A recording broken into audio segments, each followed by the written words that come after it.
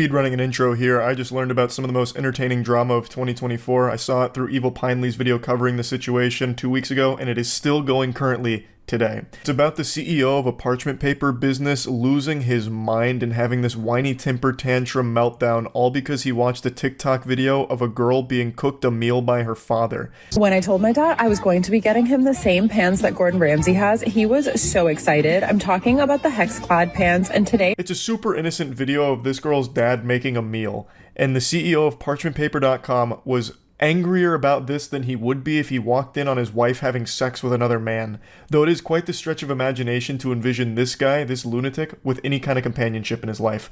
So after watching this, he was infuriated, went on the actual company's business account, and left a mean comment, which started a series of events he couldn't have possibly foreseen. I posted a video yesterday of my dad cooking for me with these hex-clad pans that we had gotten. There was a comment on there where the person goes, "Must be tough living a life on easy mode." I also didn't think the comment was rude at first, so I responded with, "Lucky to have parents who make it possible." And they responded, "Yeah, we get it. You have no skills and family money." That's already such a weird comment right there. Must be nice living life on easy mode when it's just a girl getting cooked a meal by a caring father.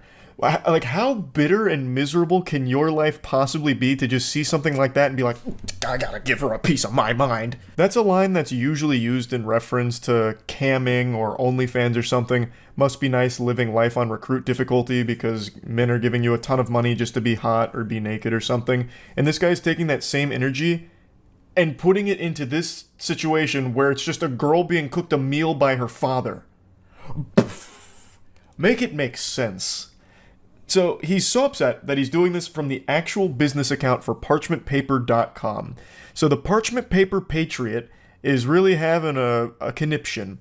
And then the poster responds saying, you know, it's supportive family, got lucky.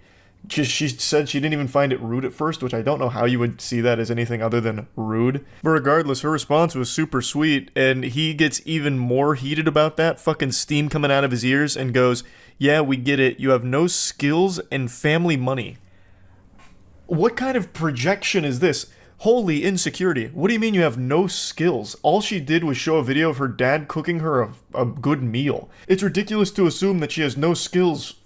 It's based on nothing. She could have bow hunting skills, nunchuck skills. She could be one of the most skillful human beings on the fucking planet. We have no idea. And then he's going, it's just your family's money. You're suckling off their bosom because your parents have money. What is happening here? Do you have no skills because you probably order Uber Eats all the time? Is your skill just ruining businesses? Like, I mean, that's a pretty cool skill, I guess. But anyway, this is only the beginning of his rampage, and he just fully self-destructs over the course of the next few hours. It's like Chaozu from Dragon Ball Z, when Chaozu latches onto Nappa and blows himself up, but the sacrifice was in vain because Nappa barely felt anything, really. That's what happens here. Parchment Paper Patriot blows up, and the girl, totally fine, and makes an absolute clown out of this guy. Dunks on him. She obliterates this man. And at that point, I'm just like, okay, what the hell? Like, maybe this account is hacked, because from a business account, that seems kind of weird. So I send them an email and I'm like, hey, like, I think somebody's on your business account, like, leaving cyberbullying comments. Didn't say anything else. That was it. And then I get an email from the CEO of... I think anybody in their right mind would assume that that business account is hacked, because what little toddler would be shitting their pants, soiling their diaper over something as simple as watching a TikTok video of a girl being cooked a meal by her father? So I think that's very sound logic. Oh, this account must be hacked. I'll let the business know. So she reaches out, and the CEO himself, Brandon Howard, steps forward saying, I don't consider stating factual information is cyberbullying, but if you're offended over a comment about having no skill set while getting to frolic through life with family money as bullying, I'd call the cyberbully police. Delete the comment and move along. Cheers. Brandon, I think the department we need on this case is the cringe police, because Jiminy Christmas, holy cannoli. Oh, he tried a facts don't care about your feelings moment there. What facts are we talking about? Her having no skill set? You have no idea who she is. You know nothing about her. All you watched was her get cooked a meal. I'm sure your parents cooked you meals at some point, right? Maybe they don't anymore because you're probably insufferable to be around, so they probably cut you off. I imagine that's the case, which is why you're so upset over this moment. I don't see at all how this would be indicative of her just frolicking through life, coasting off of her family's money. That's a unreal leap in logic based on nothing at all. And honestly, she was like a good Samaritan here, like looking out for your business, thinking that you might have been hacked because of how awful this behavior is and how terrible of a look it is for your business. And then you double down and make things significantly worse by being this big loser. Also, I love the chutzpah here from Big Baby Brandon to claim that she was offended over his comment, when this sensitive worm was offended first over her being made a meal. This guy needs to call the wambulance because he can't stop crying about this video of a father making a meal for his daughter.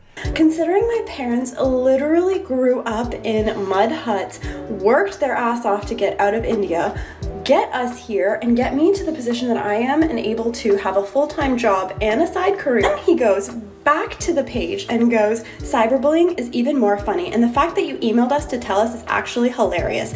Enjoy frolicking through life and leave the rest up to us adults who create actual economic value without a trust. Yeah, leave the heavy lifting up to the real adults, like Brandon Howard, CEO of ParchmentPaper.com. It's comical that the parchment paper guy is trying to act hard here. Like, I don't know what he expected to happen. He just looks so stupid, claiming that she's like a trust fund kid based on nothing. Literally nothing. All just gobbledygook here. All you saw was a video of her getting made a meal by her father.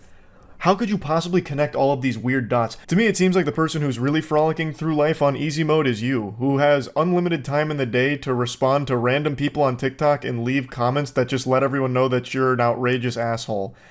Like, you must not be doing that well business-wise, if that's what it's boiled down to here. They did send me a legal notice. It came from info@parchmentpapers.com, and it says that they are really worried about the safety of their team, and if I don't remove the defamatory posts on TikTok, they will be taking legal action, which I don't believe it's defamatory because it's not defamatory at all. All she did was share his comments, which are public, in that email, his statements, all from his mouth.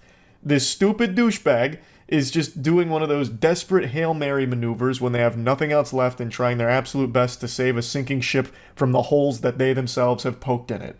And it doesn't work, and it actually leads to him looking like even more of a clown, because she points out some pretty interesting things about this cease and desist. So yeah, like, I don't believe it's defamatory. I also don't believe you have a legal department because you signed it incorrectly. It says legal department at parchmentpapers.com. You forgot the dot. Did you forget to delete the part where it says like your contact information because you're using a template?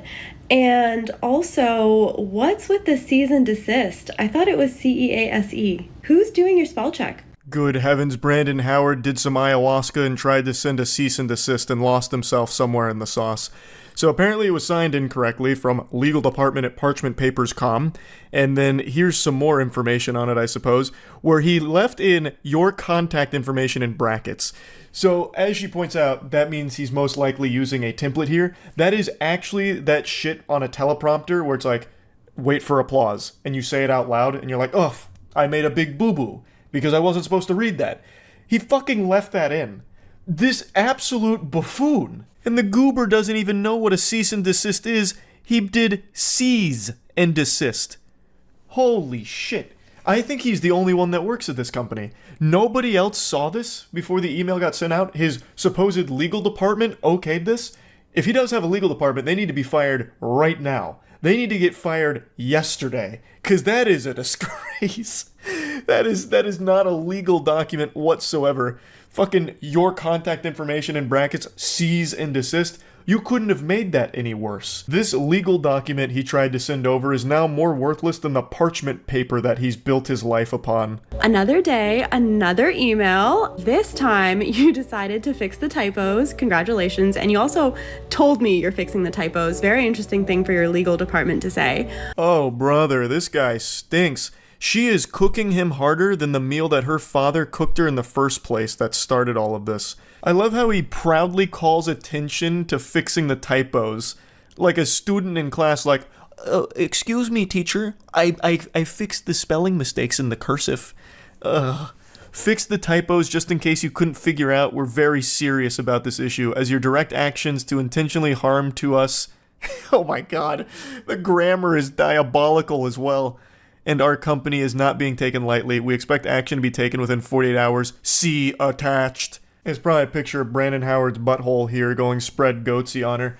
So, this is clearly, again, written by someone that is lacking a 4th grade education. Brandon, I think your first hire at parchmentpaper.com, should be an English tutor for yourself here. This is bad. How you even attempt to run a business is beyond me. I guess they just let anyone into the parchment paper industry these days. But, yeah. So, Brandon again tries to strike back here, and again looks super dumb for it. But congrats on fixing the typos, idiot. But your cease and desist at the bottom, I saw that it said rocketlawyer.com. So of course I had to call them and ask them, is this a real legal document? And they said no immediately, and they said this looks like a phishing scam and you should probably not respond. Oh god, even rocketlawyer.com's shooting spitballs at Brandon now. Just saying that, no, it's definitely not real. It's probably a phishing scam. Don't respond to it. Oh, what do you use the parchment paper for, Brandon? Honestly, it's almost poetic that the guy who owns a paper business can't read or write very well. I think that's poetic almost. Anyways, then you decided you're going to start using my work email, which is public, to sign me up for corn sites, for Scientology, but you forgot that those companies will actually send you the IP where the accounts were made from. And it's funny because it's pinging in California, and I'm not in California, so... But I do remember that on Trustpilot, when you had your address up, it was coming up in California. Suspicious, huh? Brandon's out here collecting L's like they're the Infinity Stones. He is greedy for that shit. He can't stop losing. And I can't stop thinking about how he signed off that legal document about, like, having 48 hours to comply or whatever. Trying to give it, like, a deadline. Like, this is the ultimatum. You've got to do it within 40 hours or else. It's gonna get serious if you couldn't tell. That's just so lame. Like, I feel like he must have just watched Mission Impossible at some point. This message will self-destruct upon finishing. That kind of thing, and he tried to channel that into this document here to give, like, a sense of urgency, but it falls so flat. But you want attention so freaking bad because you will not stop talking about this. You are basically the only one who is still talking about this at this point. Since my initial email to you where I thought your company was hacked, I have not tried to contact you. At first, you were laughing and sipping Mai Tais on the beach, and then you were having crybaby sales because this was drawing you so much attention. So this video is only 3 days old, which is weeks after Brandon's biblical meltdown, and he's still going on about it. So this is a screenshot from his crybaby special, which, oh my god, the irony almost makes me sick. This fucking guy lacks self-awareness to an almost delusional degree. He is the only one that has been crying. He started with the waterworks and the French cries because he watched a girl get cooked a meal by her father. He is the crybaby, and yet he's still trying to push it on everyone else like they're the problem. Our thousands of real customers will appreciate this. On sale, custom dimensions on demand. Boy, howdy, Brandon. Custom dimension parchment paper? I'm out the door. I gotta get on that right now. All these real customers are probably just so excited by this. Nothing makes me believe in a company quite like them referring to their customers as the real customers. I'm sure there's probably dozens of them. Dozens. Your fake legal letters were not working. You thought it would be a smart idea to reach out to my boss at the agency that I work for and ask him to remediate the situation for you. You thought you could tell my boss to tell me to delete my videos. Just because you involved your business by commenting from your business profile does not mean that you get to include my place of work. Pathetic, slimy tactics from an absolute greaseball here. So he apparently contacts her boss to try and whine to him to fix it, which obviously didn't do anything. Brandon, this is so sad. This is so embarrassing. When all of this failed, you thought it would be a great idea to send me one more email stating that you will deal with it as you see fit, whatever the hell that means. And then you decided to add this banner to your website. I'm sure you think that this is when it gets so spicy. We do not support woke, feminist, cancel culture, hate mob groups who do nothing positive in our community. On his official parchmentpaper.com website, this guy has lost his marbles. He's off his gourd right now. He's going sicko mode. Brother, what are you even talking about? All she did was showcase your comments and made fun of you. What is the woke feminist cancel culture movement here? You made yourself look stupid and people clowned on you for it, rightfully so. You are the problem. And also, didn't you just try one of those cancel culture maneuvers by contacting her boss and her place of work to get her in trouble because of you and your beef with her? How can you lack self-awareness to this degree? It's almost criminal, I would say. It gives me the heebie-jeebies. So he's got this now proudly posted on his website at that point, and I also love how he says that she does nothing positive for the community. When you came out of nowhere, the negative Nancy, just saying that she lives life on easy mode and has no skills and relies on her family's money, all just because she had a video of her father cooking for her. What are you talking about? What positive shit do you bring to the world, Brandon? Now, I will say, that section right there is just so outlandish with the woke feminist cancel culture mob being on the paper's website. It's so over the top that I half believe that might actually be faked by somebody, and I also struggle to believe that Brandon would be competent enough to even put that on his website in the first place. I just don't think he has the capability to do that. And I really don't think he has a team around him. I think it's just him. So I think that one might not be real. But to argue against that point, his statements on the official Black Label Paper Instagrams echo that same sentiment about like the woke cancel culture mob and all of that shit. So there is a chance that it's real. There is a very good chance that it's real, but I do want to put it out there that I haven't been able to 100% confirm beyond a shadow of a doubt that it is, because as of right now, it's not on the website. But he could have just deleted it after backlash. But you continue to talk about it, you continue to make stories about it, and you continually want the attention. As if all of this was not enough, you decided that you were going to start making all of your stories on your Black Label Paper account involving your other company now for no apparent reason. Take down another company, why don't you? So this is his other business that he's now calling in off the bench for this drama. I cannot imagine why he thought that'd be a good idea, but it's Black Label Paper. So all of his businesses are parchment and paper related, and I would wager a guess that the quality of his product is most likely atrocious, probably not even like worthy to be toilet paper if I had to guess. So he goes, all you fucking losers need to stop messaging us about a fake TikTok account made by then her and her dumb-ass minions because her fragile little ego couldn't handle a couple smart-ass comments on IG about skill set and money. I've never had the commie bullshit app TikTok in my entire life. A bold-faced lie. Also, why would you be posting this on your business account again? Like, your real customers that didn't know about any of this are now being made aware of it, and you look so weak and pathetic in all of it. And tell that little... Oh my god. Oh, what? Oh, I can't even read these. Holy shit. Fucking losers, I swear it's been 2 weeks almost and still have to deal with this childish bullshit. You are the only one keeping it up, by the way. You are the only one that still is doing this and engaging with it. No one else is talking about it. This drama it's dried up. It's gone stale. But he keeps putting it on people's radar. He keeps serving this up on a plate to us. He's cooking it for us. And we're eating it. He's doing it. He's the chef. She is too immature to settle this privately, and I'm not going to let some woke hate mob ruin my reputation because they live in some mystical fairyland of make-believe and think because they have 20k followers they're doing something in life. Clown emojis. I also can't help but laugh at how much he keeps trying to throw out woke, cancel culture, all of that kind of shit. Just a bunch of buzzwords that don't even apply here, because all that happened was she showed these comments from a laughably embarrassing CEO that he publicly made and then shared his email where he doubled down on it. That's it. It's all his fault. There's nothing else beyond that. And he just can't accept it. He can't come to terms with reality because he lives in the mystical fairyland. Like, he's in the fucking Narnia. Nobody else. It's just him. Here's another one of his posts, this time on a really cute background. He talks about Business Insider and some articles reaching out for a comment. Some fragile ego wannabe influencer IG about their lack of skill set and frolicking through life, where she got so offended and cited the woke hate mob smear campaign against me to get me canceled. Fake accounts were made by her delusional woke followers. He just keeps sprinkling that in there as much as possible, just trying desperately. I cleared up the reality of the situation with all three media outlets. It didn't fit their narrative either, which was to further extend the adult children drama. God.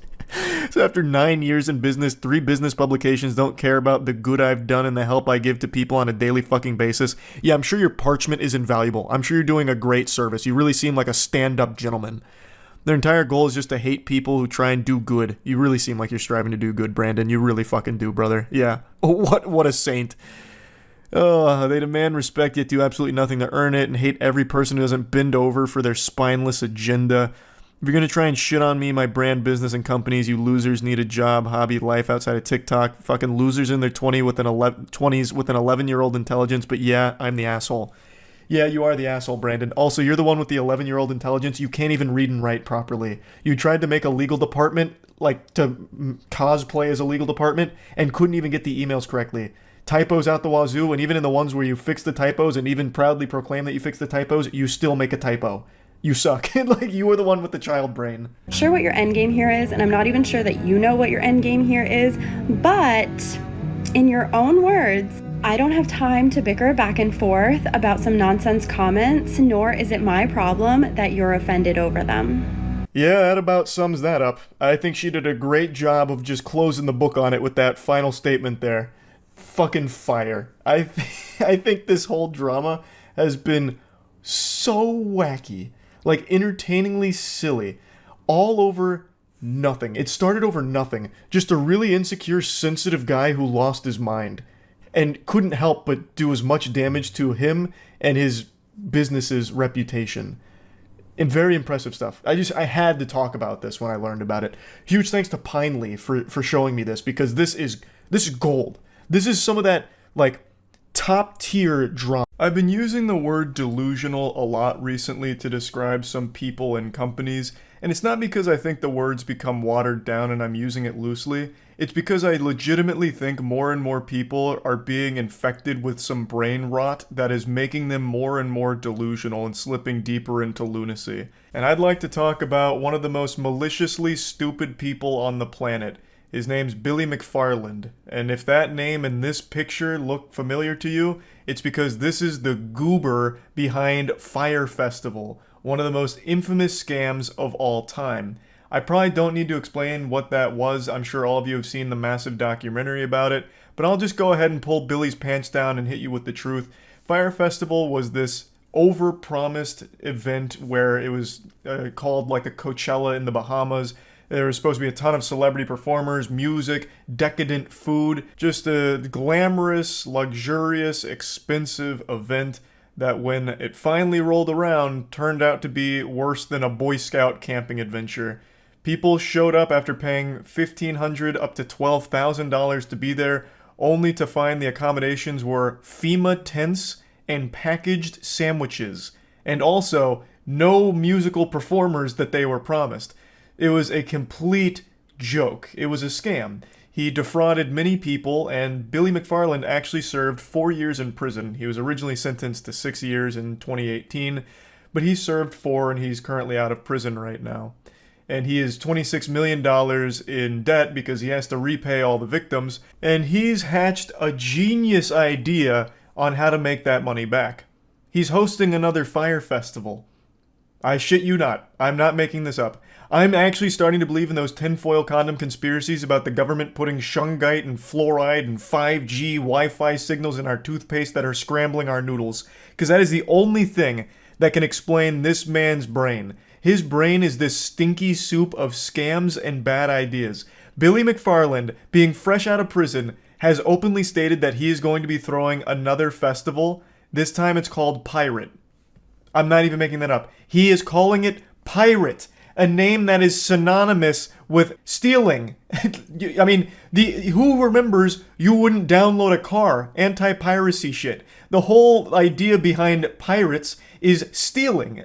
Stealing the booty. And in this case, stealing your money for, once again, a remote island extravaganza. Billy McFarland has learned nothing. He went to jail for the same fucking thing, and he's doing it again. That is poetic. I couldn't imagine a character being written this stupid. No one would believe it. He is actually a real-life version of Ed from Ed, Edd n Eddy, but instead of just saying buttered toast, the only thing that runs through this guy's absolutely damaged cranium is party. And he's not even good at partying. He doesn't even successfully have a party, ever. He's so fucking horrible at partying that he goes to jail when he tries. It blows my mind. I've watched 2 interviews of his since being fresh out of prison, and he is observably stupid. Listening to Billy McFarland defend himself and speak publicly is like listening to someone fart through a walkie-talkie for 30 minutes. It's just garbled nonsense that leaves his mouth. I probably can't show any of the interview clips, but here's one of the quotes from one of them. I was talking to somebody yesterday and they're like, you can crawl in a hole and die, or you can go and try to do something and just like not promise any results, McFarland said. You absolute goofball. He seems to believe that the reason he got spanked by the legal process is because he promised things that he wasn't able to deliver on. That's only a small component of it. It is so much more than that. You maliciously defrauded people, took $26 million, and delivered nothing. So by throwing this festival again and not promising anything, if you still just have people show up to a vacant, empty place to stand in sand for days, you're still scamming them, even if you didn't promise that fucking Cardi B's gonna perform or whatever. Yeah, like, I don't know why that's such a hard concept for him to understand. He's selling a festival, but what he delivered is basically a fucking pile of sand for people to stand in for a wildly high price. This would be like if I made a game and I charged $60 for it, like a AAA title, and then you bought the game, but the only thing there was just a completely empty, open terrain, Unity asset flip. There's nothing in it. You're in a giant empty bubble. Like, yeah, you know, technically this is a game. You bought it, now you're in that game. But you still got fucking scammed by me because there's really nothing there when you went under the assumption that there would be. Just let me rub your nose in this one more time. McFarlane insists it's not a festival. It features a slew of influencers and creators. The purported tropical experience will include virtual reality technology that the company says will allow users to participate and control what happens on the island in real time from home. Absolutely no shot. Who does this guy think he is? Tony Stark? Like, what do you mean? You already made this technology? You have an entire development studio behind you that made a virtual reality experience to control what happens on the island in real time? You slimy salamander, you couldn't deliver more than a handful of deli meat sandwiches to an island. How the fuck is anyone supposed to believe that you're going to deliver a virtual reality experience on an island and this time around it won't be a disaster?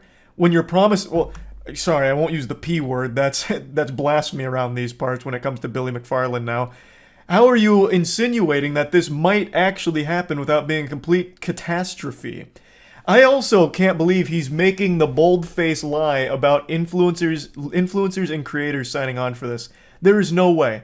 If any influencer or creator actually ties their name to this, it's career suicide. This is a bigger scam than CryptoZoo with Logan Paul. No one would recover from the pushback from their audience. They would be laughed off the internet if they actually tried promoting Pirate Festival here.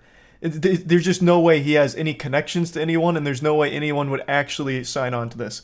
If I'm wrong about that, and there actually is creators that sign on to this, you should know never to trust those people again going forward. That would be a massive red flag. That's a goddamn villain at that point. You probably don't even need to read the rest of this here, but I'll still put it on screen anyway. Former employees and people that were tight with Fyre Festival are warning about Billy, saying Billy's still Billy, he's using different words but selling the same thing. Similarities are there around the vague, mysterious promotion. Pirate appears to be an exercise in smoke and mirrors, buzzword and empty promises of lavish trips to the Bahamas. It's just everyone coming out to letting people know what should be obvious. Don't put money into Billy McFarland or anything he dribbles out of his asshole.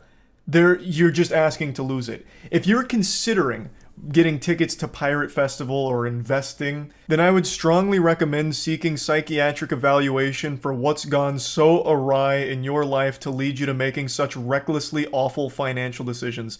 That wad of cash that you're considering giving to Billy McFarland and his production, I would highly encourage you to take it and just put it in your trash can, and then light the trash can on fire. That's a better use of it than giving it to Billy McFarland. Oh yeah, I even forgot to mention, there's a treasure hunt that he's putting on as well with Pirate. So when you go to their website, it's all about this treasure hunt.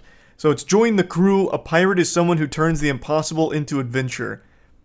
That's a pretty wild play on piracy, unless we're just talking about One Piece. Usually, pirate refers to, once again, stealing.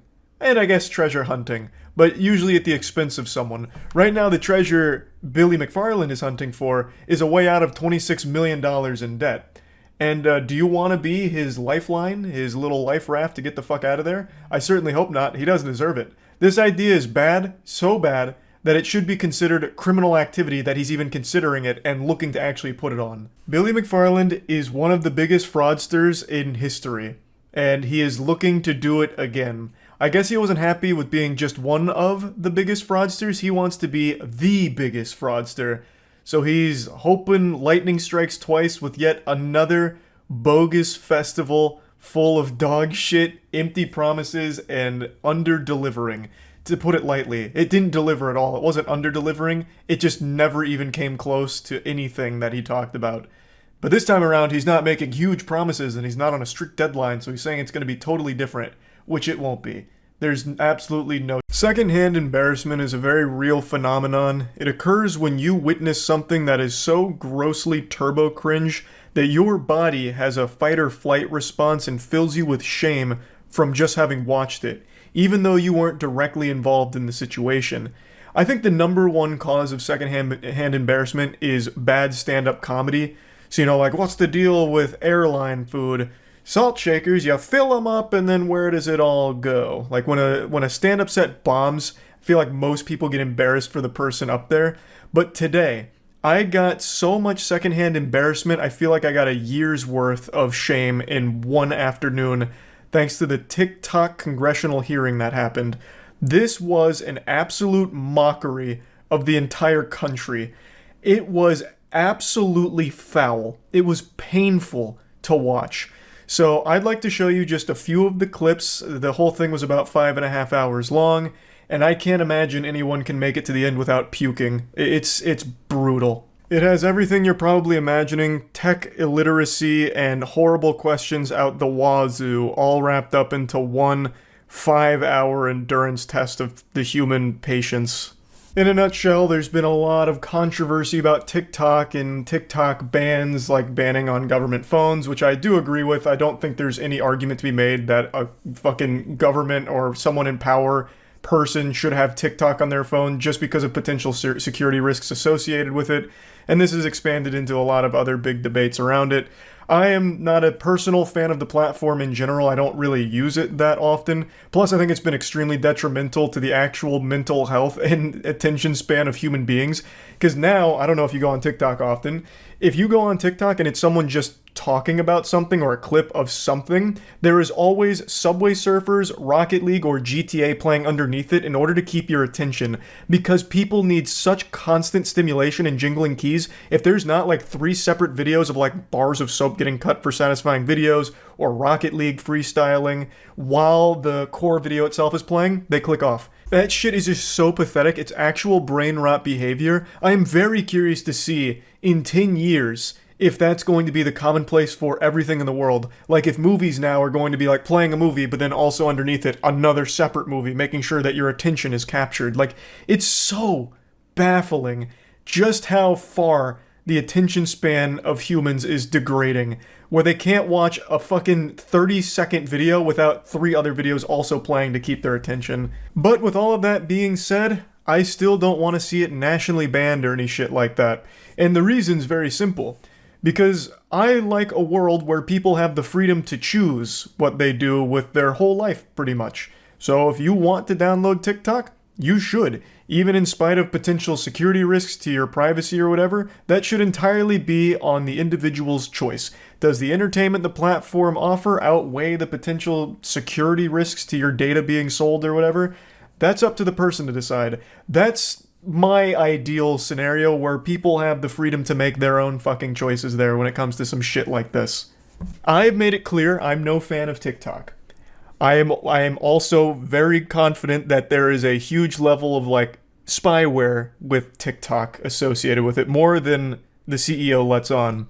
But holy shit, this congressional hearing or whatever has done nothing but make the CEO of TikTok look like a patient saint, like an actual Zen master to deal with the unhinged lunacy and out-of-touch questions those fucking fossils were throwing his way.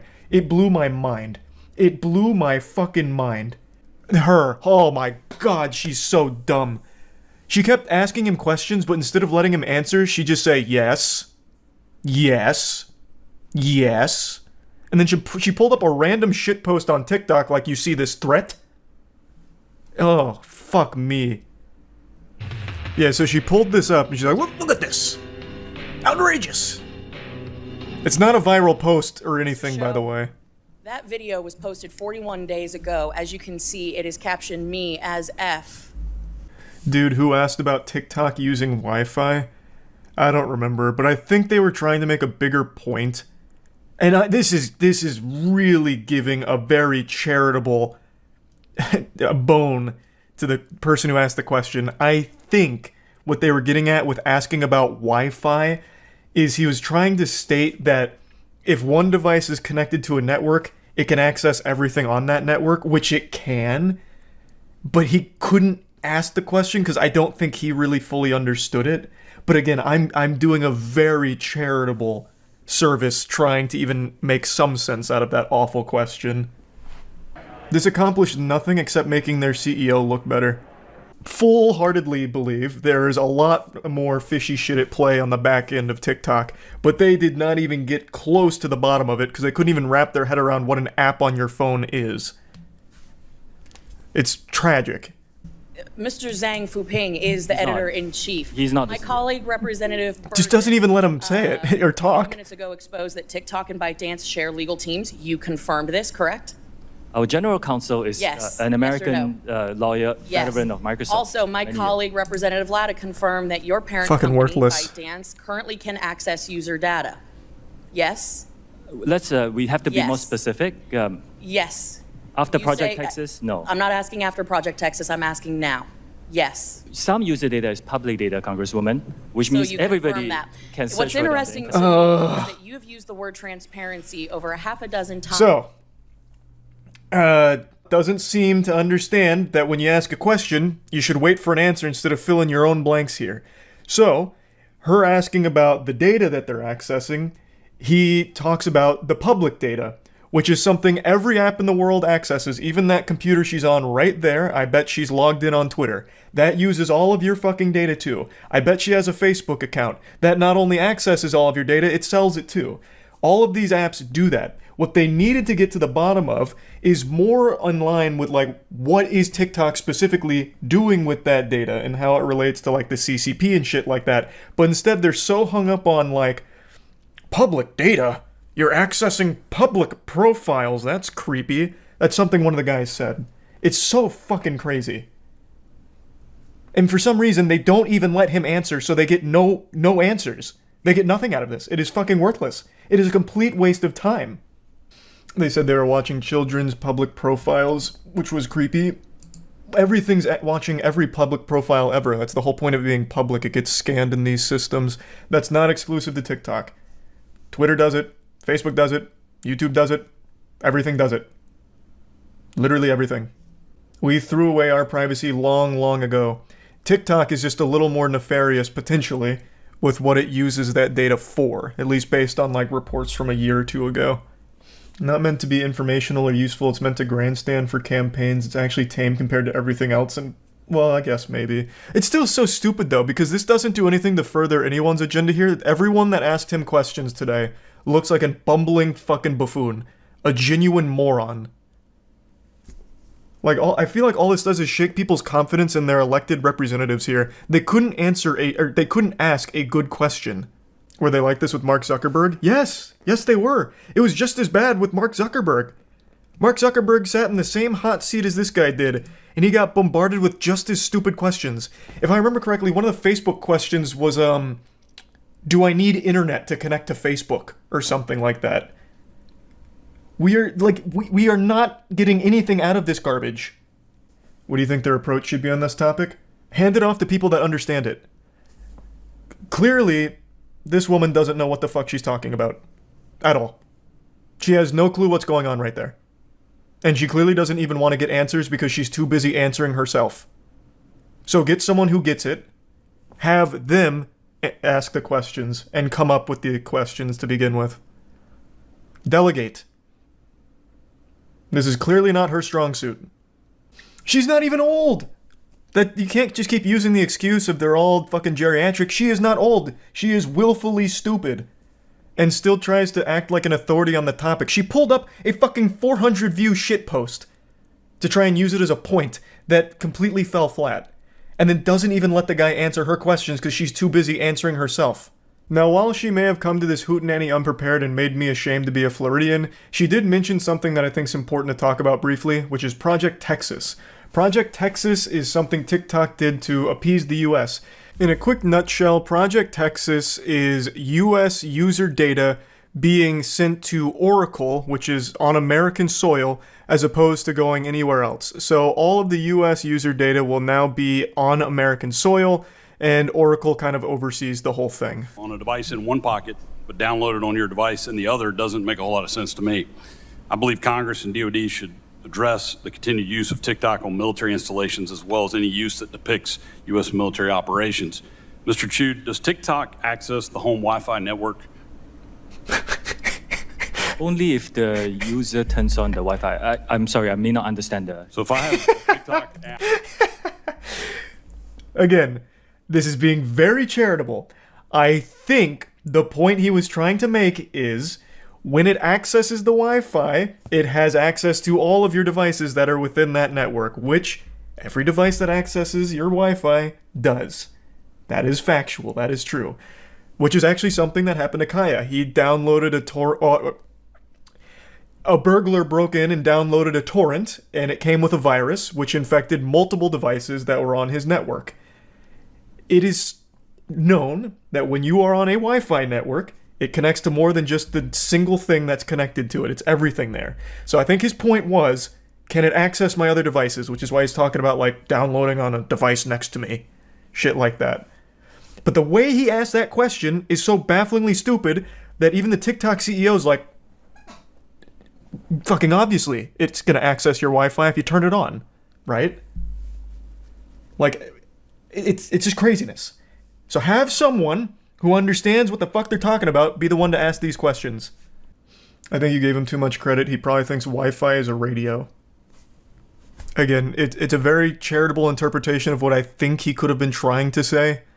I could be way off and giving way too much credit there. I don't know.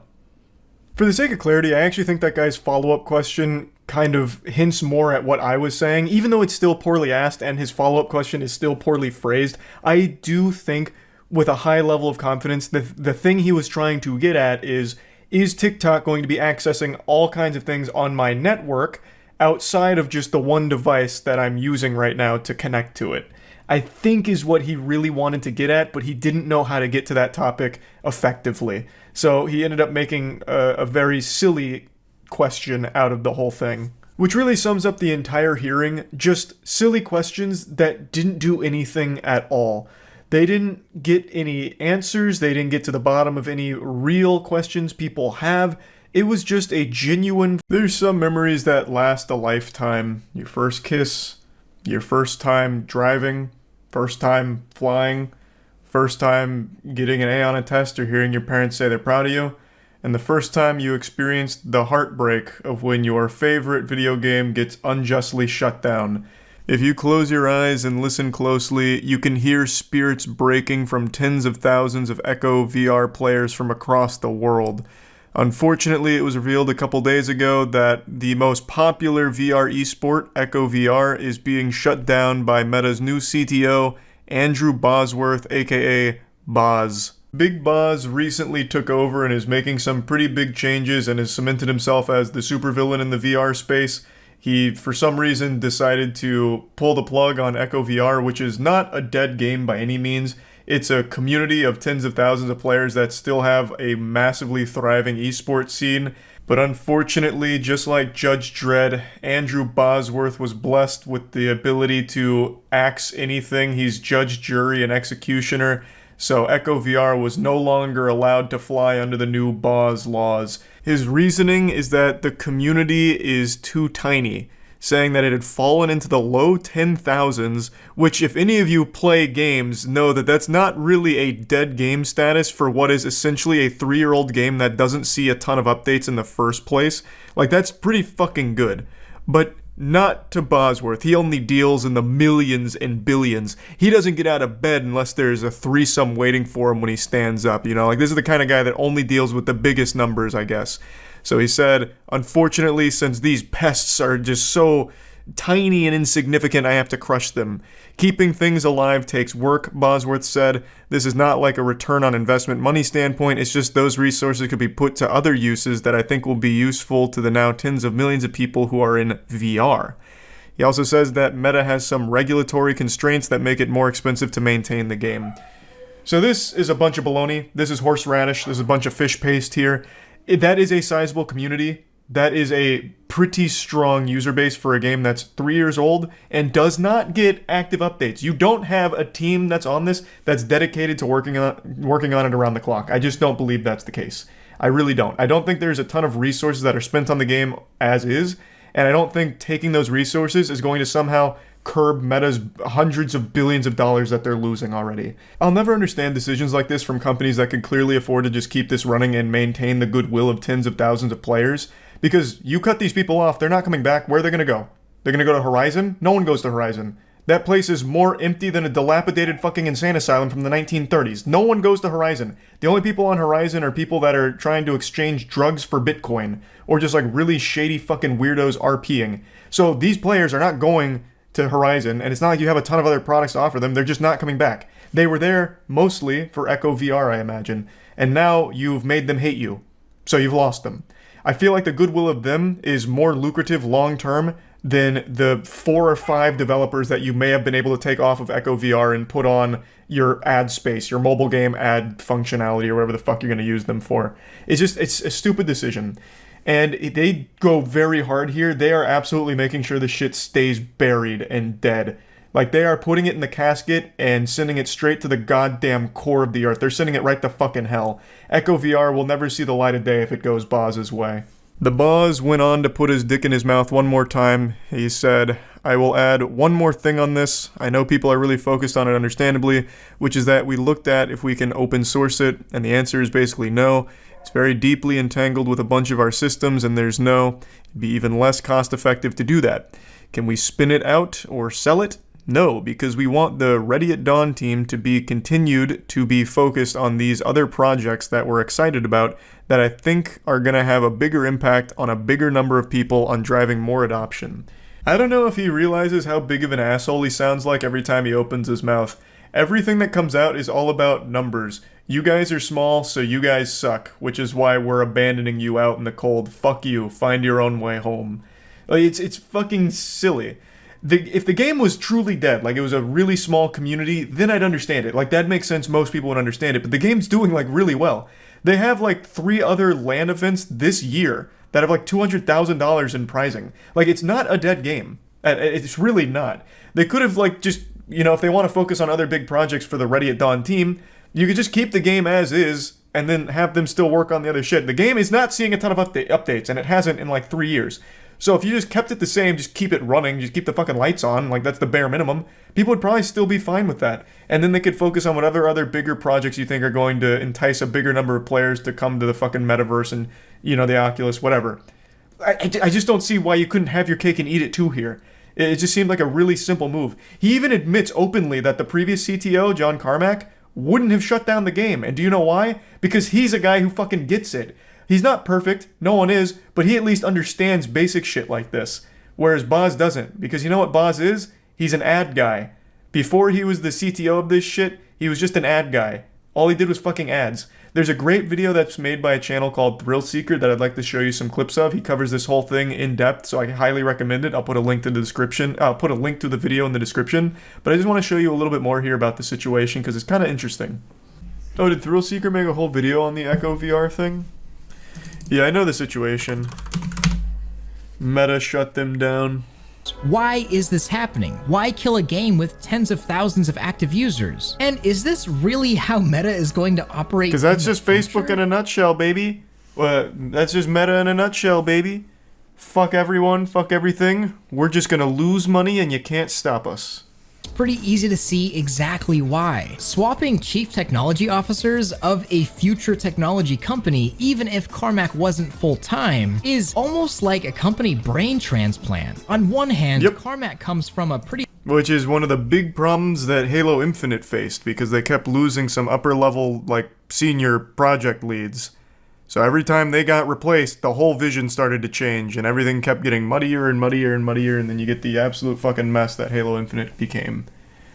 That's why making those kind of massive swaps in the middle of projects is always a fucking disaster. Bosworth, on the other hand, is cut from totally different cloth. He's been at Facebook since 2006, and he made his claim to fame within the company, making Facebook money as the vice president of ads. That's right. Hey, what a great fit for gaming. That sounds amazing. Let's take the vice president of ads and put him on the gaming space. That's just a seamless fit. Fuck yeah. That's the boss, baby. Why the hell would he be put on the gaming space? What do you mean? Gaming is a multi-billion-dollar industry. Taking a guy who's all about just making money off like ads and shit, trying to monetize the gaming space, 100%. That's why they put him there. Plus, Meta lost like fucking, Jesus, what was it, like hundreds of billions of dollars or something in valuation over the last year? They're desperate. So they're gonna sick the boss on the metaverse, on the gaming space. We had a gaming legend, and now we have the legend of advertisements in charge of VR. And as but look how cool he is. And sick as that is. So what happened here? It just dwindled. You know, the user base is small. It's loyal as all get out, but it's small. It's measured in, you know, the low 10,000s. Those resources could be put to other uses that I think will be useful to the now tens of millions of people who are in VR, and at some point you have to make those choices. So, the tens of millions of people in VR, I can assure you, are not in the metaverse. Brother, that place is barren and empty. That place is like every 16-year-old outcast's birthday party. There is nobody in there. So yeah, there is a lot of VR users these days, and I'll tell you where they're not. The fucking metaverse. They're on like Gorilla Tag and shit like that. Yeah, I know, him calling 10K small obviously just shows how delusional he is when it comes to like player-based numbers, because this is an ad space guy. 10,000 people is nothing to him.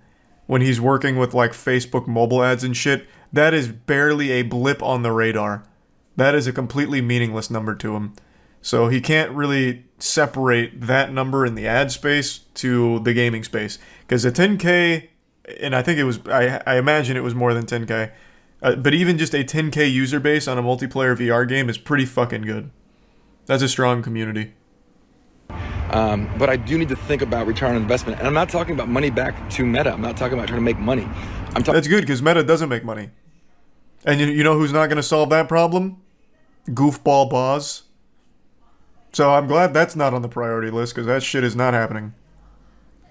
Talking about the return on the human capital, the people that could be doing something that's going to affect millions of people, but instead they're trying to keep something alive that affects 10,000s of people. I love how deeply it affected those people, but I just got to make those calls. It's part of my job. His job is legitimately to be hated. This guy has done nothing that people appreciate except for soulless corporate suits. This guy is a fucking chronic loser. He is an ad space guru. He pumps ads to kids on Facebook and now shuts down games that people like. This guy's entire position is to just be disliked. To be an unlikable heel. What a fate. What a fucking fate. Corpo slime. I mean, pretty fucking much, man. But beyond cosmetic paid DLC, the game hasn't really been updated at all since it came to the Quest 3 years ago. And half the game, I didn't know it was in my that old. opinion, the better half of the game, Echo Combat, just never came to the Quest at all. It's stuck on PC for no reason. And at this point, it's honestly impressive that Echo still has a community as large as it does at all. But Wait, so is Echo... Did they still have a component elsewhere off of the Boz domain? Oh, because they haven't taken it down yet. Oh, okay. I'm talking about when they take it down. are they affecting the one that is outside of the Quest? Like, are they taking the one that is on PC?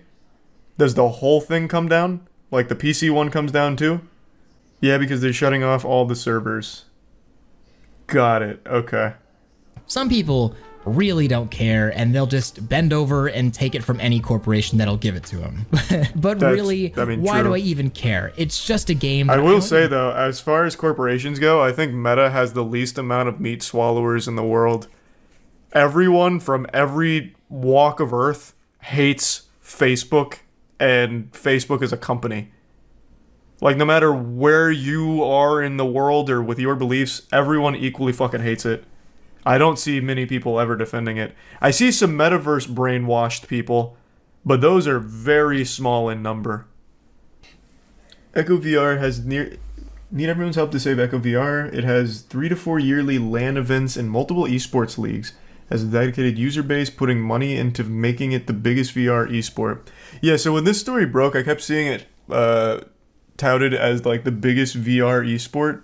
I don't really keep up with the VR scene much, so I wasn't very familiar, but I still think that's pretty cool. Hope someone sets up their own servers for this. Yeah, I'm going to tell you right now, that's going to be unlikely, especially with a company like Meta, and especially with a soulless weirdo like Boz. If someone tried to set up like their own private server, like if they tried to do what City of Heroes did, for example, I feel like Meta is the company that would 100% come after them legally. So I think there's a 0% chance of that happening. So once it goes down, it'll stay down. There's definitely still a fighting chance to save Echo. So does Thrillseeker do a call to action here? Because I don't really know how you save it beyond making a big stink online. And normally I'd say that does have a chance, but with Meta, I just don't think they give a fuck. I really don't.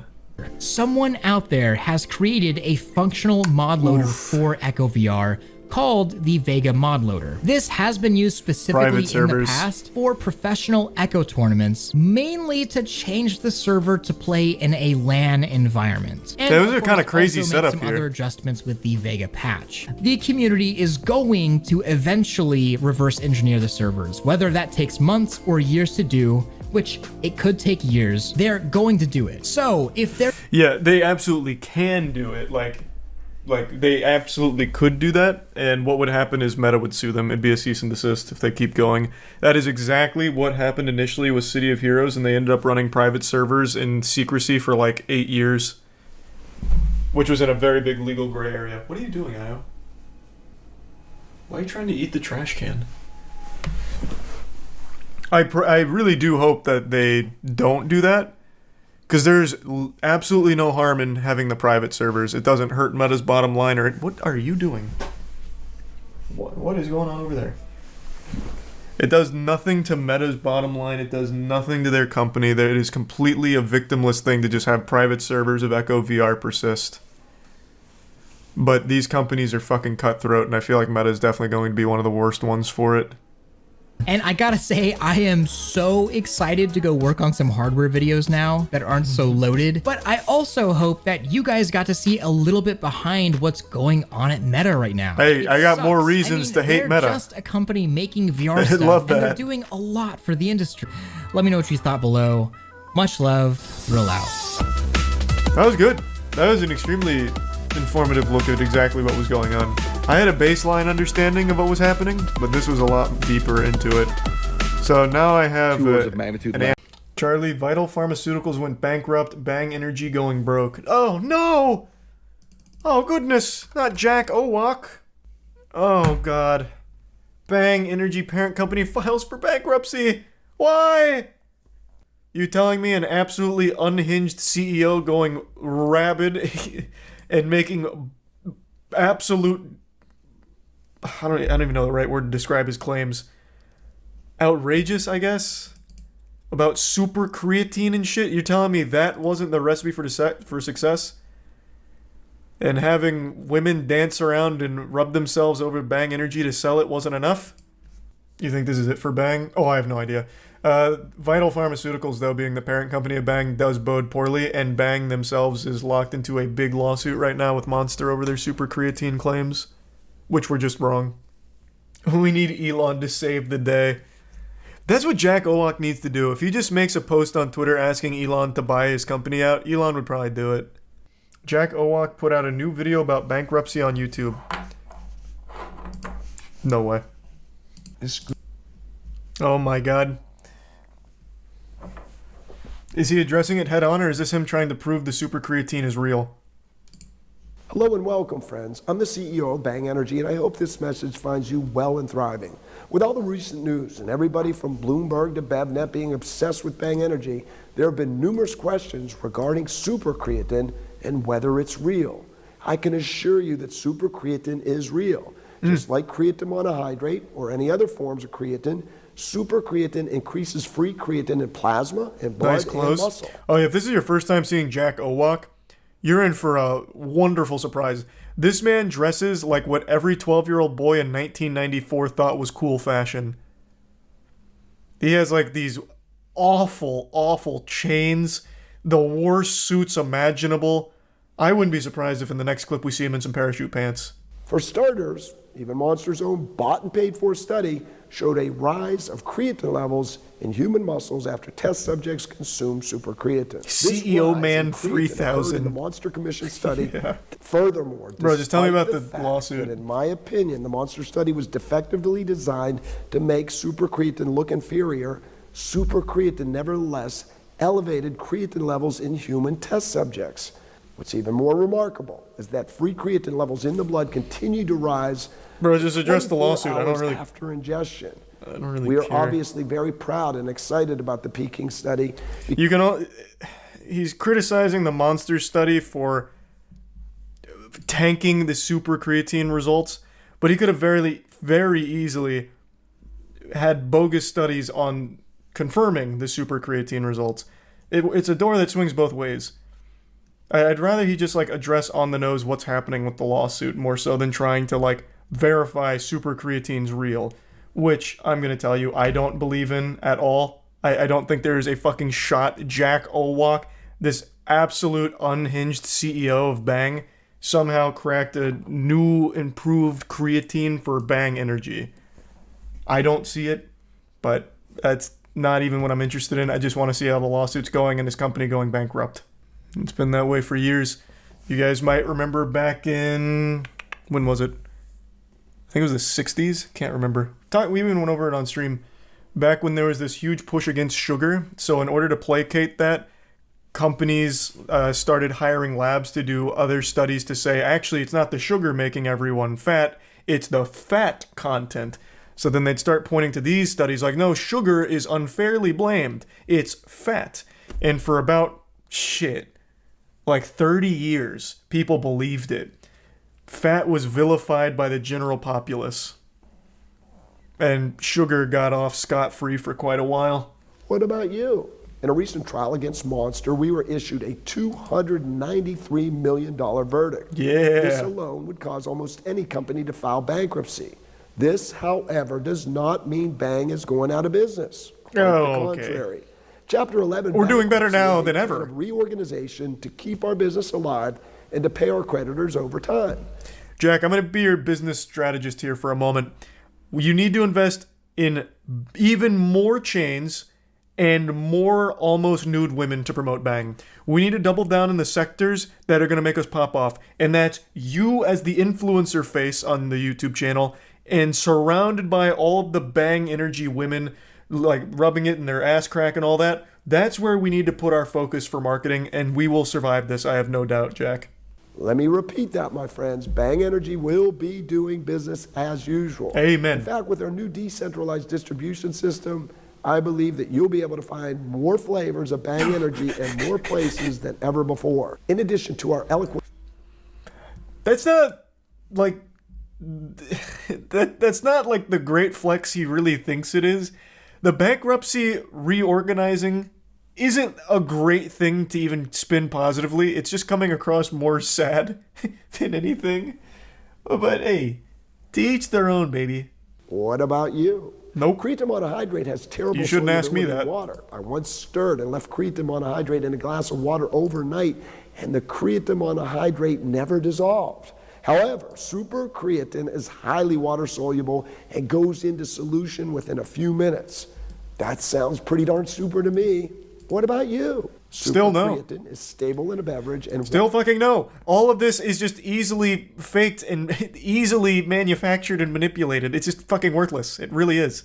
And especially because you're only citing one study. You are still only citing a single study that was performed outside of the US, I'm pretty sure. Who was it? I believe it was Peking Bio. It's for international students taught in Chinese. So it is outside of the US, right? Is it in China? Water stable at room temperature. Other forms of creatine are not stable in water and over time degrade to creatinine. That sounds pretty darn super to me. What about you? You gotta stop asking me, Jack. Still not. We have preliminary evidence that shows that supercreatine may have a half-life in human plasma for roughly 7 days. Furthermore, supercreatine is made up of roughly 50% L-leucine. Where was that? You're not gonna cite that one? This just in. I made something else up real quick. Who performed that study? Furthermore, supercreatine is made up of roughly 50% L-leucine, which is known as the most powerful contributor to muscle protein synthesis out of all essential branched-chain amino acids. You want to know a fun fact about that one? This claim's not even like super wrong, but you want to know what's interesting?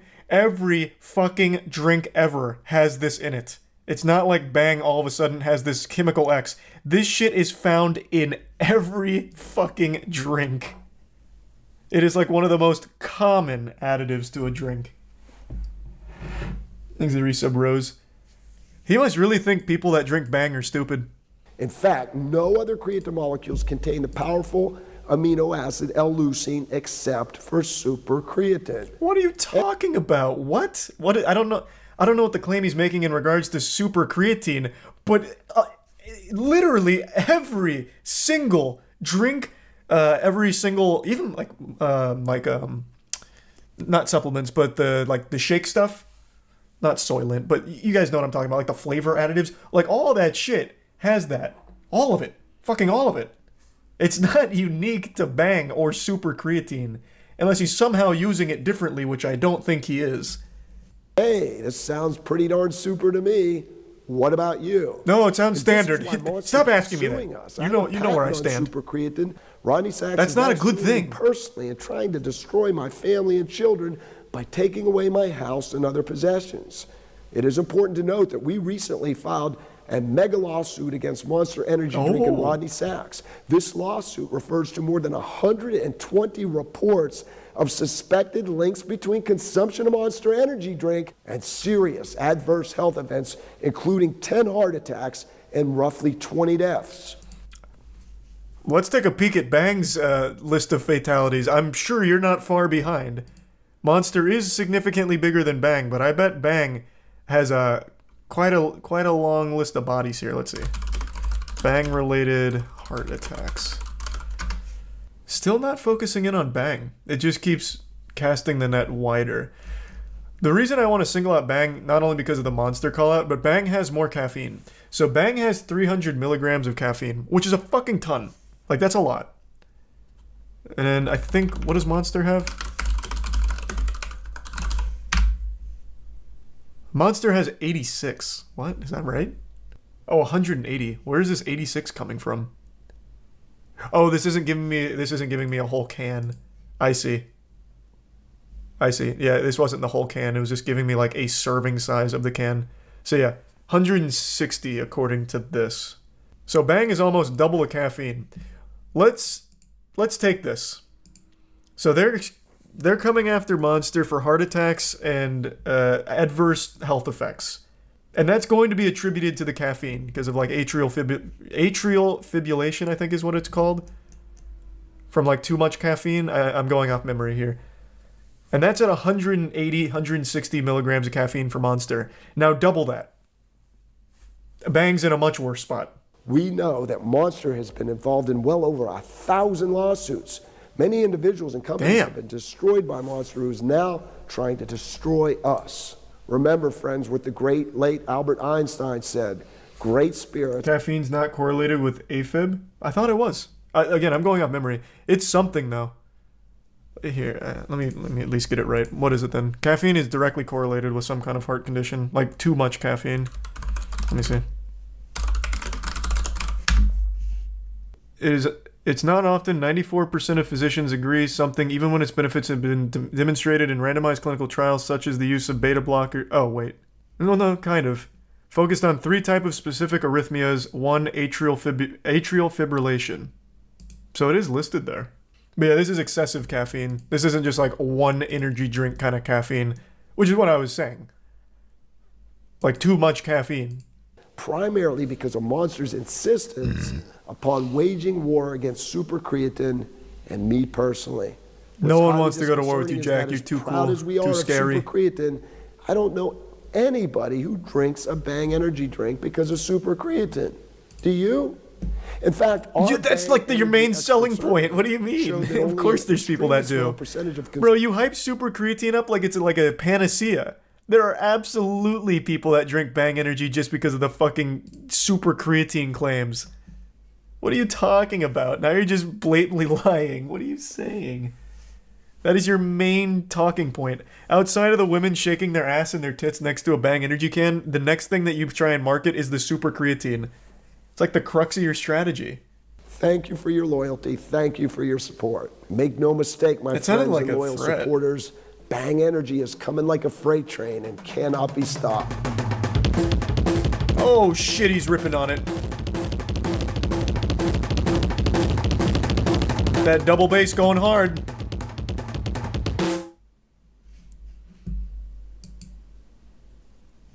All right. I would say not the best defense of the massive, massive lawsuit, but it could have been worse. Bang CEO says yes to the dress. Oh, someone recommended that last time and I forgot. They made like their own documentary about themselves. Well, he made his own documentary about himself, and his family were just side characters in it. My fiance is Jack Owak. We're wildly entertaining when we get together. We're both little kids at heart. He's definitely the man that God put on this earth for me. Yeah, they're very spiritual. And she couldn't be more right about them being kids at heart. I mean, you need look no further than Jack Owak's fashion. In pretty much everything you ever see him in, hello and welcome, he's wearing shit like this. She's on the money, for sure. W drip. It is quite drippy. This man's out here with that super swag style set to ultra. Looking real nice. About being classy. Definitely want to be covered up here. I came here today to make sure she got the right dress. Most of Megan's clothes, like her jeans today, her shoes, everything, I dressed her in. Ah, that sounds healthy. He's my fiance and I want to make him very happy. So I'm open to trying on any different style. Okay. What's your budget? I'm prepared. I don't let my wife make her own decisions. To get that, that her budget is what I say it is.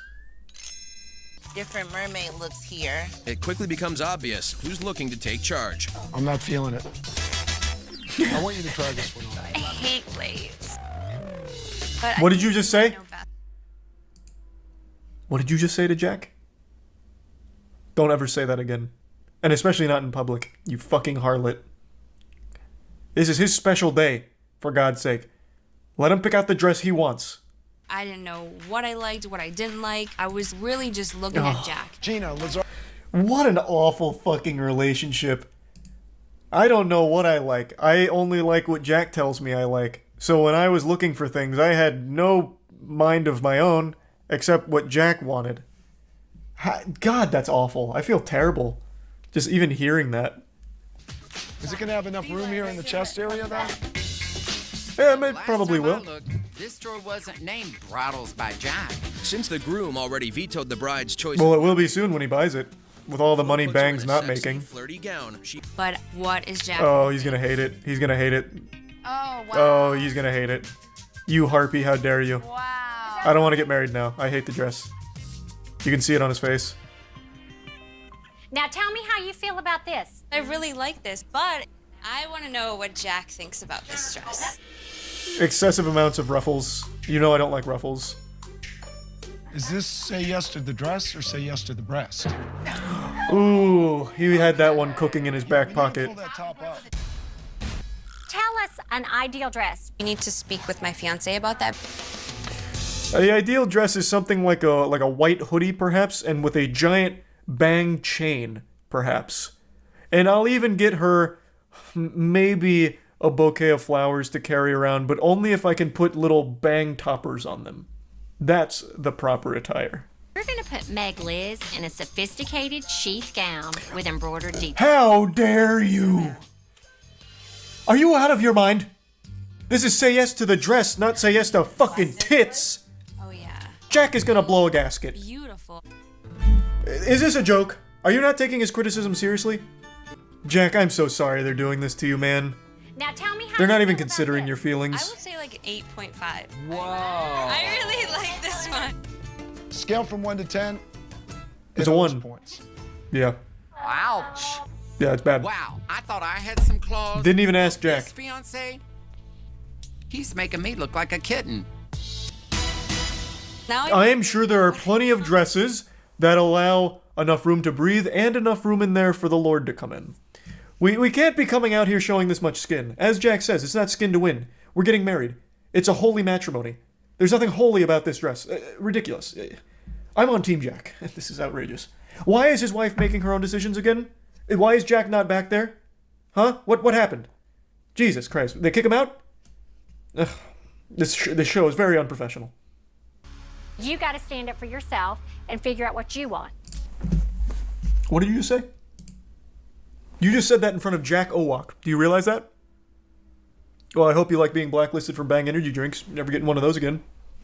maybe we should start looking for the dress that I knew I wanted, the mermaid style. Finally, Pardon? the bride is shopping for herself.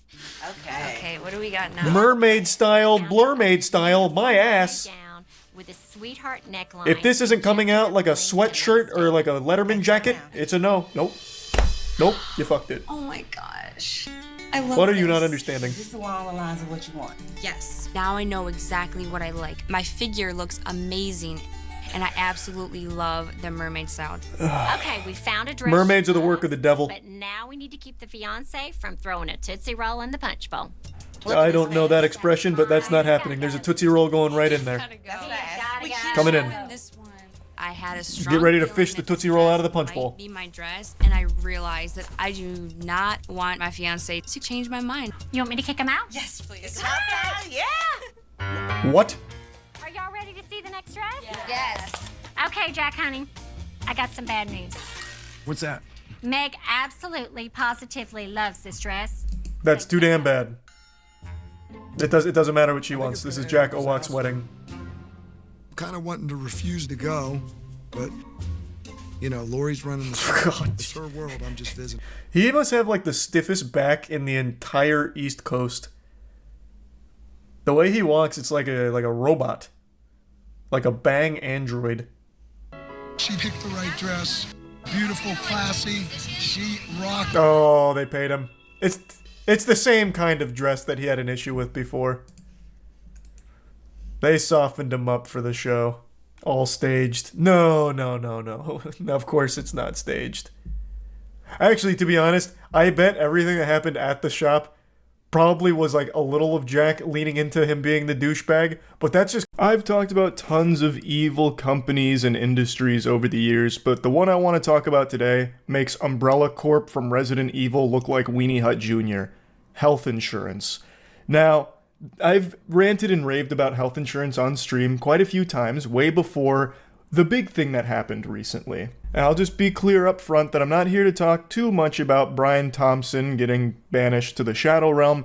I'm here to talk mainly about health insurance itself and how corrupt and malicious it is, as well as the United Health Group CEO Andrew Whitty's video that he made about the response to this whole thing. So to be clear, Brian Thompson was the CEO of United's insurance division. Andrew Whitty is the CEO of United Health Group. I'm sure everybody has been disturbed by the amount of negative and in many cases vitriolic media and commentary that has been produced over the last few days, particularly in the social media environment. Yeah, mean words are so much more disturbing than an entire business model that revolves around making oodles of cash off the corpses of your clients as you knowingly deny coverage for life-saving medical treatment for those individuals that have been paying you for so long for the single purpose of you stepping in to help in an emergency situation. Then when that unfortunate time arises, it's just crickets and radio silence, and then like a giant stamp of denied from United. Here's a nice little graph that helps showcase how efficient these health insurance providers have become at denying your claims. And United Healthcare, they got it down to a science. They are way out in front. They got the gold medal with 33% denied claims. To put that into Fortnite terms, United is grittying to a fucking winner chicken dinner dubski as you and your loved ones are dying. It's no surprise why people hate health insurance. It's not a political issue like a lot of people are trying to make it. You can see some of the usual suspects on YouTube saying things like, oh, the lefties are celebrating the death of this healthcare CEO, an innocent man just looking to put food on the table for his families. And if you look at the comments, it doesn't matter what side of the political spectrum you're on, everyone has been fucked equally by health insurance. They are the Thanos level threat to human beings' survival. Everybody knows somebody, and you may even be the victim yourself, that has been denied by their health insurance provider because the whole purpose of the health insurance business model is you pay them for a long period of time to do a single task for you, which is help in an emergency situation, and their goal is to find ways out of doing that task you pay them for. To fuck you in the face. Literally just let people croak because they don't want to pay the money to cover those procedures that could save someone's life. They make money off normal people dying, and normal people are paying them for the service. It is so fucked up. And I want to reassure you of a few things. Firstly, we are going to continue to make sure that we put patients, consumers, and members first, as we always have done. What? Pardon? I must not have heard him right. There's no way Mr. Krabs just tried to sit there with a straight face looking like my wrinkled nutsack saying that United has always put members, consumers, and patients first. What? I mean, oh, maybe he meant like putting them first in the ground after they deny the life-saving medical treatment that they were looking for. Maybe that's what he meant. I'm not entirely sure, but there's no way he actually tried to say that United puts the patients first, right? There's no way. I mean, you could just look at the data. 33% of all claims being denied? Like, in what universe does he think anyone's going to believe that? Everybody has been affected by this. It's not like this is some big secret. Everyone knows how fucking foul the health insurance industry is, and United is the worst offender. Like, here, I'll give you actual footage of the United CEO anytime one of its clients die after a denied claim. Man, I just broke that. Man, look what you made me do, Andrew! Look what you made me do! The mission of this company is truly to make sure that we help the system improve by helping the experience for individuals get better and better. Mission failed then, Andrew, in the biggest possible way. And the response that you're seeing to all this should be a pretty clear indication that every single human being on the planet that has been cursed with United health insurance coverage feels that the experience has only gotten worse and worse and worse and worse and worse and worse as you have made more and more and more and more and more and more doubloons off of denying claims. Hey, real quick, Andrew, can you go ahead and put on your reading glasses and take a peek at this for me? Look at this chart and tell me exactly whose experience has been getting better? Because it's not the normal American that has to have health insurance. It seems more like it might just be United Health Group itself. I'll quickly take a moment to play in the pigpen and tackle the most brain dead that are trying to justify or defend the health insurance companies. Like, I couldn't imagine anything more pathetic than doing free PR for health insurance of all things, but there are those absolute worms out there doing that in the trenches right now. I see a lot of people making the comparison that a health insurance provider denying a claim is not the same as killing someone. It's fundamentally doing that. If someone's coming to their health insurance that they've been paying for how many years, and they are looking for coverage for a very expensive medical procedure, and they say no, and that person dies because they no longer could afford that medical procedure that would have saved their life, then that is the insurance provider fundamentally killing that person. And the comparison that some of the pseudo-intellectual enlightened super dweebs on Twitter are comparing it to is saying like, oh, well, if someone needs a kidney and you're not on the kidney donor list so you don't give them a kidney, did you murder that person? Shouldn't even really need to explain why that's absolute dog shit, but I'll go ahead and do it anyway. Was that person paying you for years and years with the sole purpose of you donating that kidney to them should they need it? Probably not. They weren't a client or anything like that. Like, not being a kidney donor is completely different than being a health insurance provider who is paid for a sole task, and then they do everything they can to not do that task. And then when someone dies as a result of their refusal to do that task they have been paid for, that is the health insurance provider having a big hand in that person's demise. Another pretty obvious difference here is that giving a kidney is an extremely big deal. Like, that is a risky thing to the person who does it, whereas in health insurance, the only risk in paying for someone's medical procedure is that your shareholders might not get as many millions of dollars, because now you might actually have to start doing what people are paying you for. If there is a chance that United Health paying for a medical procedure means they can't afford to pay for someone else's, then they shouldn't be in business in the fucking first place. It means they're trash at what they're supposed to be doing. They're being paid by everyone to do this task of covering their medical procedures when they need it. And if they can't afford to do that, they should not be around. There was nobody who did more to try and advance that mission than Brian Thompson. And there are very few people in the history of the US healthcare industry who had a bigger positive effect on American healthcare than Brian. Hey, come back to reality. Andrew, we're losing you. You're fading into Narnia right now. What are you talking about, man? Making tens of millions of dollars at a company that leads the nation in denied health insurance claims is not pushing the industry in any positive direction for normal Americans, man. And we are going to make sure that we not only acknowledge and honor that legacy of Brian, but we will continue it. That's right, everyone. We are going to be pushing for 50% denied claims next year in honor of this mission.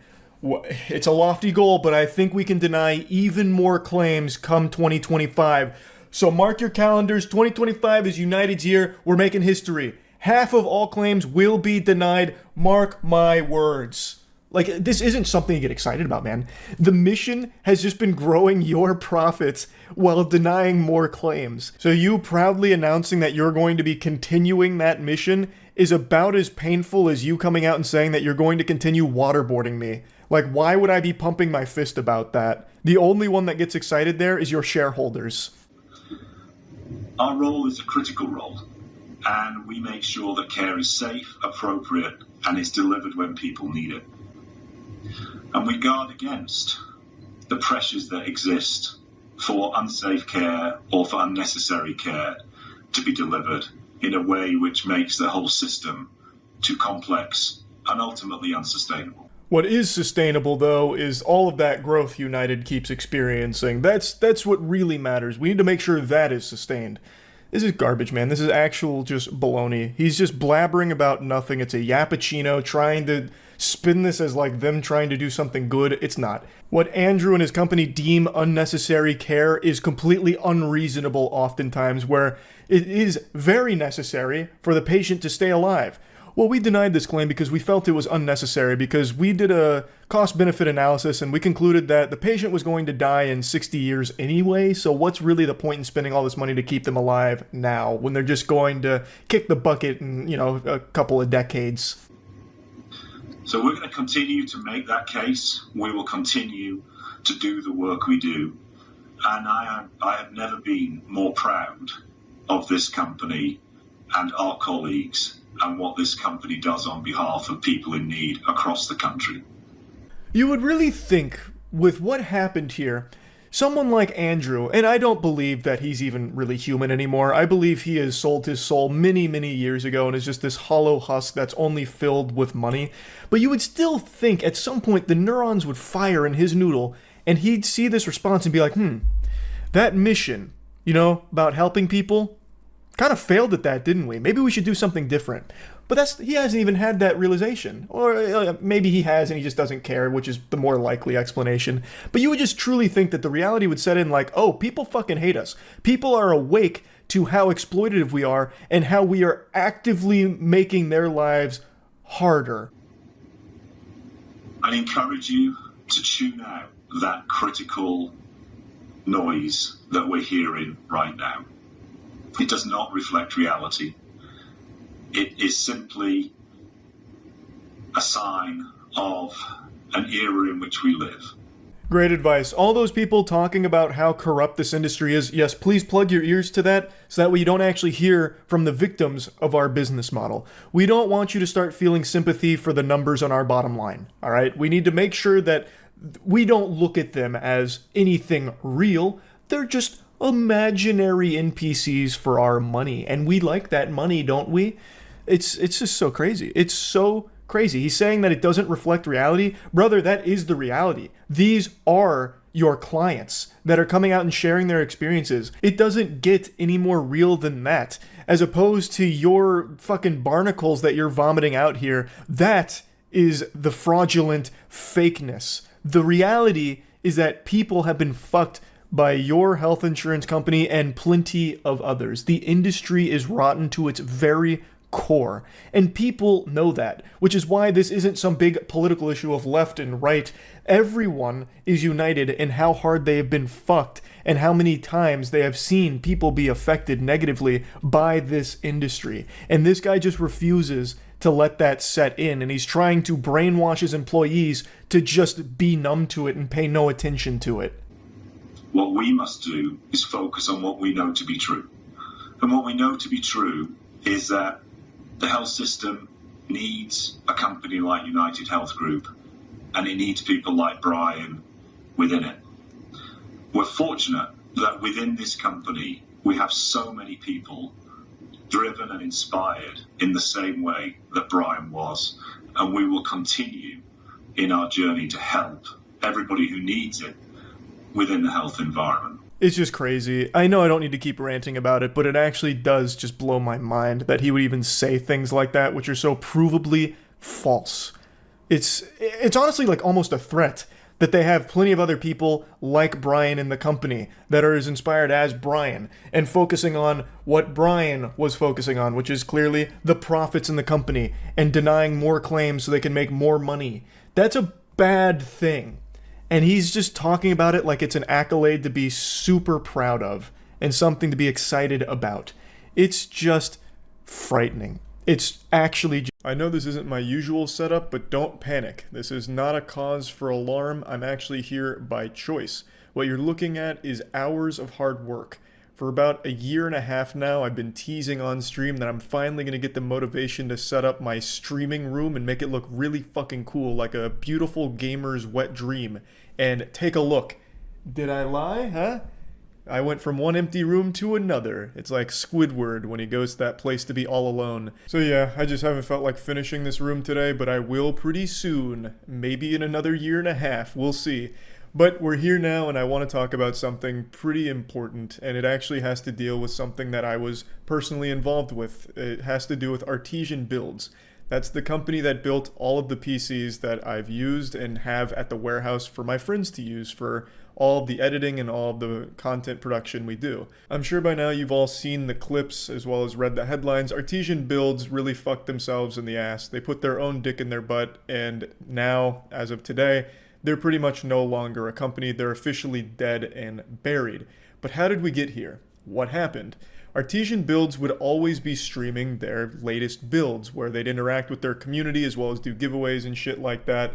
And a little over a week ago, their CEO went on stream during a giveaway, and when the giveaway winner was announced, he checked their profile and deemed them too small to actually earn the PC. I'm not going to play the clips, they're very hard to sit through, but their CEO was just going on and on about them being super small and not really benefiting the company, and then insinuating that their community isn't supportive or all kinds of just horrible shit. It was like a full-blown supervillain monologue, and not only is it extremely embarrassing and just downright fucking disgusting, but it's also borderline illegal. You can't just not honor a giveaway for no reason. You know, I can't run a giveaway and be like, hey, I'm giving away a water bottle of my spit or a jar of my farts, and then I announce the winner. I'm like, actually, this guy's kind of weird. He's a little stinky. I'm not going to give it to him. You can't do that. It's just fucking bad. And that's exactly what he did. He did it in a super condescending and aggressive tone. It really felt like he was personally insulted that the winner of the giveaway wasn't as large as he would have liked. So he was like really mean and nasty about it. He came across like spiteful, and he was delivering all of this as if he was in like the theater club doing some kind of show. It's like in the thespian troupe, he was given an assignment to act as a comically evil CEO, and he aced it. Because after doing this, he sank the whole company. They speed ran bankruptcy here. The company is, like I said, pretty much officially gone now. Around 50 or so employees have lost their jobs, and it all stemmed from this. This wasn't just like a combination of things. This was solely the CEO making a fucking fool out of himself and his company on this live stream during this giveaway. And then, of course, after this came out, a few other things were revealed, like apparently the way they were doing taxes may not have been up to code. I don't know a whole lot about that. That's alleged, but it is alleged that their business license or whatever was revoked and assets were frozen and shit like that. I'm not too sure there, but you can trace all of it back to this live stream, this fucking blunder here. They got scholars mated by their own CEO. They speed ran dead company all because of this one live stream fail. It honestly would have been less detrimental to the company if Noah, the CEO, had just gone on stream and goatsied himself, just full-blown spread his asshole at the camera like, hey, PC fans, you wanted a new PC build? Well, how about a look at my colon instead? And then just spread his cheeks apart. The company might even still be around in that case. Artesian Builds was a company that grew off of partnering with creators as well as just creating a community around their personalities.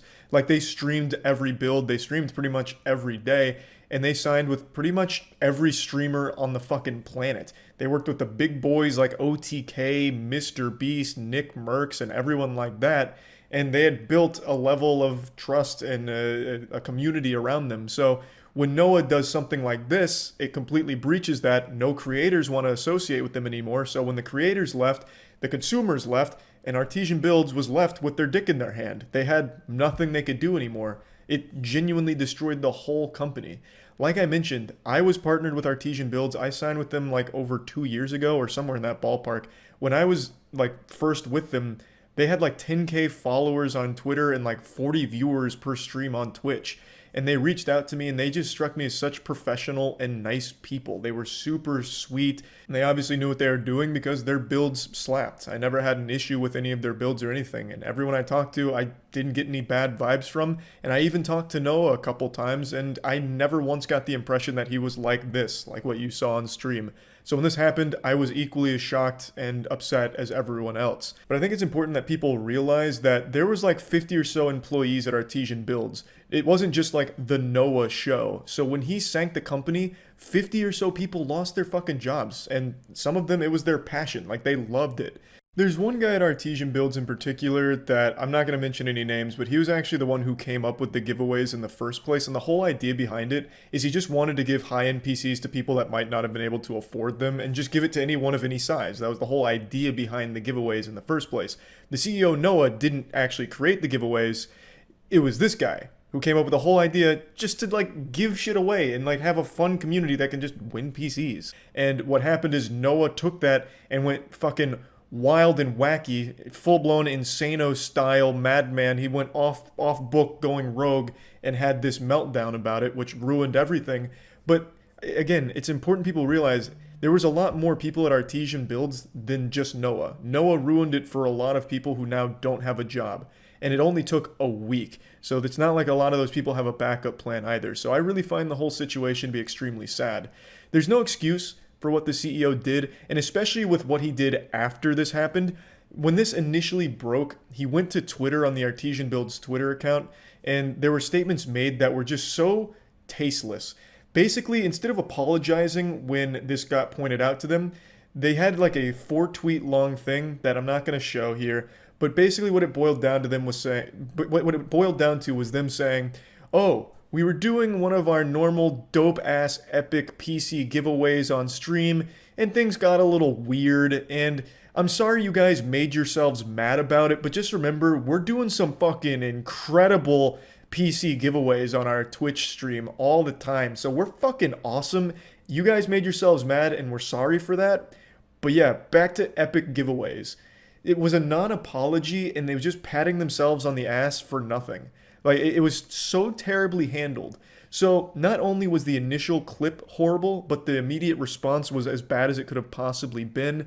Then they released another statement, like on an official document, or what was supposed to be an official document, but again, this seems like it came just directly from the CEO trying to not look as bad as he was looking currently.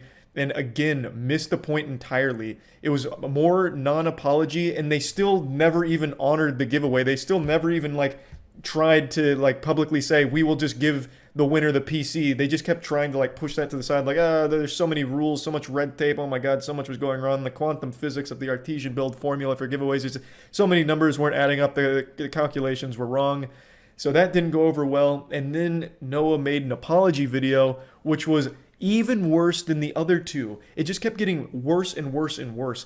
I bet if they did another one, it would have devolved into just full-blown scat man. Like, it wouldn't even be on the same topic anymore. The apology video he released, again, I'm not going to show any clips from, but it was as generic as it gets.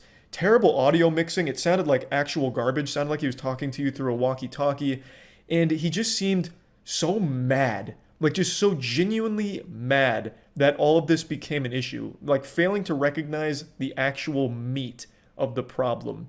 And what made it even sillier is he let out a giant sigh, like a big sigh, and went, going forward, anyone of any size can win a giveaway. Like, he was just so fucking mad that now anyone of any size can win a giveaway. Even though in the past, anyone of any size could win the giveaway. That was the whole point of the fucking giveaway, is that anyone can win it. But now that this became an issue, he's like, fine, anyone can win one, I guess. And then like kicks like dirt or something. Like, he just seemed so fucking upset. And the worst thing was, like, now he has to say that anyone can win a PC. It's like, again, I'm getting a little lost. It couldn't have been handled worse. The initial situation here was horrible on stream, no excuse for it whatsoever, and then the way it was handled afterwards could genuinely not have been worse. It was an absolute carnival of disaster. Just an overall really sad situation for so many people that were employed by Artesian or worked with them.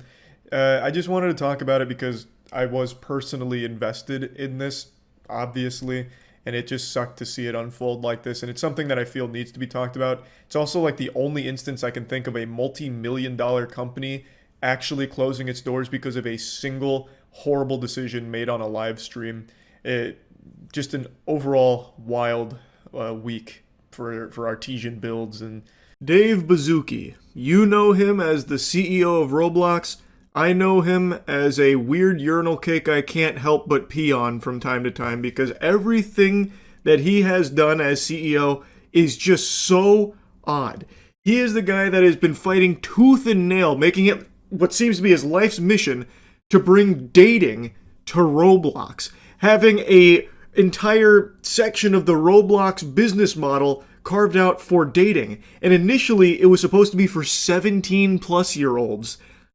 Dave, that's underage, which was a lesson he refused to learn. He had to eventually be dragged kicking and screaming into reality that 17-year-olds are minors. And despite everyone on the planet telling him how weird it was that he wanted adult content accessible to 17 plus instead of locking it behind 18 plus, which he was adamant about, he refused to budge an inch on that. He was just lat spreading, just saying no, until eventually, I guess, someone was able to break through his noodle up there to, get the message through his thick skull. But everyone has also been saying how weird it is just conceptually to try and add adult content on Roblox to begin with. It is a platform used predominantly by children. Why do you want a dating service element of it?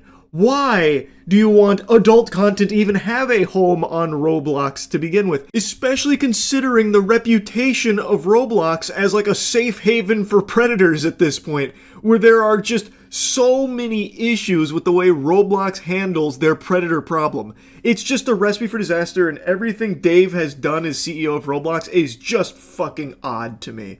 And I think he himself is just creepy. I just watched a brand new interview with him that just kind of goes tits up here. He's unhinged. Like, he is actually off his gourd in the interview. I can't show you any clips from it, and just to set expectations, if you do watch it, which I recommend you do because it's fascinating, he's not like blowing a gasket or having a conniption, but he is like combative, defensive, and it seems like very upset about the interview, even though, according to this, Roblox was the one that pitched them on interviewing Dave Baszucki about child safety. Like, they didn't ambush him or anything, yet during the interview, it seems like he was fucking caught between a rock and a hard place. He was deer in the headlights for a lot of the questions they were asking.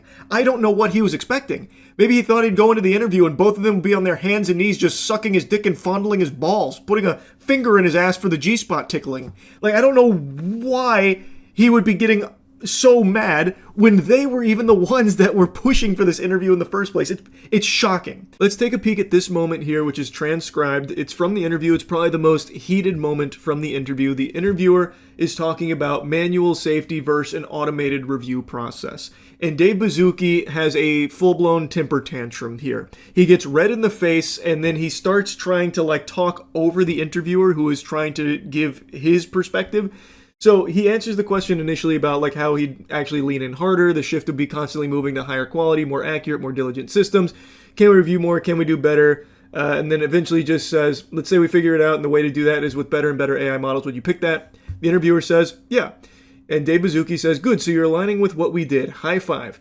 The interviewer then tries to give more to his perspective on things, saying, but I've also been covering social networks, and Dave Baszucki chimes in instantly to try and shut it down by talking over him, saying, thank you for supporting our Roblox decision matrix. Again, the interviewer tries to squeak out more thoughts. Dave Baszucki is not having that. He is going to try and absorb all of the fucking air in this room to try and bury the interviewer's topic. He tries again, but I also remember 15 years ago when, and here's Dave Baszucki with the fucking sledgehammer from the top turnbuckle.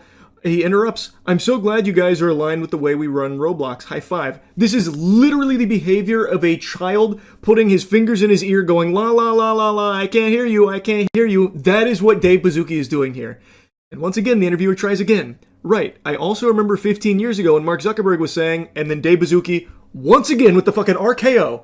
Is this a stealth interview where actually you love everything we're doing and you're here to stealthily support it? Watching this segment of the interview was extraordinarily uncomfortable. It was so awkward, it had me kind of squirming in my seat a little bit, listening to this imbecile start to get combative here and try and bully the interviewer into submission to try and like force camaraderie or something.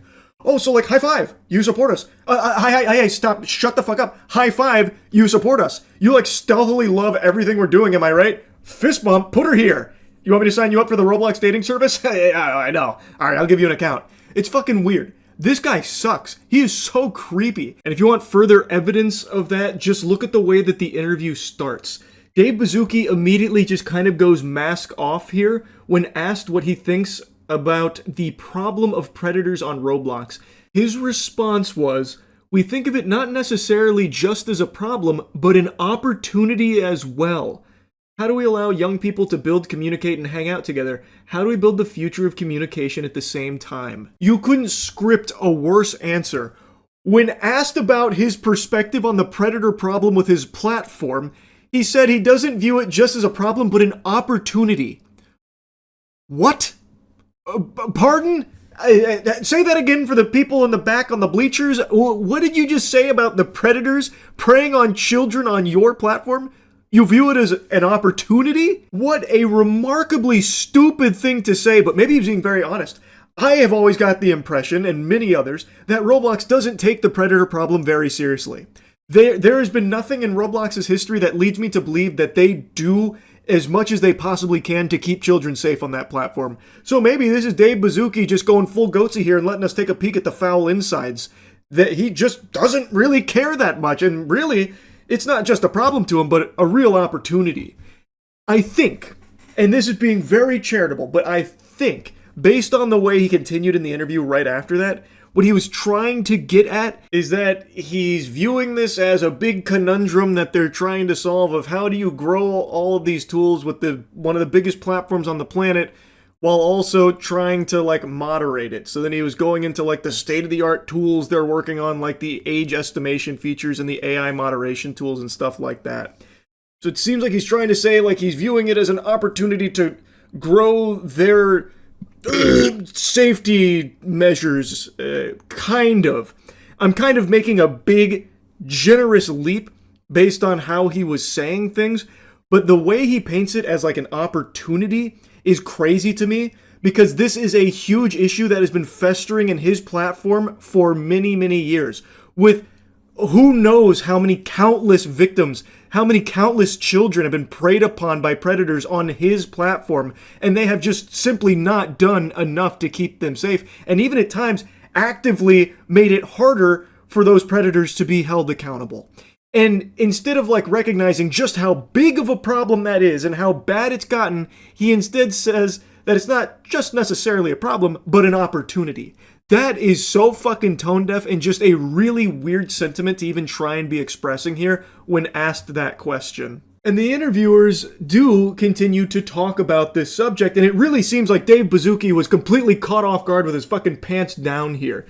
So the interviewer goes on, yeah, I mean, you mentioned sort of kids leaving the platform, and it does become clear in those lawsuits that Roblox is kind of, where predators go to find kids, but then they do try to, and Baszucki once again cuts in, well, I would say in the lawsuit or press, yes, I would categorically reject the actual description of what you're saying, but yes, what you might read in the news would portray it in that way, but and the interviewer interjects, you don't think you have a problem with predators on the platform? To which Baszucki says, I think we're doing an incredible job at innovating relative to the number of people on our platform and the hours and really leaning into the future of how this is going to work. Now, I get being the CEO of this multi-billion-dollar corporation, you can't just go out in there and say, yep, tons of pedophiles, predators running rampant on the streets of Roblox. I know, it's gotten bad, but don't worry, we're doing our best to put out the fires. I know he can't just say that up front, but he's just kind of like outright denying the existence of how big this problem is. And if I was a parent of a child who played Roblox and I saw this interview, I am deleting their account this same afternoon. Like, this is a CEO that I have no faith in keeping children safe on the platform from these bad actors that are preying upon them on Roblox. This interview, like, it is such a disaster. I don't know how he or anyone on the Roblox team thought that this would be a good idea for them if he is this unprepared to handle real questions about a very legitimate problem with his platform. And what's crazy is he is just like comically delusional and creepy and scummy. Like, not even just in the way he handles the questions about child safety on the platform, but one of the hosts here asked him a joke question about should there be a poly market for kids inside of Roblox, which is clearly in jest. Would you ever put a prediction market inside Roblox, like let kids bet with their Robux and say, I bet he's going to steal a tung sahur? I know I've reached unk status at 31 years old. I have no fucking idea what that means.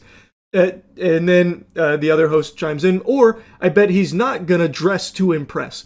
And Baszucki, upon hearing what is clearly to most sane people a joke of a question, actually talks about why he thinks that's a very good idea. I think we would have to do that once again. I'll share some of the complexity. Every single country in the world has different legislation around loot boxes and kid gambling, and so we would have to be, it sounds very fun and obvious, like I love that.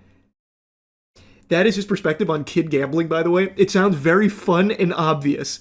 And then the interviewer chimes in saying, oh, to be clear, I think this is a horrible idea. And then there's laughter. I was just interested if you were thinking about it. And Baszucki says, well, I actually think it's a brilliant idea if it can be done in an educational way that's legal. And so imagine no free Robux, no free prizes, just a game called the Dress to Impress Predictor, where it's not like trying to get kids money or anything like that. I would be a big fan of it. And then the interviewer's interesting. Yes, start them young. That's what I always say when it comes to gambling. You're never too young. This slimy worm is unironically actually trying to preach the pros of enabling kid gambling on Roblox. He's trying to say, well, no free Robux, no free prizes or anything, but what if it's educational? Educational gambling, of course, Dave Baszucki. How did I not think about that with educational gambling on Roblox? Absolutely, yeah, that won't open the door to anything bad. Oh my goodness, yeah, of course. It makes so much sense, David. He doesn't even try and like spruce it up a little bit, clean it up, tidy up the rough edges there of like children gambling. He himself literally says the word kid gambling. So he is just fully open like, yeah, kid gambling. Like, maybe that is a brilliant idea we should consider. Like, he's not even trying to like skirt around the loopholes like a, mystery boxes of Labubu or something like that, or like a Pokemon card product, like TCG boxes or something. Like, He is just saying, oh no, kid gambling. Yeah, no, actually, that's a brilliant idea. We'd have to find a way to do it legally, of course. I'm sure there's a way, but it could be great education. Wild. Actually wild. Like I said, I highly recommend you check out the actual interview. It is unbelievable that not only did he agree to do this interview, but that it was their idea to do this interview in the first place. He wanted to be interviewed, apparently. Have you ever heard of Andy Owen? Well, you're about to. I'm going to drag you kicking and screaming in front of an Andy Owen original here with this big meltdown that she had on video where she made an absolute fool of herself. Now, Andy Owen is the head of Miller Knoll, which is the company most famous for their Herman Miller chairs. They're high-end chairs, and with the way people talk about them, I have to imagine that shit is made out of, like, unicorn hide or something. Like, it is actually fucking sewn with angel's tears. It must be so fucking comfortable with the way people rant about how amazing they are. I've never seen them, I've never tried them, so I don't really have a horse in that race on whether or not Herman Miller chairs are worth their price or whatever. But all I can tell you is Andy Owen is not worth her salary because she just embarrassed that whole company. In a nutshell, she had a video come out that surfaced where she was telling the employees that they need to stop worrying about not receiving company bonuses. They need to just do the work and everything's going to be all right. They need to focus instead on hitting their company's $26 million sales goal, and that's all that matters. Fuck bonuses, who cares? Meanwhile, she's getting a nearly like $4 million bonus herself. So the employee bonuses are kaput, but hers is still just fine. And her video is just so bad. And it was so bad, in fact, that she has already released an apology. In an email sent to employees, she said, "I want to be transparent and empathetic, and as I continue to reflect on this instance, I feel terrible that my rallying cry seemed insensitive. What I'd hoped would energize the team to meet a challenge we've met many times before landed in a way that I did not intend, and for that I am sorry. Nothing will lessen the power and strength of our collective team. My appreciation for each of you is huge, and I will continue to do everything I can to help us meet our shared goals. Thank you for your hard work, your grace, and for the commitment you show to one another and our company every single day." This is a big nothing burger. This is actual garbage. Like, as far as apologies go, this is about as insincere as it gets. This is corporate PR speak. It's not like she was giving a rallying cry. She literally just started vomiting, just diarrheaing out cliches and just worthless platitudes to her employees before getting visibly angry that her employees were upset about not getting a bonus, and then even told them to leave Pity City. So it's all stupid here. This apology is trash. The most important thing we can do right now is focus on the things that we can control. None of us could have predicted COVID. None of us could have predicted supply chain. None of us could have predicted bank failures. But what we can do is stay in front of our customers, provide the best customer service. Maybe I should really understand the situation beforehand. So this right now sounds like National Lampoon's Christmas Vacation with axing the bonuses last minute. After telling employees to leave Pity City over lack of bonuses. Damn. Actually dropped an unironic welcome to the Wambulance. How about a side of French cries? Jesus Christ. CEO of the high-end furniture company is sparking backlash over video in which she exhorts employees to leave Pity City. After some asked about staying motivated in the absence of a company bonus, Andy Owen, whose company Miller Knoll sells the iconic Herman Miller Aeron chair, along with other upscale furniture, responded in a 1 minute 21 second clip. Okay, this is all about the clip. What's like the actual situation though? So it looks like she got a multi-million-dollar bonus and canceled all of the employees' bonuses. Okay. Is there any reasoning at all beforehand? Any like prerequisite lore I need to be familiar with? Doesn't seem like it. Also, Herman Miller chairs I know are like the holy grail of comfort for people. Matt, for example, can't stop talking about Herman Miller chairs. But I've never seen nor tried one. Service we can. Get our orders out our door. Treat each other well. Be kind. Be respectful. Focus on the future because it will be bright. It's not good to be in the situation we're in today, but we're not going to be here forever. It is going to get better. So lead. So Lead by many example. platitudes so Treat quickly. people well. Talk to them, be kind, and get after it. Don't ask about, what are we going to do if we don't get a bonus? Oh, yeah, she's starting to get a little animated. She's literally just regurgitating the biggest fucking cliches of all time. Everything she said there was nothing but buzzword nonsense. Jesus Christ. It reminds me of that clip from that streamer who's like, well, why don't we just throw ourselves off a bridge? The world is dying. The animals are leaving. And that's okay because all we need is ourselves. And do you really need anything else? Or whatever. And then it goes into the Call of Duty montage. What was that speech again? That's up there with like some of the greats, like We Choose to Go to the Moon. I think it was Invader Vice. I think she was the one that said it, right? Oh, here it is. The planet is dying, the government hates us, the animals are leaving, the aliens aren't contacting us, we might be alone, but that's okay because do you really need anyone else? And then 30 Seconds to Mars starts playing. There we go, found it. I just didn't feel like getting DMCA'd by 30 Seconds to Mars. Jared Leto coming in. Get the damn $26 million. Spend your time and your effort thinking about the $26 million we need and not thinking about what you're going to do if we don't get a bonus. All right?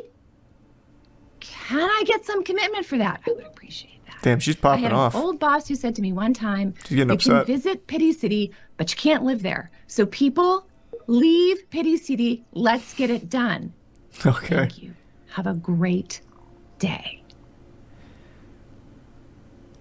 Damn. Welcome to Shitty City, population Andy Owens. God, good lord. I mean, I think it's totally reasonable, like, hey, can we have our bonuses? And also, why do you get a huge bonus? It seems like she doesn't even have a reason for withholding bonuses or canceling them or whatever. She's like, yeah, there's no bonuses. She doesn't understand people can't even afford to live in Pity City. True, I guess. Not without these bonuses. I also love someone in her position pretending like she's out there making the chairs. Like, alright, it's time we bring ourselves up by our own bootstraps here and start really getting to work on those chairs, alright? We don't need to focus on these bonuses, we just gotta put our head down and do it. As if she's out there with like a fucking wrench and screwdriver. I'll play the Invader Vi clip, but I'm not playing the one with 30 Seconds to Mars. That is like a fast pass to DMCA. I'm not even fucking with it. Here, I'll give the OG original. Damn, I didn't realize this was like 4 minutes worth of monologue. Faking these things, and that I'm psychotic, that I'm ADHD, motherfucker, even more into the blanket for it, and I think that we can do it together. Jesus Christ. I don't know that I can't do it by myself, because I come in here every single day, covered in glitter, covered in sequins, covered in booty shorts, covered in nylons, so that I do not violate the terms of service, so that each and every one of you can have both. Oh my god. Oh my god. So you can have a good time listening to me, playing with me, singing with me, smiling with me. You guys, a lot. I'm just throwing ourselves off a bridge. Here we go, here it is. What the fuck is stopping us from just throwing ourselves off a bridge and giving up and saying, yeah, the planet is dying. Yes. The government hates Preach. us. The animals are leaving. The aliens aren't contacting us. We might be alone. It just might be you and me, but that's okay, because do you really need anyone else? And then 30 Seconds to Mars. Damn, that's a crazy speech though. Holy shit, she was in the zone. That was a flow state. I've never seen it in its entirety. I've only seen that ending. But why did she say all that? I don't know, man. I still don't know where the animals were going. I don't even know what to call this video. There's just been a couple things I've seen over the last week or so that have just actually made me laugh like a hearty belly laugh, like Santa Claus, ho ho ho, just by the absurdity of it. So this is just going to be like a full dump of just a bunch of random things, stories, and videos that have just been on my mind as something silly. This first one is fresh off the press. This is a bun straight from the oven here. It's still piping hot. So Take-Two CEO is defending the outrageous idea that a Red Dead Redemption port is worth $50, and he calls it commercially accurate. Commercially accurate, my left foot. You're telling me that that vampire in a sweater The CEO of Take-Two was the one out there crunching numbers and collecting data, and he's like, well, actually, pushes up his glasses like Poindexter. This is a commercially accurate price point for the Red Dead Redemption port, and, well, all of you gamers just seem to be way off base with all of this outrage. Can you just please consume without thinking, please? Can you go back to just buying blindly and just give us money? Thank you. Now, for those of you that don't know what this whole situation's about here, I'm going to break it down to its bare bones. I'm going to feed you the apple from the tree of knowledge, so that way you, too, can take part in this common Take-Two L here. Rockstar Games made Red Dead Redemption, and it is an outstanding masterpiece. It's a game I'm sure most of you watching this have played, or at the very least heard of. But it's also 13 years old. It came out in 2010. It's a title that fans have been salivating at the thought of a remaster for. Even though the game still holds up extremely well today, in my opinion, it is a game that could absolutely benefit from a nice coat of paint and a lot more quality of life, attention to detail, and just general improvements. A remaster for Red Dead Redemption would go hard as fuck. So fans were really excited that there was some Red Dead Redemption news around the corner. But man, those hopes and dreams soon turned to nightmares when Rockstar confirmed that it's not a remaster, it's not a remake. What they're doing is they're doing a Red Dead Redemption port to the Nintendo Switch and the PlayStation 4 for $50. 50 doubloons, and you'll get Red Dead Redemption on Nintendo Switch at a crisp 30 FPS, so you can feel like you're back in the goddamn Stone Ages. And you can feel even worse about it because you paid $50 for the experience. Naturally, this was a slap in the face to every human being with a heartbeat reading this, because there's nothing hype about this. No one cares about a Red Dead Redemption port for the fucking Nintendo Switch or PS4. That's meaningless hoopla. Now, you might be wondering, why did the Take-Two CEO opine on this? What does he have to do with anything? Well, they own Rockstar Games. That's super simple. Take-Two owns Rockstar, and Take-Two is no stranger to L's.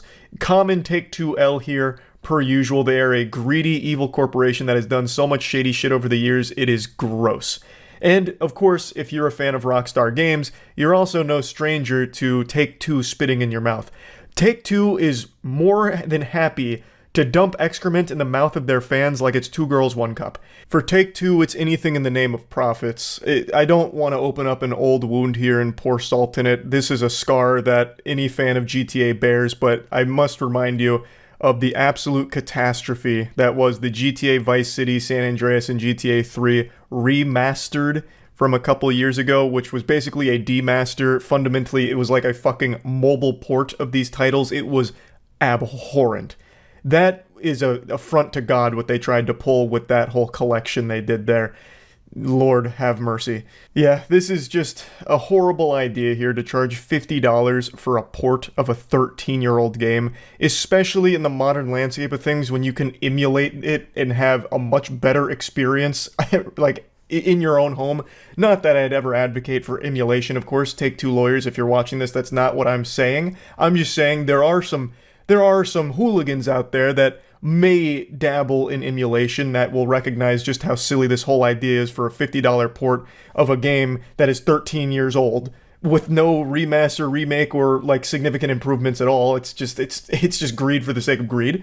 Like, you know, it's just a very misguided idea here. I can't imagine what the actual fucking thought process was here other than just dollar signs in the eyes and hoping for the best. So yeah, just another big L here from Take-Two trying to say that a $50 price tag is commercially accurate for this product. I couldn't help but just slap my knee and laugh about it. Now the next thing that had me giggling was actually an advertisement from Mike Pence. I'm not here to get political or anything, but this ad was bafflingly awful. Hey everybody, Mike Pence here. Remember $2 a gallon gas? I do. And then Joe Biden became president of the United States and launched his war on energy. Since that time, gasoline prices are up 60%. Electricity going to MikePence2024.com. We can lead the world once again to a more prosperous and a secure future for America. Someone needs to lead Mike back to Doofus Town. Man is an escapee from Stupidville. That is not how pumping your own gas works. Clearly, Mike has never pumped gas in his life. I trimmed down his speech because that's not what's important here. He is literally a child playing pretend right now at this gas pump. He looks like me playing with Hot Wheels toys back in the day, having no understanding of how filling up a vehicle works. He has clearly never done this in his life. And throughout his entire campaign ad here, you can hear the beeping from the pump, which is telling him to please insert card. That beeping you're hearing is the sound of the pump that's trying to let you know that you removed the nozzle without putting your credit card in beforehand to pay for the gas you're about to fucking pump. This absolute goober didn't even realize for a second that everyone can hear that. And anyone who has ever pumped their own gas, which I imagine is most people, will know what is going on here. You can't just roll up to the pump, scoot in sideways, get out, grab the nozzle, and put it in. You absolute goofy son of a bitch, you didn't even select what gas you want to pump.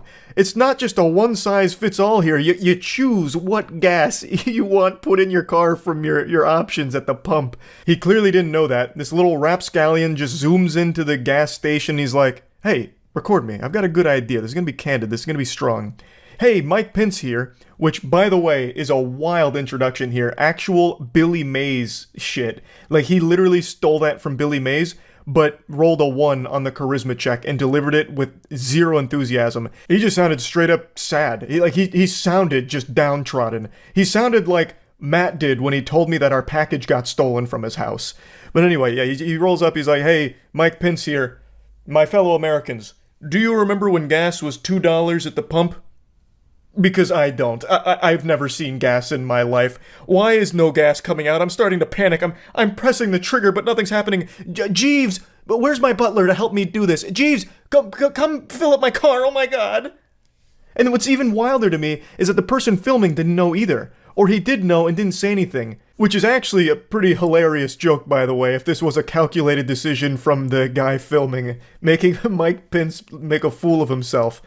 It's just it's so disconnected from reality. Like, everything is wrong about it. Literally, everything that could go wrong with this ad went wrong.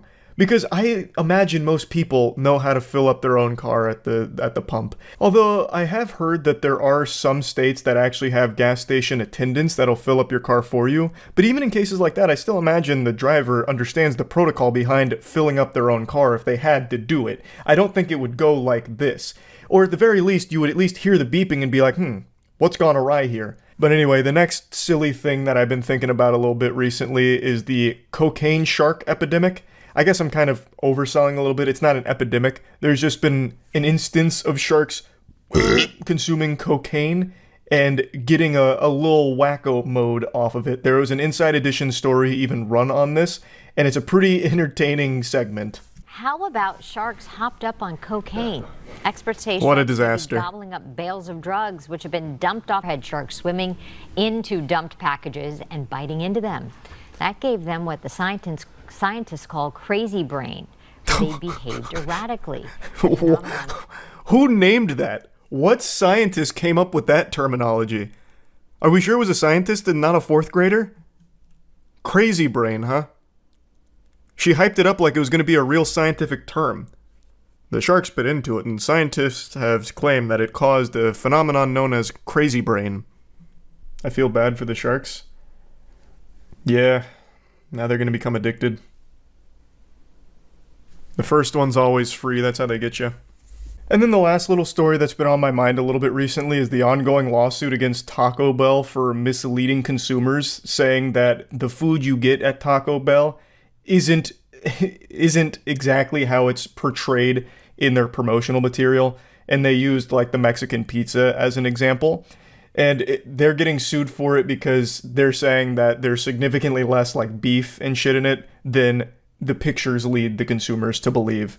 I actually went over that one on stream. I learned about it in depth. It's a wild case. You see, Taco Bell just sued for false advertisement over the amount of meat. Don't tell me that Taco Bell's been nothing but W's recently. What's this?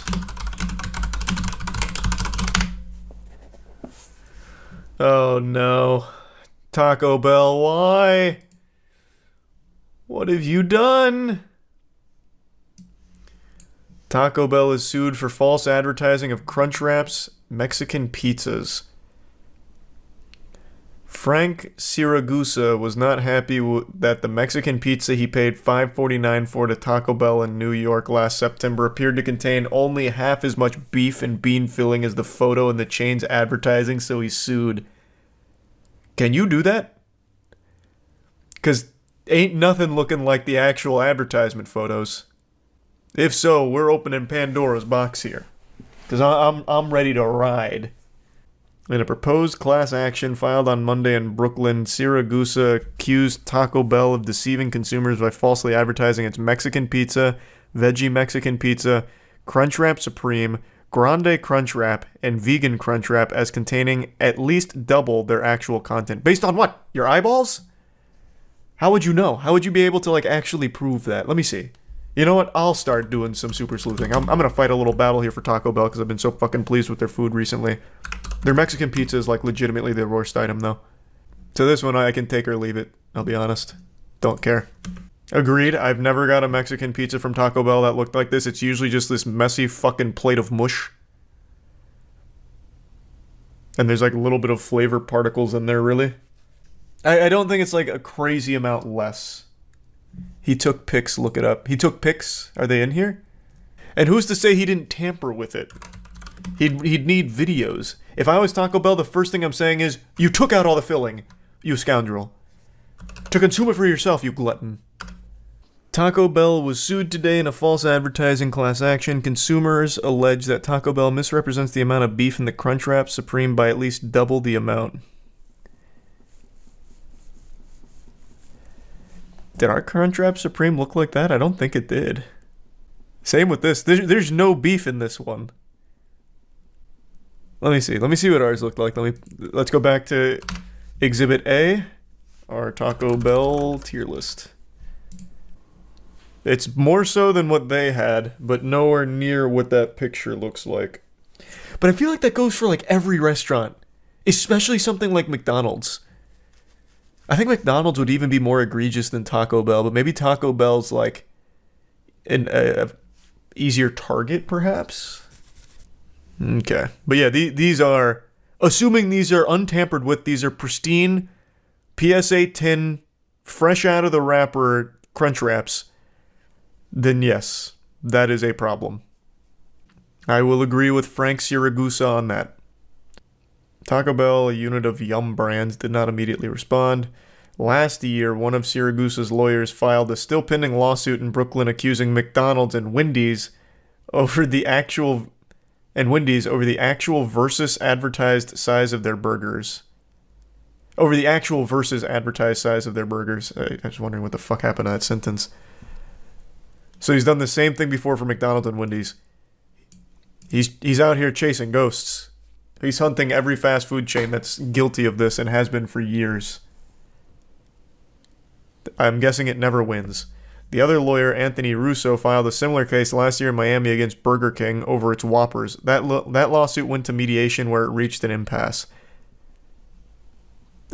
Just close Burger King. Just close it. Just get rid of it. Just fucking close it for the good of the world. For heaven's sake. Taco Bell does not adequately disclose the weight of the beef or filling. Plaintiff did not make any purchases of the product based on any...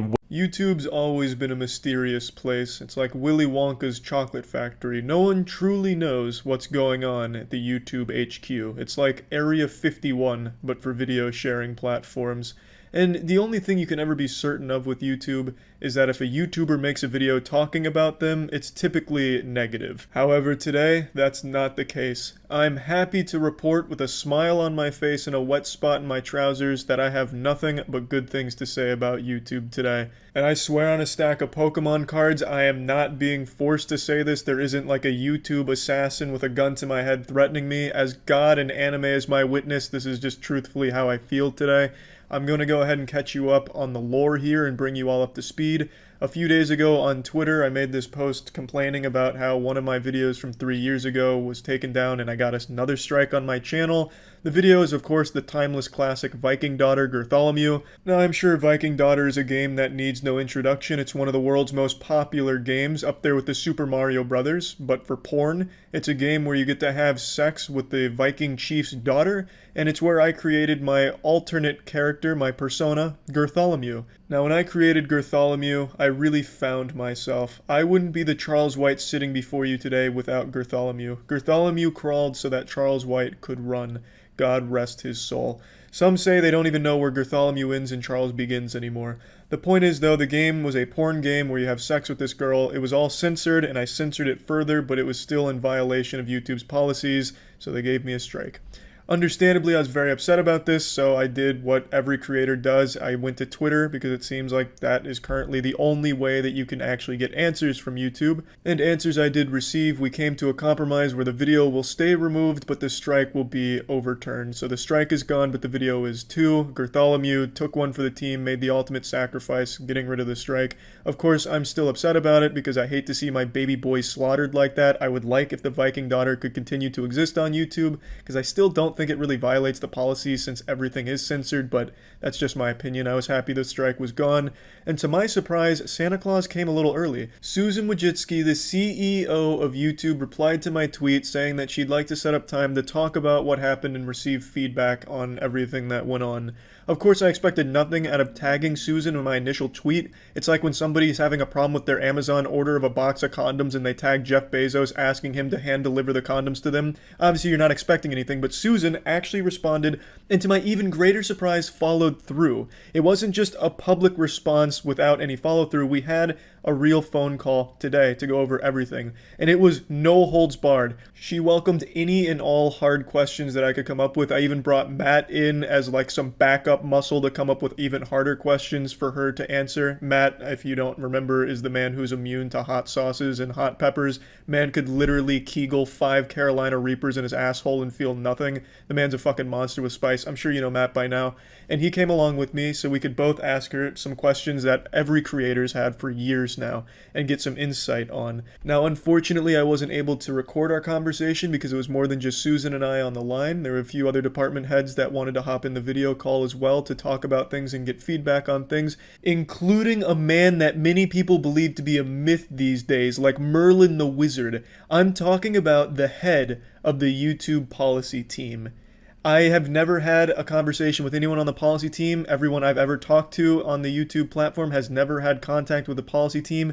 And today I was lucky enough to actually talk to the head of the entire department. And I am happy to say he's a human being. At least as far as I could tell. He didn't have any like Android malfunctions or glitches going on where he just starts spewing out like binary code or anything. Like, he seemed like a normal, nice guy, actually. And I just wanted to talk about the conversation we had today because I feel like a lot of creators would want to get some insight as to what's going on and how they plan on tackling a lot of the problems we've been having recently. So naturally, the first thing I wanted to talk about is why the strikes are used so frequently. It's strike first, ask questions later. They come out gung-ho, guns blaring, riding horseback, just tossing out strikes on the platform, it feels like, even for minor offenses. And the policy head assured me that it really is an overcorrection of the rules, a mistake where they come in very heavy-handed in strike channels that aren't blatantly abusing the rules. He explained to me that the strikes are really meant there for the bad actors that constantly show a blatant disregard of the rules, where they'll have multiple infractions before giving a strike, but sometimes it falls through the cracks just given the size of the team and the volume they deal with, where they'll just give a strike out of nowhere to a channel that just didn't deserve it based on the minor offense. So, yeah, okay, understandable, mistakes happen, but what are they going to do going forward to prevent this mistake from happening so frequently? And he went into detail about some of the things that they're going to be looking to do in 2021, and I wanted to give a suggestion of my own to toss into the ring there that actually came from Markiplier. A month ago, Markiplier and I both received strikes on our channels for the same video we were making jokes about. It was a video where SpongeBob and a few other mascots get together and the bad boys staged a road rage where they pretend to beat up a man on the streets while wearing their mascot costumes. It's a goofy video. We were making jokes about it, and we both received strikes on our channel for it. And Markiplier, in his video talking about it, brings up an extremely great suggestion going forward that I think YouTube really needed to hear, and I was glad to bring it to them. The suggestion is, let creators use YouTube's own editing tools to blur or take out infringing content. So that way, instead of having the whole video removed and a strike on the channel, let the creator know, hey, look, this right here violates a policy, you might want to do something about it, and let the creator use the tools that YouTube currently has to remove it, because we have the technology. The technology is there. We're in the fucking future. We can do that. And I'm sure most creators are willing to take out 10 seconds of a video if it means they don't get a strike and the video stays up.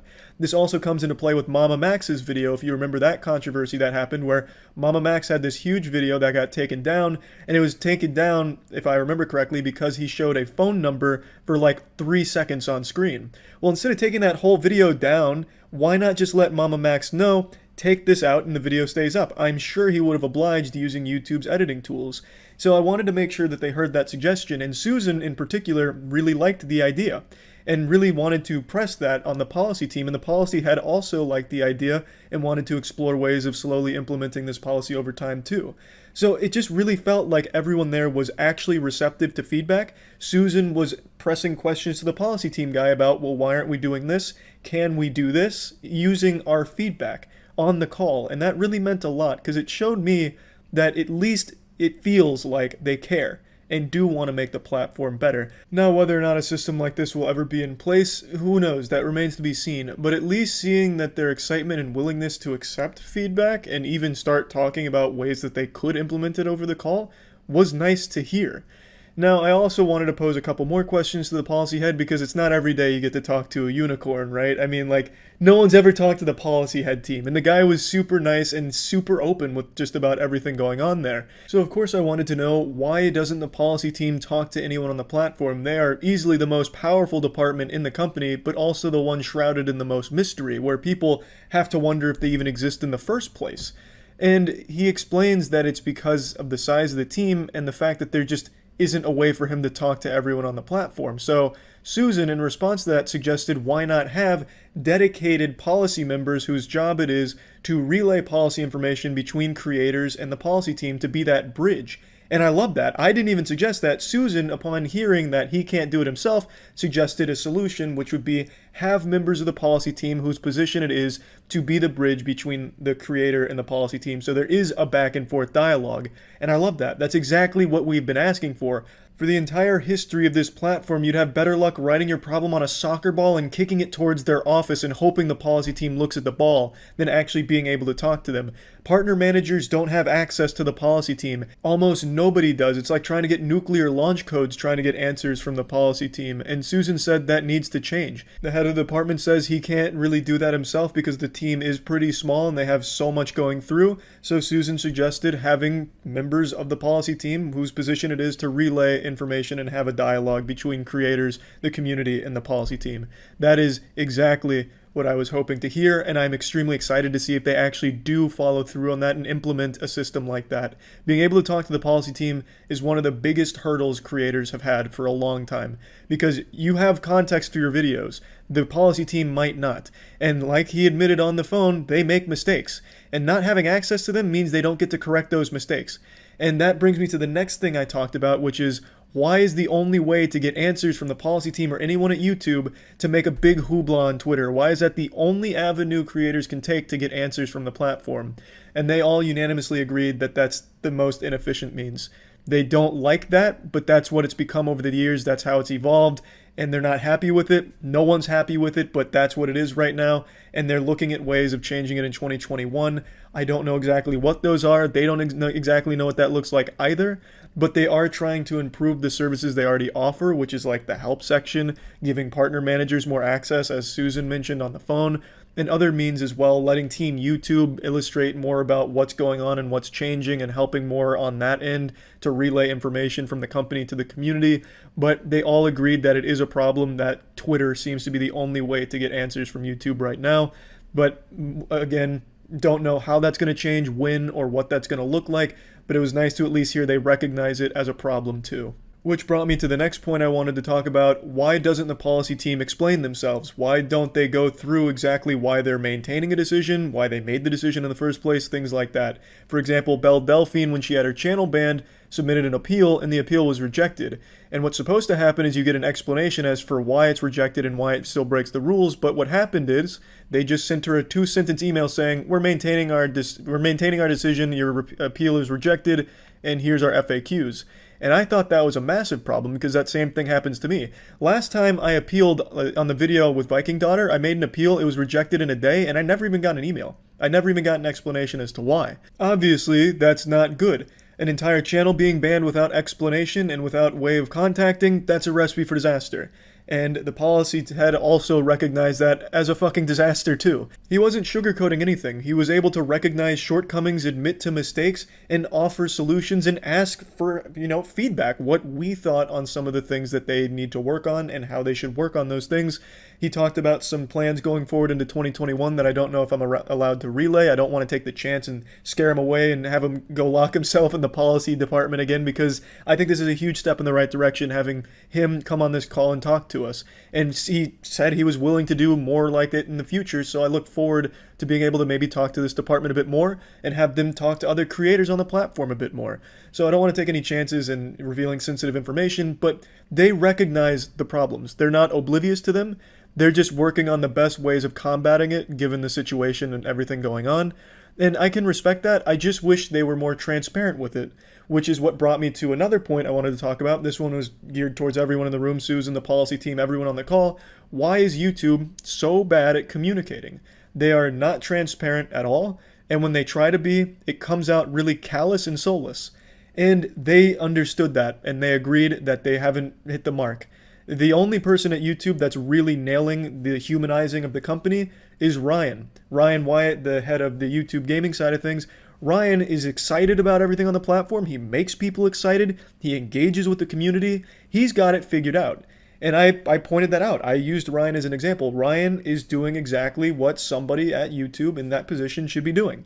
He's getting the community excited. He's relaying information effectively. He's engaging with people on the platform, and that's how it should be done. So when new policies are being implemented, instead of just making a 3-part tweet explaining them, leaving so much vague wording and gray area that scares people and makes them think that YouTube's new policy is going to make their fucking parents get divorced, maybe Susan or someone else at the higher up level at YouTube sits down with a creator or just makes a video going over all of the common questions or just explaining things a bit deeper. Susan has sat down with creators before, like MatPat last year, and taken hard questions and done her best to answer them, so that way people aren't afraid of the policies and explain what's going on and why. And I think things like that are good, and she should continue doing them. And she agreed and said she enjoyed doing it with MatPat last year. So I would look forward to that going forward, hopefully. And I think that's definitely a step in the right direction in relaying information using the platform. Talking with the people on the platform that make YouTube, so you can answer their questions and make sure that they're not worried and their audience isn't worried about things that might change on the platform. And speaking of creators, that brought me to the last question that I'm going to cover in this video today. There was more we talked about, but I think these are the main points, and I would hope that Susan and everyone on the team is open for more conversations with the community down the line so more questions can be answered. But the next one, and the last one I want to talk about today, is one that Nerd City brought up to me as well, and it's that creators like me just sitting in their room jerking off in their chair and making videos staring into a webcam aren't really on the same level as traditional media to the platform. It feels like YouTube doesn't care about creators so much as they do traditional mainstream media that's been integrating into the platform. For example, it felt like the Tonight Show hosts weren't held to the same bullying and harassment standards that creators were, because you'd have creators getting videos taken down and strikes because of harassment and bullying policies, whereas it felt like late night hosts and other mainstream outlets had free reign to shit on anyone they wanted without consequence. And that's all well and good, but that should be uniform across a platform. Everyone should have that same level of treatment. And it hasn't felt that way for a lot of creators. And I brought that up to Susan because I wanted to get her thoughts on it. And she really assured me that that's not the case. It may have been early on, unintentionally, but they have been working extremely hard over the last year or so to make sure trending isn't dominated by mainstream outlets. They want to make sure that the creators are showcased on trending. They want to make sure that policies are uniformly enforced across traditional and creator-generated content. That level of trust where they have, the level of trust they have with mainstream outlets, they want to have with creators, and they've been working hard on making sure that that's there. And it's just a matter of making sure it comes across that way. And to be fair, trending is no longer completely dominated by mainstream outlets. I don't check it that often, but when I do, I'm seeing a lot of like YouTuber shit in there. And in search and discovery, I'm not just seeing mainstream outlets. When I look for news, it's not only mainstream. I'm seeing Philip DeFranco and some other creators come up before them. So I do believe her when she says she cares about creators. She fucking sat down to talk to me. I'm not exactly what you'd consider the most family-friendly YouTuber. The last 10 videos, 8 of them had me using a 3-foot, 80-pound dildo as a punching bag and weights for weight training. And she was willing to sit down and take my feedback. And it's something you just don't really see from someone in her position of power. Talking to someone like MatPat on stage in person, even just taking this random video call with me just to get feedback and go over things like that is something that is really rare. I can't think of any other CEO of any big company that has ever done anything remotely like that. Take, for example, Twitch. What the fuck has the CEO of Twitch ever done with the community? He's never talked to a streamer, gotten feedback from streamers, taken questions from them. The only thing I've seen him do is wear a bow tie on a stream and talk out of his asshole about things Twitch isn't doing, but pretending that they are, like using context in their bans. Susan went out of her way to get feedback from the community. She did it when she talked with MatPat, and she did it today when she had a video call with me. I'm surprised she even saw my tweet. I'm more surprised she even runs her own Twitter. And then even doubly shocked that she saw the tweet and felt so strongly that she wanted to schedule time to talk. Like, that is not the actions of somebody that doesn't care.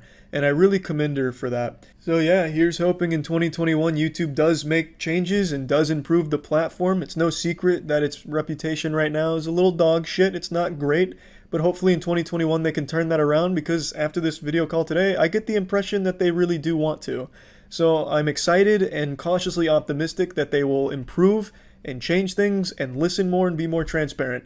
Now, a year ago I would have said it's really fucking naive of me to say that, but after today I feel more confident saying that. So here's hoping I don't look like an idiot 6 months from now if YouTube does. Yesterday, the CEO of YouTube stepped down. Susan announced that she would be walking away from the company and would be taking on a smaller role at Google, and she'd no longer be the public face of YouTube, a face that has historically been treated like a toilet seat by the community. Susan has shouldered the blame for the majority of the things wrong with the platform, and rightfully so, I would argue. She's basically just been the community's spittoon. For any time there's something wrong, people just start spitting on her and accusing her of being the mastermind, the puppet master behind all of the bad decisions. Whether or not that's true, I have no idea, but she was the CEO, and there were a lot of things that needed fixing, never got fixed, and YouTube has been in a tumultuous state over the 9 years of her at the helm. However, this led a lot of people to believe that with Susan stepping down, things would magically improve. A lot of people were pessimistic, but then over the course of the night, I noticed a lot more people being like, this is great, the platform's gonna be saved, holy shit, now we can have fucking Captain Underpants come in here and bring about the golden age, or, you know, this and that. Because Susan's no longer there, I mean, she's going to have to be replaced by somebody great, was the perception a lot of people started to adopt. However, in the wise words of Jedi Master Qui-Gon Jinn, there's always a shittier fish.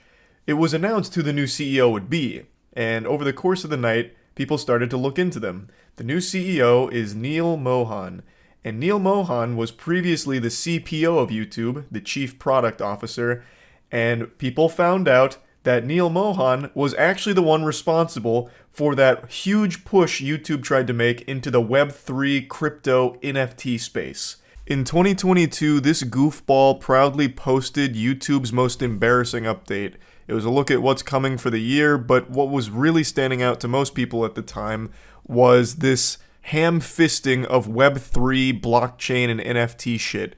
So Web3 opens up new opportunities for creators. We believe new technologies like blockchain and NFTs can allow creators to build deeper relationships with their fans. Spoken like a true asshole who owns 2 Bored Apes and thinks he's going to own the planet. Together, they'll be able to collaborate on new projects and make money in ways not previously possible. For example, giving a verifiable way for fans to own unique videos, photos, art, and even experiences from their favorite creators could be a compelling prospect for creators and their audiences. So basically, just trying his best to justify an inclusion of Web3 crypto NFT shit. I'm going to tell you right now, NFT is one of the yuckiest words in the human language right now. It is an acronym that elicits more pain than CBT, cock and ball torture. It's painful, and it's synonymous with scams. And this was during a time where NFT crypto scams were still rampant. It's not like this was before the huge wave of bad actors came in and ruined NFTs. No, NFTs have been a scam for quite some time, even during this time that Neil tried to push it to YouTube. So there was huge pushback, and I guess somewhere along the pipeline, some team decided to slap this idea down, because we got lucky enough to not have it come to YouTube. But now that NFT Neil's at the helm here, the one at the top of the food chain calling the shots, who's to say he won't dust off this little poop nugget here that's an absolutely atrocious idea?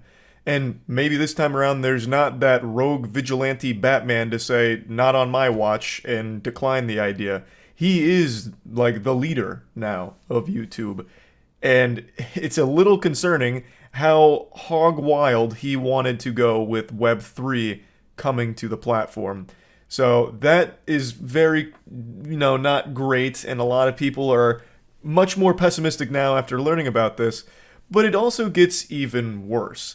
As Chief Product Officer of YouTube, that means Neil would have also had a hand in removing dislikes. Now, I'm not putting this entirely on his shoulders. This was a decision made by a lot of people at the highest level of YouTube, but Neil, as the CPO, would have 100% had a say in it, and it's very possible that he was for the removing of dislikes, which is another huge problem. That is still one of the worst features, or really removal of a feature, YouTube has ever had, and they still haven't backpedaled on it.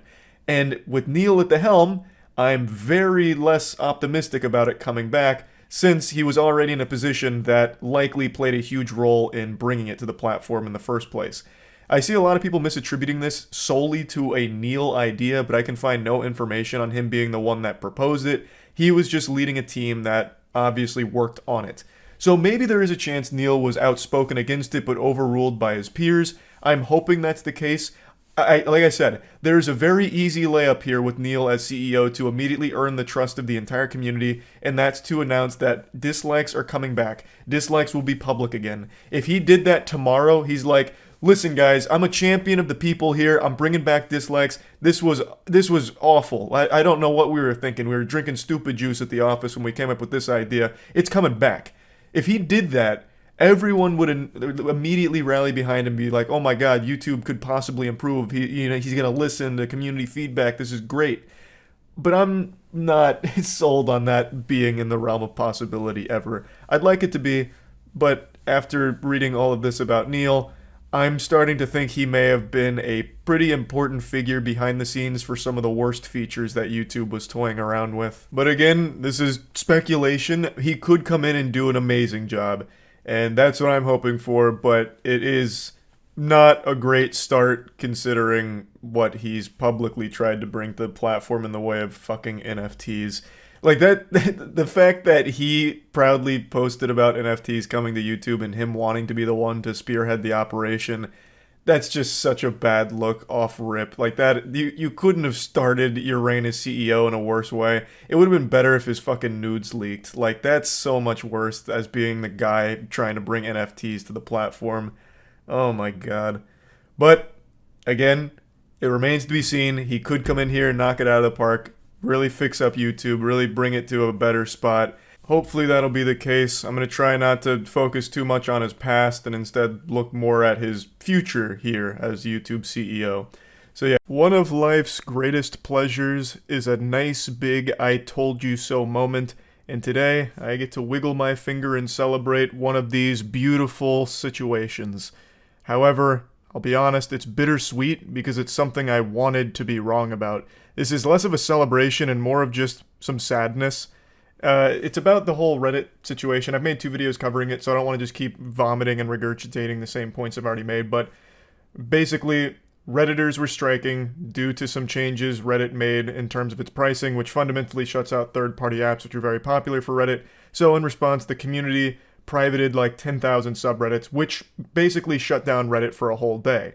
The protests were only scheduled for 48 hours, which is really silly to give them an end date. They basically had an E3 announcement where they had a press conference saying, we're protesting on this date till this date, and that's it. Which is kind of a weak threat. It reminds me of that shit out of Simpsons where it's like, I'm gonna swing my arms really fast, and if you run into it, it's your fault if you get hit. It's not a very powerful threat. It's not a ton of pressure on Reddit since they know when it's gonna stop. 2 days. So they just have to grit their teeth, bear it for 2 days, and then it's back to business as usual. And the Reddit CEO recognized that, pretty much just laughing in their face about it and spitting on them, saying like, yeah, we'll just wait 2 days. We're not changing anything. They are sticking to their guns. The Reddit CEO, Steve, has said that it's their business decision, and they're not going back on it. This is a picture of the Reddit CEO. I always like to bring up an image of him now because I just can't believe that he literally looks like the mental image anyone puts in their head when they hear the term Redditor. It's like he was created in a lab to embody Reddit as a whole. Like, it looks like he is the product of a million years of fine-tuned evolution to become a Redditor. So Steve Huffman just said, we're just going to wait it out. Some of the subreddits in response said, okay, fuck you then, we're going to stay offline forever until you change this. And now Steve Huffman has once again played hardball and did exactly as I speculated he might. Steve is threatening the Reddit mods that are protesting, but he's not threatening their life or anything like that. He's threatening something much more important than a Reddit mod's life: their power trip. He is threatening to remove their moderator status of the subreddits if they don't reopen, which is legitimately a Reddit mod's worst nightmare. Not having the ability to ban users they don't like in a subreddit for a job they do for free. That is an incomprehensible, cruel, and unusual fate worse than death. So Steve went straight for their throat. He knew what the most important thing to a Reddit mod was: that power trip. If a moderator team unanimously decides to stop moderating, we'll invite new active moderators to keep these spaces open and accessible to users. And I'm certain they still won't be paid for it. I don't know where he's going to find those moderators. I don't know if he's holding open auditions or tryouts to be a Reddit mod. But I guarantee you probably won't see a single goddamn penny if you get this position here.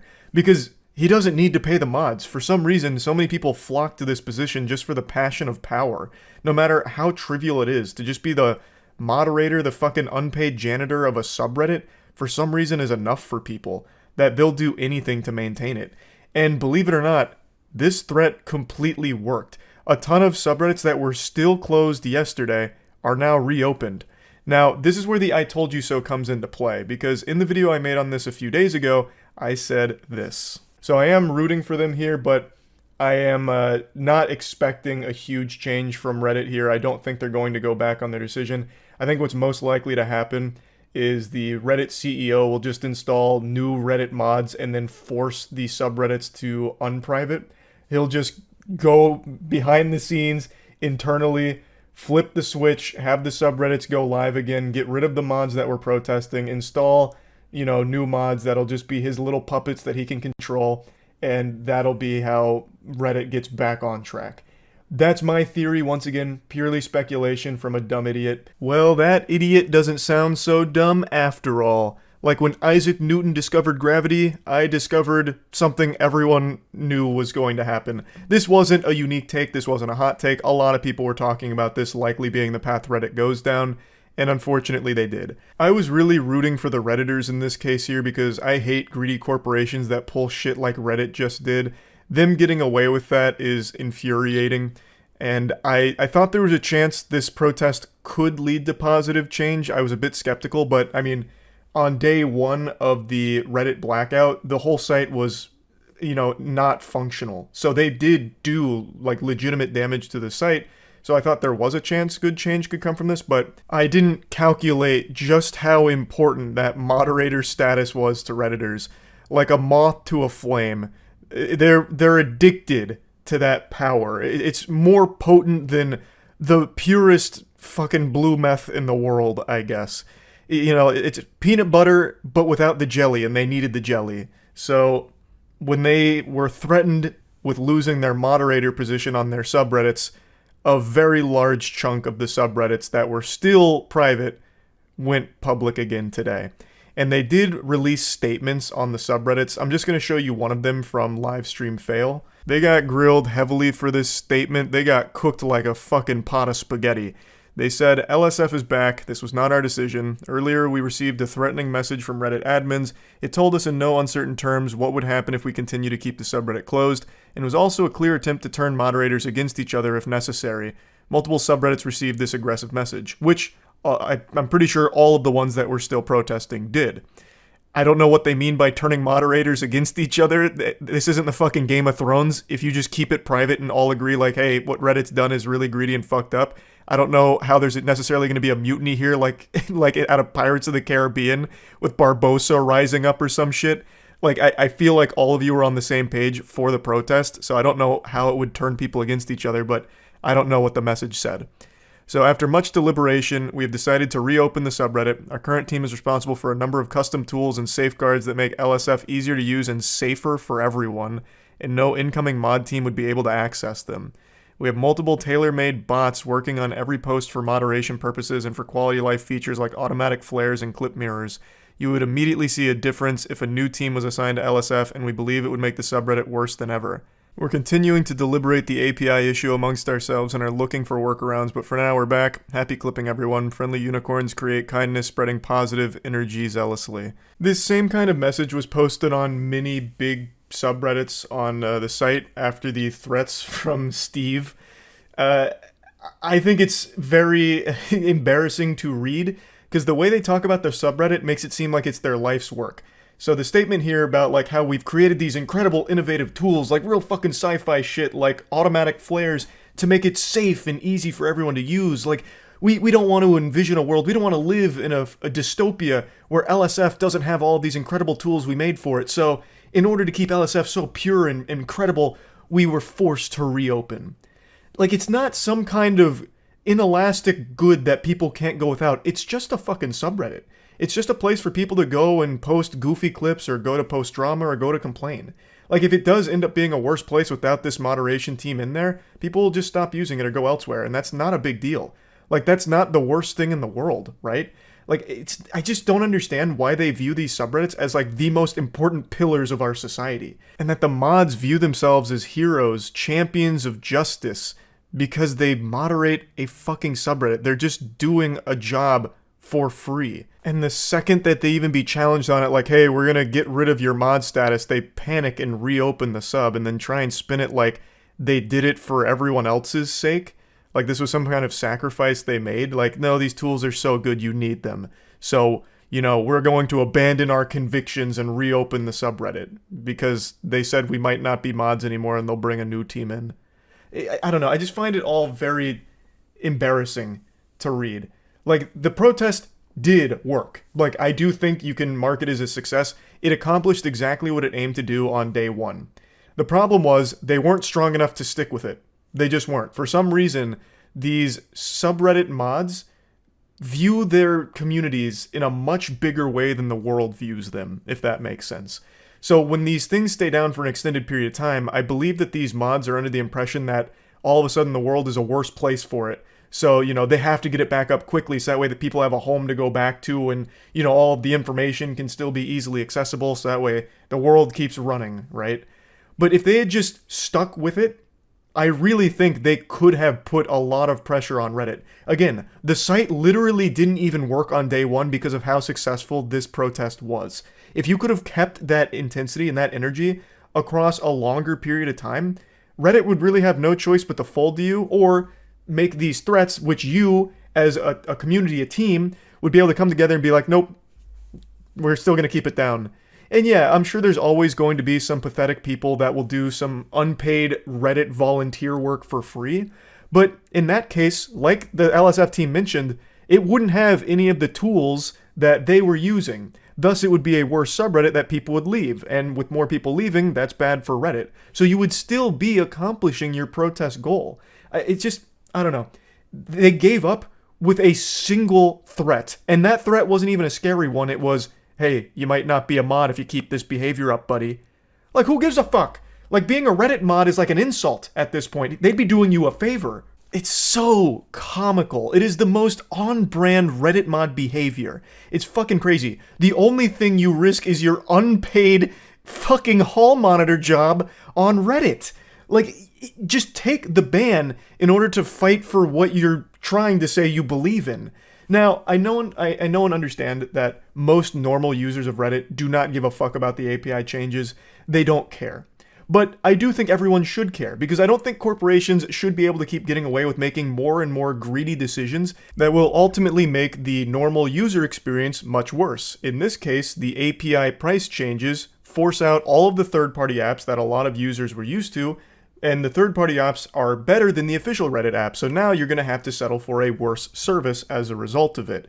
Forcing out third-party apps that are better than the official one is just straight up fucking wrong. And it's going to make your experience as a normal user worse. And these greedy policies are always going to come at a detriment to the normal user experience to the site as a whole. And I think that's something that a lot of people don't really recognize. They think that it's only like affecting Reddit mods, but it's the entire experience of using the platforms.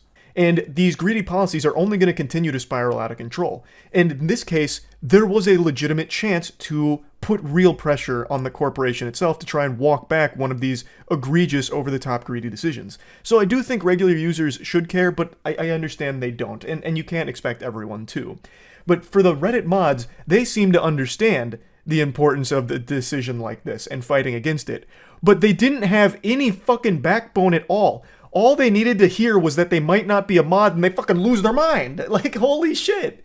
I guess I can't be surprised. Reddit mod has, like, that position has such a negative connotation around it, and clearly for good reason, I suppose. This is so sad to see a successful protest end this way. But, you know, whatever, I guess. Just want PU, Borderlands movie is a big stinker. Everyone knows it. If you've seen the movie, I'm sorry. If you haven't seen the movie, I'm jealous. It's truly atrocious no matter how you spin it. Every possible thing you could ever hope to enjoy about a film is absent in the Borderlands movie. I think it's unanimously hated across the board. If you find me one human being that says it's a good movie, I'll find you a liar. But I'm not here to just shit on the movie again. I did plenty of that yesterday. I cleaned out my whole colon on Borderlands yesterday. Today, I want to talk about the Take-Two CEO's response to the criticism, because it's not getting stellar reviews. There's not exactly glowing reviews. There's not a whole lot of enthusiasm behind what people are witnessing. And I'm using the word witness instead of watched because when you witness something, it's usually something traumatic, like some kind of tragedy, and that is very much what this movie is. So no one's happy about it from what I can tell, for good reason. It's just bad. And now good old goober Strauss Zelnick has spoken out about this, urging people to give the film a chance. Yeah, it may have debuted at a 0%, then finally up to a 3%, and then eventually even a 6%. Really fucking shooting to the stars there. But hey, don't let that cloud your judgment of it. You know, as Darman taught us, you can't judge a book by its cover. Go give the film a chance. Go waste your money on this movie, says Strauss Zelnick. Now, Strauss Zelnick is the Take-Two CEO, and he's no stranger to putting on the squeaky nose. But god damn it, this clown always finds a way to surprise me with just how delusional he is. When asked if the film's success or failure will make any meaningful impact on Take-Two, Zelnick said no. Financially, the film won't make a dent. And then he dropped to his knees in his private jet saying, "Give the film a chance."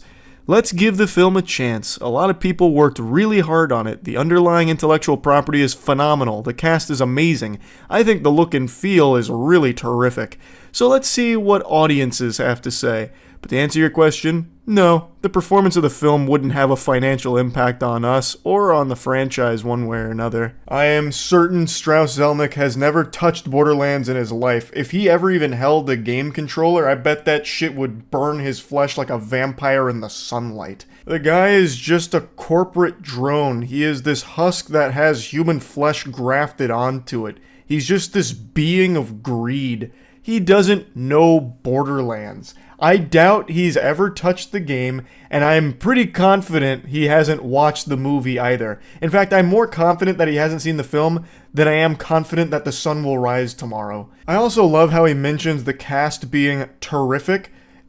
How out of touch can you fucking be? That's one of the biggest complaints about the film from everyone with eyes. The casting in this movie makes no sense at all. It's clear the bulk of the budget went with just getting A-list celebrities on board. And they probably had to pay out the wazoo for it because none of them really seem like they want to be there at all. So they probably had to fucking fork over fat doubloons like Scrooge McDuck here to get them to put their name on this pile of dog shit. It is an embarrassing movie, and the actors seem embarrassed to be in it. So they spent all of their money getting Kevin Hart, Jamie Lee Curtis, Cate Blanchett, Jack Black. Jack Black being the only one that tries at all in this film. Everyone else just like fucking sleepwalks through it. That is not something to highlight. It's very clear that the entire strategy for this film wasn't to make a good movie. It was to just try and sell tickets by having big names attached to it. It's the worst tactic ever. It's a certified how many times we have to teach you this lesson, old man moment. There are so many video game adaptations that have come before this that have proven infinite number of times now that this formula doesn't work. If you make an adaptation that doesn't pay respect to the source material and just doesn't even try, it doesn't work. It flops financially. The reception to it is bad. Like, look at the Halo show which recently just got canceled, or the plethora of old video game movies we can all point to over the last couple decades. I don't know what puppeteer is behind the scenes, the goddamn Illuminati over there, that keeps, like, infecting the brains of these Hollywood suits that are convincing them that the way to make adaptation successful is just by getting big name actors on board. Like, it just doesn't work, and they keep doing it. It's actual insanity. They spent $90 million on this star-studded cast for this $5 fart of a film that they produced here. It makes no sense. If you make a bad movie, it doesn't matter how much star power is behind it, it's not going to succeed. I don't know how that lesson hasn't been learned yet. Strauss also reached deep into his bag of tricks here to try and get more asses in the seats by playing the classic, come on guys, people worked really hard on this film, we should all support it. Does a bear shit in the woods? Obviously, there were some hardworking people behind the scenes on this film. Also, Strauss, since you really seem to care so much about the hardworking team here, you might want to look into why some of them didn't receive proper credit for their work. That's a bit suspicious, that's weird. But anyway, yes, there were people that worked hard on this movie, no doubt. But that doesn't mean that all of a sudden it's immune from criticism. It is not a good movie. And I would wager a guess that a lot of the people that worked hardest on this film were not the ones that were behind the scenes lobbying and pumping their fists saying, we need Kevin Hart in this movie, we need Cate Blanchett in this movie, pay fucking hand over fist amount of money to get Jamie Lee Curtis in our Borderlands movie. I imagine there was quite a few people that were actually passionate about Borderlands that were probably fucking crushed with what they had to do on this film, because it's not like they were at the top of the food chain putting together these awful decisions. And I also imagine the VFX department was dreadfully overworked, like Hollywood has become so accustomed to doing here, because ultimately the visuals are really rough. And I never blame the VFX departments for that, because now I've become very well aware of just how cruel the industry is to that entire sector, and my heart actually breaks for them. So I imagine all of the hardest working people were the ones that Strauss doesn't know a single name of. It's so silly to try and deflect by calling in the wambulance about, like, come on, someone worked really hard on this, you can't be mean to it. Like, it doesn't make any sense. It costs $15 to $20 per ticket to see this movie. That's a lot of fucking clams. And it's not worth it at all. And there is nothing wrong with talking about why it's not worth it. He then has the nerve to say that Take-Two is really selective about what games it turns into films, and says that the company doesn't want its imprint on anything unless it's superb. Really, Strauss? You would consider the Borderlands movie superb? This would meet that criteria? He then goes on to just reassure everyone that it's not core to them, you know, they don't need to be doing this because it doesn't have like a massive effect on them, like their bottom line or anything, so it'll probably maintain its approach to only doing so selectively in the foreseeable future. But this article did remind me that there is another project in the work here, a BioShock film at Netflix. If that didn't oh my god, I'm having a full-blown Porky Pig moment here out of pure disgust. If that didn't send shivers down your spine, I don't know what will. A BioShock Netflix film following the banger that is the Borderlands movie. What a recipe for success, huh? Who's counting the days, right? Like, get your calendars ready. I can't wait for that fucking thing to drop. That's gonna be a real heater. Throw out all your DVDs and Blu-rays and forget everything you thought you knew about cinema, because it's about to be redefined with the next fucking Take-Two film project here with BioShock coming to Netflix. Oh my bussy trembles in fear at the thought of how bad that might be. If the Borderlands movie is any indication of the quality coming forward, we're in for a real treat with the BioShock film. I'm already just preparing to be really stunned at how bad that one might be. They'll drop like the announcement trailer and it'll reveal that James Corden has been cast as a Big Daddy. It's just so weird to me how we're still getting horrible adaptations. The roadmap is there. We have seen so many good adaptations recently. Like, you can see that all of the success is right there, and they just out of spite choose not to follow that and instead just be like, no, we know better than fans of the property that we're adapting. In fact, we know the direction that people actually want to see it to make it accessible to all audiences. And then they do what they did 20 years ago when every adaptation was trash. Let's all point and laugh at the absolute floundering it's doing in the box office right now. It's open to $4 million so far. On a $100 million budget, that is super rough. Unsurprisingly, people aren't just blindly going to see it because of the A-list actors in it. They're not just zombies flooding in the door to watch this pile of shit just because those names are attached to it. It seems like you actually have to make a pretty decent movie too to get people to get in the seats. What an absolute clunker. 4 million is significantly lower than I would have ever imagined for this film, and I'm actually super proud that people aren't just going to see it just because of the title of it or the actors in it. It really isn't worth the time or money. So it's very reassuring to see that it's doing so poorly here, because it, under no circumstances, should succeed. It's purely a cash grab that isn't grabbing much cash right now. They actually would have made more money if they just compiled every cutscene from the Borderlands series into a movie and released it for free on YouTube. They probably would have made more off just the fucking AdSense from that, as opposed to this $100 million theatrical catastrophe. But yeah, don't listen to stress. It really feels like there's some old geezers in the world that are just perpetually infuriated and looking for any excuse to take out their anger on whatever poor soul happens to be in the vicinity. Today there's a video that's gone viral where the president of the HOA caught some two hooligans, some rapscallions, committing an unforgivable sin of fishing in a pond. And he gets up in their face, starts yelling, screaming, spitting, shitting, soiling his old man diaper, even grabs one of their fishing rods and tries to break it over his glass knee, all because they had the gall to fish in that pond.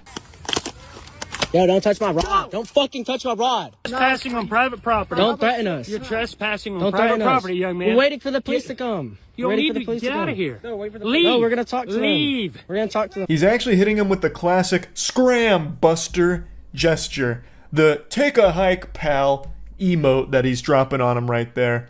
So as the shirt says, this gentleman is Tennessee strong. But you know what's not strong? His fucking knees. The way he walks around looks like a wounded penguin. He has a gait pattern that screams hip pain. So he comes up to this child, grabs the fishing rod, and tries to break it over his already fragile knee. And then I think that injures him even further. Like, he may have broke the $200 rod, but that fucking knee replacement surgery he's going to have to get as a result of this disgusting, pitiful display is going to be far more expensive. You threatened us. He's our president. You threatened that us. phone to go in the lake, young man? You threatened us. You want that phone to go in the lake? Back away Walk from out of here, him. boys. Back Walk away out from of him. here. Back Don't up. test me. Back Walk up from out of me. here. He walks up on me. Back up from me. Get out of here. Back up from me. I love the peanut gallery that he brought with him from the retirement home. So, like, the geriatric goof troop over there is like, he's our president! And one of the other guys is just giggling like evil maniacal laughter. Ha ha ha ha ha. You've done it now. You've upset the HOA president. Your goose is cooked, gentlemen. It's so fucking pathetic. It's so sad. To get to this age and just be this bitter and angry about something so small. Kids fishing in a pond? Who gives a fuck? Even if it is private property, which I don't think it's his private property, by the way. There's like 5 houses all right in that span. Like, it's not his land. But let's say they are trespassing. It's one of those things where you can absolutely handle it in a better way. Just be like, hey kids, you know, not the biggest deal in the world, but this is private property, so, you know, just keep that in mind. Or maybe, you know, go somewhere over there where it's not private property to fish on this pond. Like, you could handle this like a fucking adult. Like, he's more childish than the 15-year-old kids that he's harassing right now and breaking the property of. How'd I take that phone and put it in the lake? Yeah, now I'll press charges. For what? Like assault, what? For what? Assault. Yeah, I'm not assaulting you. Get out of here. We're just gonna wait. We're not gonna mess with anything. Get out of here. You're fishing in a private lake. Get the hell out of here now! The cops are coming. We're just waiting for them. Okay, good. The way he yells reminds me of Chris Farley, living in a van down by the river. He's actually hitting a fucking Farley right now. He's so upset. It's like, this is such a trivial thing to make a huge issue out of. All of this hoopla because they're just fishing in a pond. They're not hurting anyone.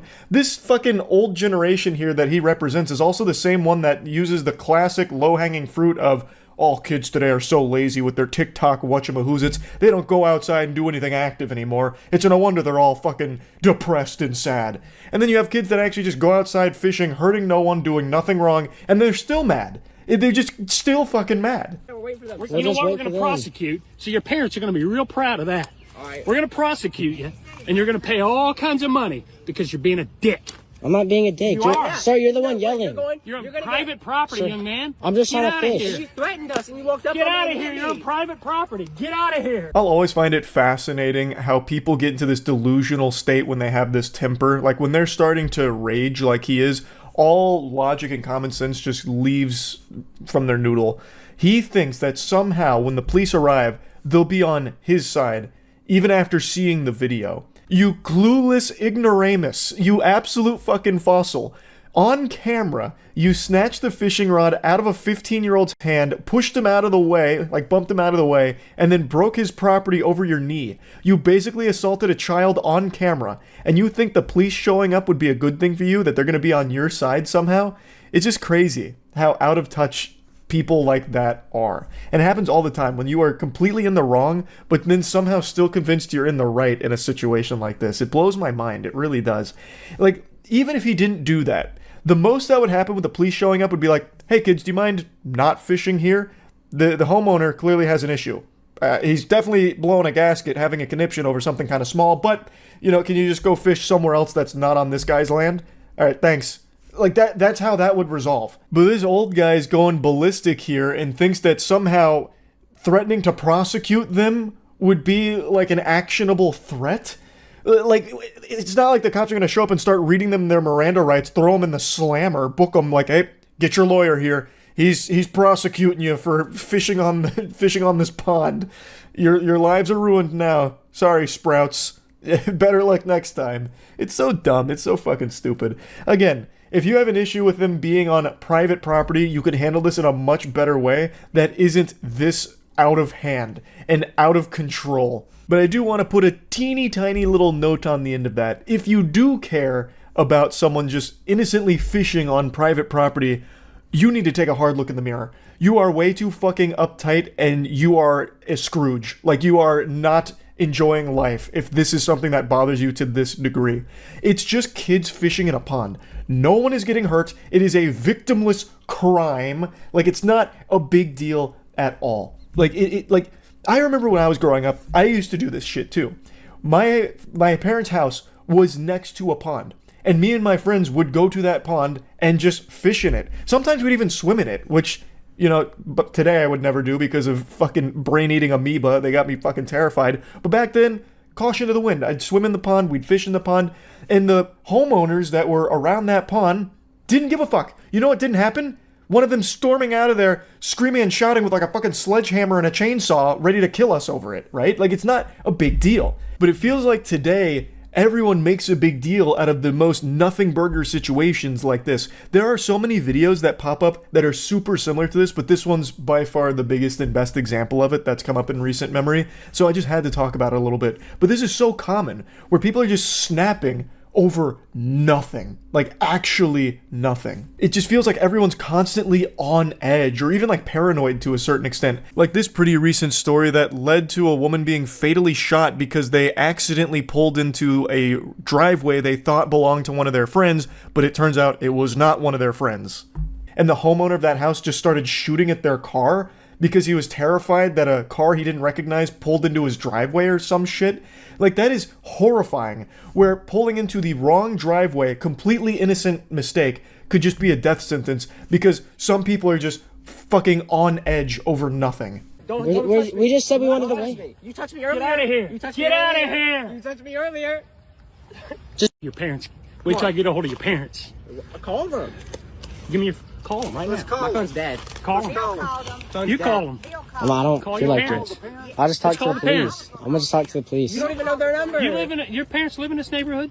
Don't worry about that. The way he got up into the face of a 15-year-old and like turned it to the side, the actual why I oughta energy is so fucking pathetic. This is a grown-ass man who's getting into a 15-year-old's face like ready to fight him over him just fishing in a fucking pond. How sad can your life possibly be? That is unbelievably low.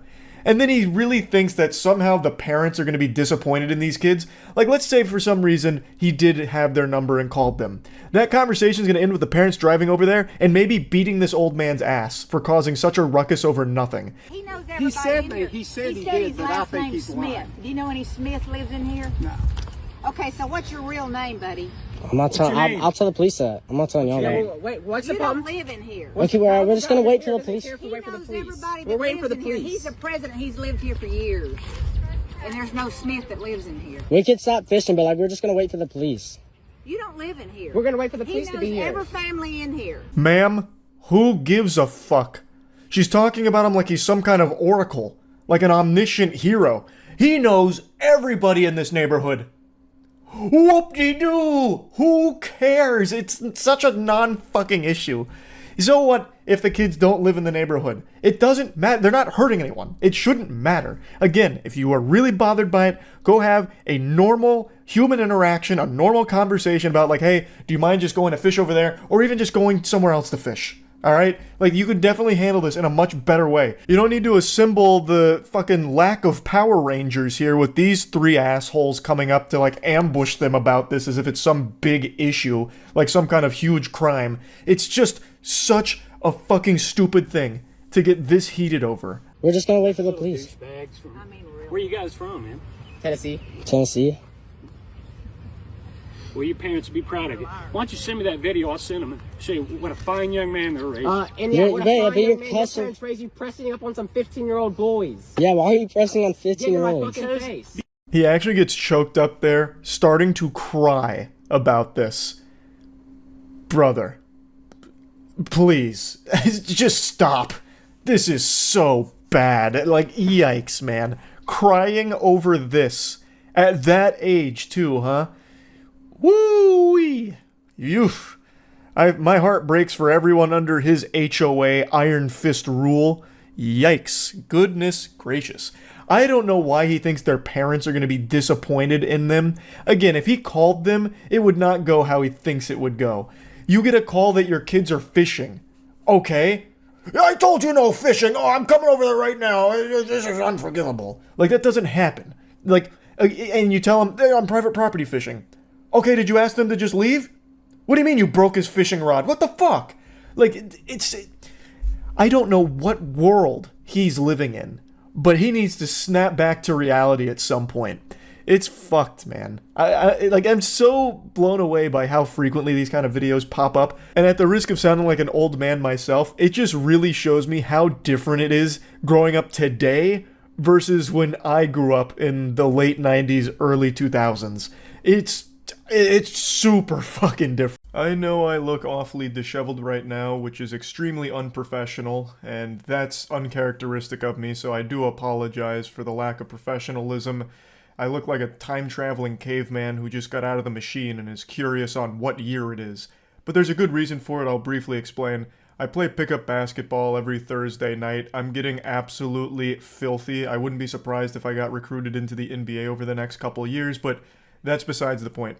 After the pickup basketball game this evening, I hopped on Twitter for the first time today and noticed something huge.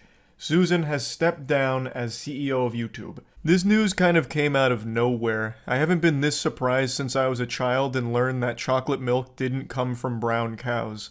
Susan has been the CEO of YouTube for the last 9 years, but she's been at Google for 25, and now she's hanging up her dancing shoes and stepping away from the company. However, she is still taking on an advisory role to Google and Alphabet, as I understand it. She did post a statement going into detail, just kind of like a swan song on the way out, going over the years and the progress that the platform has made. Really, the whole post feels almost like a YouTube rewind, you know, at least the closest thing we've had over the last couple of years since they canned that whole thing.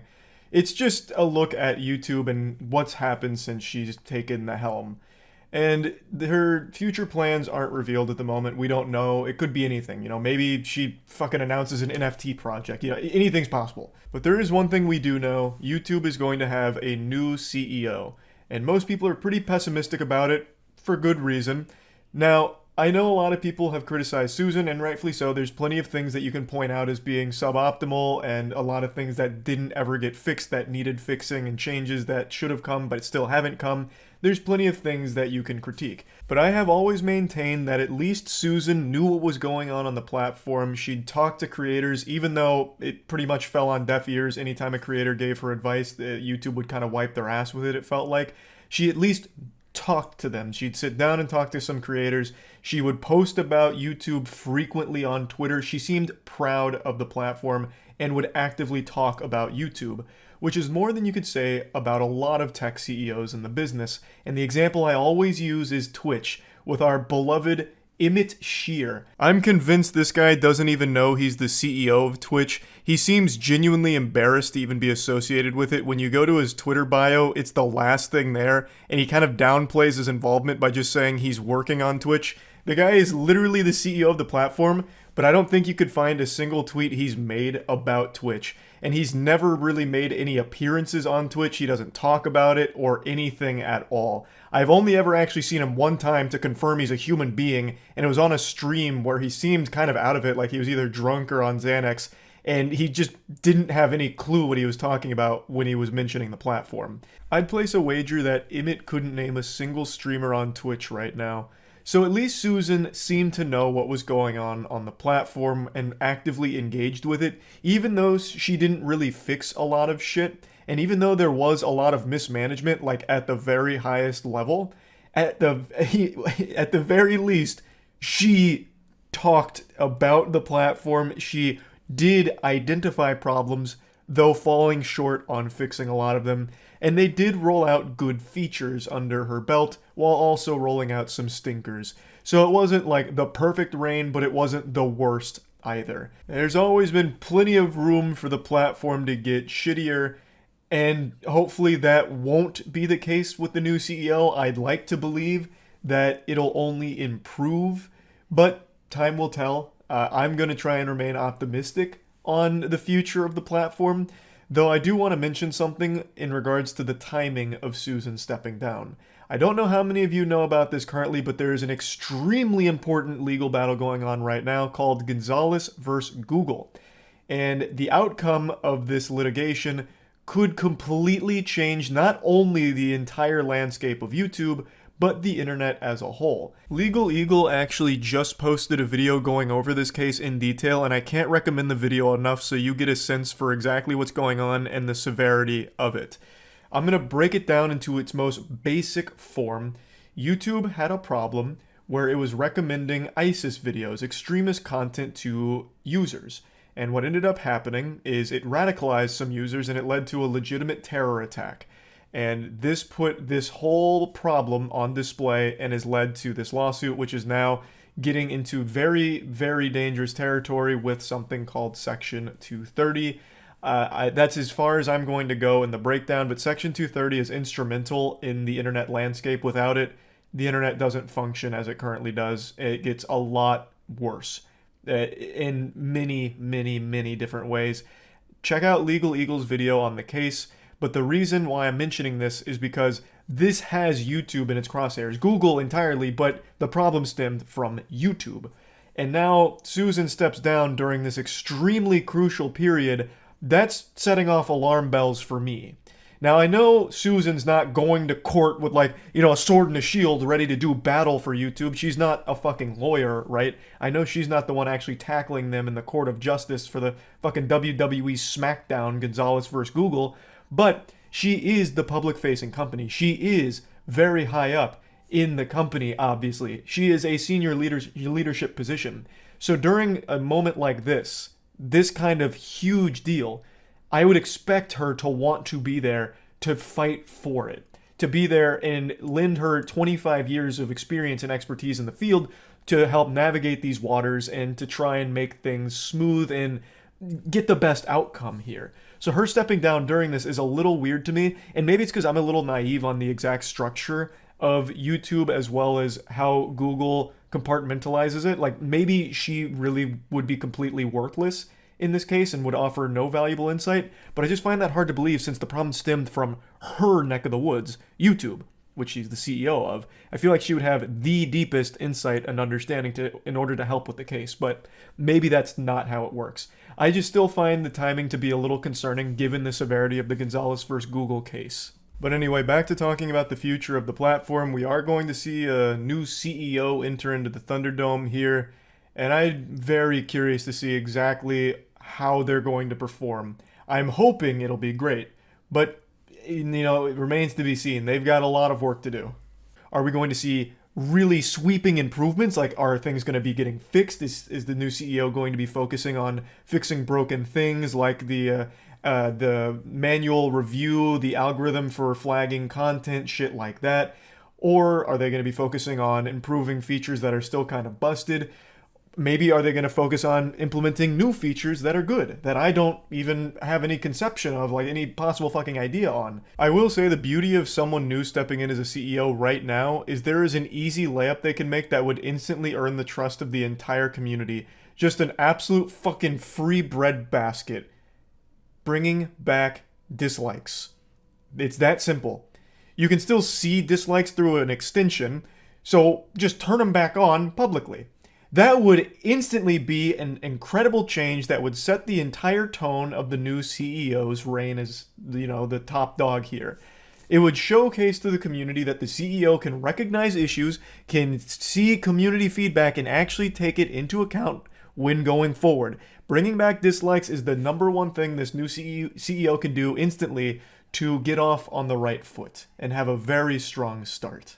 Are they just going to be good changes, or are we going to see them double down on some horrible ideas, like when they floated the idea of doing fucking NFTs on YouTube? Or how about that timeless classic when they required you to have a Google Plus account in order to comment on the platform, which was an absolute burning bag of dog shit of an idea? Like, are we going to see more ideas like that are just overwhelmingly horrible and terrible? But yeah, anyway, we'll just have to wait and see how the new CEO performs. Hopefully it's great, big wet sloppy kisses all around, the platform improves entirely. I have to talk about this goober, and I apologize because I know so many people are tired of hearing about AI, but I cannot fight this urge. It's like Gollum with the one ring here. The more and more I read about this dweeb, the less and less I can resist speaking about it. An AI artist, and that is a word I'm using very loosey-goosey when referring to this gentle sir, has the chutzpah to attempt to appeal the Copyright Office's decision to reject copyright protection to his AI-generated art piece. His name is Jason M. Allen. You've probably seen this picture that he AI-generated because it won an art competition like 2 years ago, and it was a huge story because AI art had just won an art contest, so it led to a lot of hoopla. He is trying to copyright that piece. It was rejected. He's salty, and he's attempting to appeal it. I believe the Copyright Office made the right decision saying, no sir, and just putting the kibosh on that. Copywriting an AI-generated piece is like trying to copyright a fucking wet dream that you had. It's so silly. And Jason M. Allen's attitude about AI art, I think, is just so pretentious and misguided that it is compelling me to talk about this because I just think it's so delusional. He described his creative process with Midjourney as an iterative process where he provides detailed and repeated prompts to generate images. He argues AI is simply another tool like a brush or camera. I would challenge anyone to prove that it's otherwise. It is a program, it is a machine, it's a device that people can use to technologically make their lives more efficient. Hey pal, you just blow in from Stupid Town? I'll accept that challenge, Jason. A brush or a camera does not create anything for you. You, behind the camera and the brush, still have to make the art. This does it for you. It's not the fucking Disney Channel, Greg, where you'd like hold out the brush and you'd make the Mickey Mouse ears and it just appears before you. You still have to be talented in order to use the tools like a brush or camera to create art.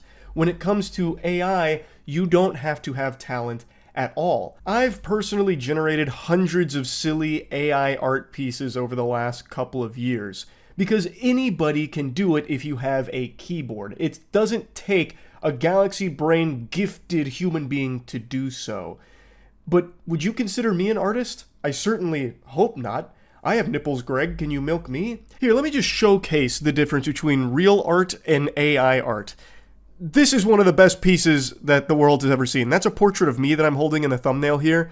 So when I first went to college, I was doing digital arts, and I had no talent for it whatsoever. So that is a portrait I made of myself.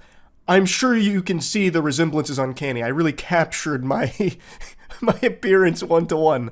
And to expand on that even further, here's a portrait I made of my father in the same course that year at college when I was doing art. That piece still makes me laugh to this day. That, I think, is probably one of the finest things that has ever been put to paper. Like, since the beginning with papyrus till this day, I think that is the finest artistic work ever created. That portrait of my fucking dad. But now, let me show you what my AI art looks like. Here's some Heisenberg pieces that I generated 2 years ago. Wow, I really got a lot better, didn't I, Jason? It's stupid. To make the argument that AI is just a tool and you still need to have talent as an artist to use it, like it's some kind of Excalibur or something that you need to train with, is outrageous. It is delusional. Look at me using actual art tools, and you can see I am not a talented artist at all. And I took 2 years of art courses and only marginally improved. That is something you have to work at for years. With AI art, I type in a single sentence and it does it for me. To compare a brush and a camera to AI-generated art, like using Midjourney, is laughable, Jason. That's the reason people shoot spitballs at you, brother. It's a stupid take to have. He also couldn't resist throwing a little pity party and playing a sad song on the world's smallest violin, saying, "I have lost a lot of respect for artists, especially those who attack me and continue to attack me. I'm standing in defense of my rights to express myself using AI-generative tools and against a popular narrative that a lot of people, for some unknown agenda, are pushing really hard to prevent people from being able to express themselves." I don't know what ghosts you're fighting. I don't know what you're even referring to here.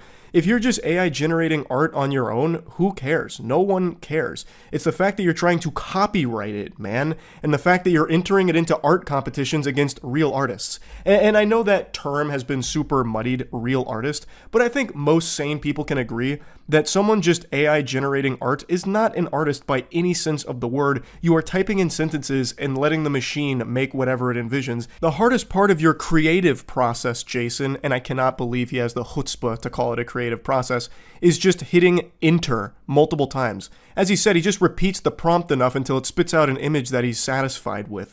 Where is the creative process there, Jason? You type in a sentence and then just have it keep repeating the process till you get something you like. Oh, God. It's just so silly. He says, as AI continues to evolve, it is imperative that our legal framework adapts to protect the rights of humans who harness technology for creative expression. Which is a complete load of horseradish, because it has nothing to do with creative expression. If you want to personally just generate AI art on your own, go wild. I don't think there's anyone in the world who actually gives a shit. If you want to make James Corden as Vegeta destroying planet Namek and use Midjourney for it, go for it. Nobody cares, man. It's when you try and sell it and try and license it and copyright it, this and that people obviously take an issue, because it's ridiculous, man. And let's not pretend this is about creative expression, Jason. It's all about how he's not able to make money off of his AI art. He's saying that the copyright denial significantly impacted his career. I have experienced price erosion in the sense that there is a perceived lower value of my work, which has impacted my ability to charge industry standard licensing fees. I don't know who the fuck would pay for AI art in the year 2024. If you like an AI art piece, just generate it yourself. Jesus Christ, like, you can just do it yourself. Why would you ever pay money for it? But whatever. He then went on to say that it put me in a terrible position with no recourse against others who are blatantly and repeatedly stealing my work. It's kind of ironic, don't you think, Jason? AI art is trained on real artists' work in order for it to generate the way that it does. Blatantly just stealing their work and copying it in order to generate pieces based on it. I also love that there's a little peek under the hood here. We get a little taste of the secret sauce. He told The Office that he created the art with the generative AI system Midjourney by testing hundreds of prompt iterations. My God, backbreaking labor. He typed hundreds of words, damn it, and altered it with Photoshop. Yeah, I'm sure he did a ton of altering. The Office rejected Allen's application after he refused to disclaim the parts of the image that Midjourney generated. Mr. Allen had a specific artistic idea conceived of in his mind, and he used Midjourney as a tool to create an artistic expression of that idea. Such creative input is on par with that expressed by other types of artists and is capable of copyright protection. Goofball, I have hundreds of artistic ideas and visions in my head that I can never bring to life because I'm not a talented artist. It's what separates me from actual talented artists. That's the whole point, man. And it's fine if you want to generate what's in your head using AI art. I don't think that's a big deal at all. The problem comes when you try and copyright it, you try and sell it, or you try and deceive people with it, or you try and use AI art tools as a means of pushing out real artists. That's the main problem with AI art, and I'm sure you've all heard it a million times, but it's true. Companies are going to be shifting to AI art because it's cheaper and they can infinitely generate art without needing to pay actual artists a salary or anything. And it is a grim future because of things like that. But if you want to generate AI art pieces that just take what's up here in your noodle and put it onto a picture, go for it. But why are you going to try and make the argument that you're some real artist, you're going to try and copyright it, you're going to try and license it? It's stupid. I think that's so dumb. If Jason was just a little more honest with himself, like, hey, I just kind of typed sentences into Midjourney and I got a really cool picture from it, then no one would care. But right now, he's opened a goddamn case about it because he's so butthurt that they refuse to protect his AI-generated piece with a copyright protection. Like, what the fuck, man? It's so... Andy Byron is the CEO of a company called Astronomer, and last night, he took a woman to a Coldplay concert.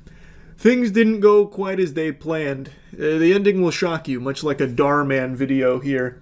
Turns out, Andy Byron is a cheater with Coldplay fever. He brought his side chick to the concert and they got put on the Jumbotron for like the kiss cam, or I guess like showing romance in the audience. And the way they reacted to it was so over the top, it was like they had like a red dot on them from a fucking sniper. So like, Andy hits the deck, basically ragdolls himself. The girl turns around in shame, and they made it pretty clear something fishy was going on here. Yeah. Oh, look at these two. All right, come on. You're okay? Oh, what? Either they're having an affair or they're just very shy. I'm not quite sure. Lead singer of Coldplay was even surprised by that reaction. He even made a joke like, oh, they might be having an affair or just very shy. Turns out it was the former there. They were indeed having an affair. That is Andy Byron, a married man. That woman is not his wife. That is his chief people officer at his company. Fucking HR. Her name is Kristen. And this is clearly not some kind of business function here. He is wrapped around her like a cloak, like Doctor Strange's cape. They were very clearly there on a romantic evening, a date, a little soiree. And when they got put on the Jumbotron, that was checkmate. Like a furry's nuts after seeing Chester Cheetah. They were busted. So the reaction made it clear something was awry. The internet did some digging. That's how they found out this is Andy Byron, and that woman is Kristen Cabot, or Cabot, something like that, the chief people officer. He is a married man. I don't know if she's also married, I'm not sure, but he 100% is married with a kid. His wife has 100% become aware of this unfaithfulness. As far as I know, she deactivated all of her socials, and it's looking like a real mess. That shit is so sad to see. That is just rough. My heart breaks for the family here. This despicable piece of shit is not only cheating on his wife, but he's cheating on his wife with his chief people officer, and doing it publicly, unashamed, at least unashamed until they got put on the Jumbotron, I suppose. Just taking her to a Coldplay concert. Now, he might have got away with it too if it wasn't for those meddling, Scooby-Doo gang super sleuths out there, because their reaction to this was so extreme that everyone could catch a whiff, smell something a little stinky, so they did the little bit of research on it. Had these two just played it off as no big deal, like they were dating or together already, I doubt anyone would have known that this was an affair. They would probably still be fooling around, canoodling behind his wife's back. But because he like melted like Double D from the Ed, Edd n Eddy intro after they were on the Jumbotron, and she turned around and evacuated, then people were tipped off to what was actually happening here. Now, as far as I know, there hasn't been like an official statement from Andy or Kristen. I have seen this floating around, but there's no actual source for this, no like official source to verify whether or not this is authentic. To me, it seems like a load of fish paste. The first half could potentially be legitimate, like it almost seems real, about how Andy is acknowledging, you know, the disappointment and apologizing to his wife and family. But then the second half, I think it's very clearly just taking the piss. I also want to express how troubling it is that what should have been a private moment became public without my consent. I respect artists and entertainers, but I hope we can think more deeply about the impact of turning someone else's life into a spectacle. As a friend once sang, "Lights will guide you home and ignite your bones, and I will try to fix you, Andy." Those are Coldplay lyrics. I think it is meant to be a joke. I don't think this actually comes from Andy. I don't think this is Andy's statement or response to any of it. But I at least wanted to put it here because I see so many people talking about this being like his actual statement, which I just don't think it is. And I can't find any source that claims that this is actually from him. So anyway, just wanted to talk about this a bit. This is one of the wackier ways I've seen someone be. I don't know how many of you are following the drama in the pizza industry, but for those of you that aren't, I'll give you a brief overview. Papa John's is a massive pizza chain that I'm sure the majority of you are familiar with. You've probably eaten some of their grease before. You may like it, you may not. Better ingredients, better pizza, Papa John's, you know, that whole deal. Well, it has a founder named John Schnatter, and last year he made a multitude of mistakes. The biggest was saying the N-word on a conference call, which was then brought to the public's attention. Well, as a result of the racism, the Shat Master was taken off the board and annihilated online. In response, Schnatter says that he was pressured into using the N-word by the people on the call, which just sounds ridiculous because I can't imagine on a conference call for business they were poking John Schnatter in the ass saying, "Hey, be racist, be racist, be racist," until he was racist. Or like some type of hypnotist fucking puts him to sleep and makes him racist.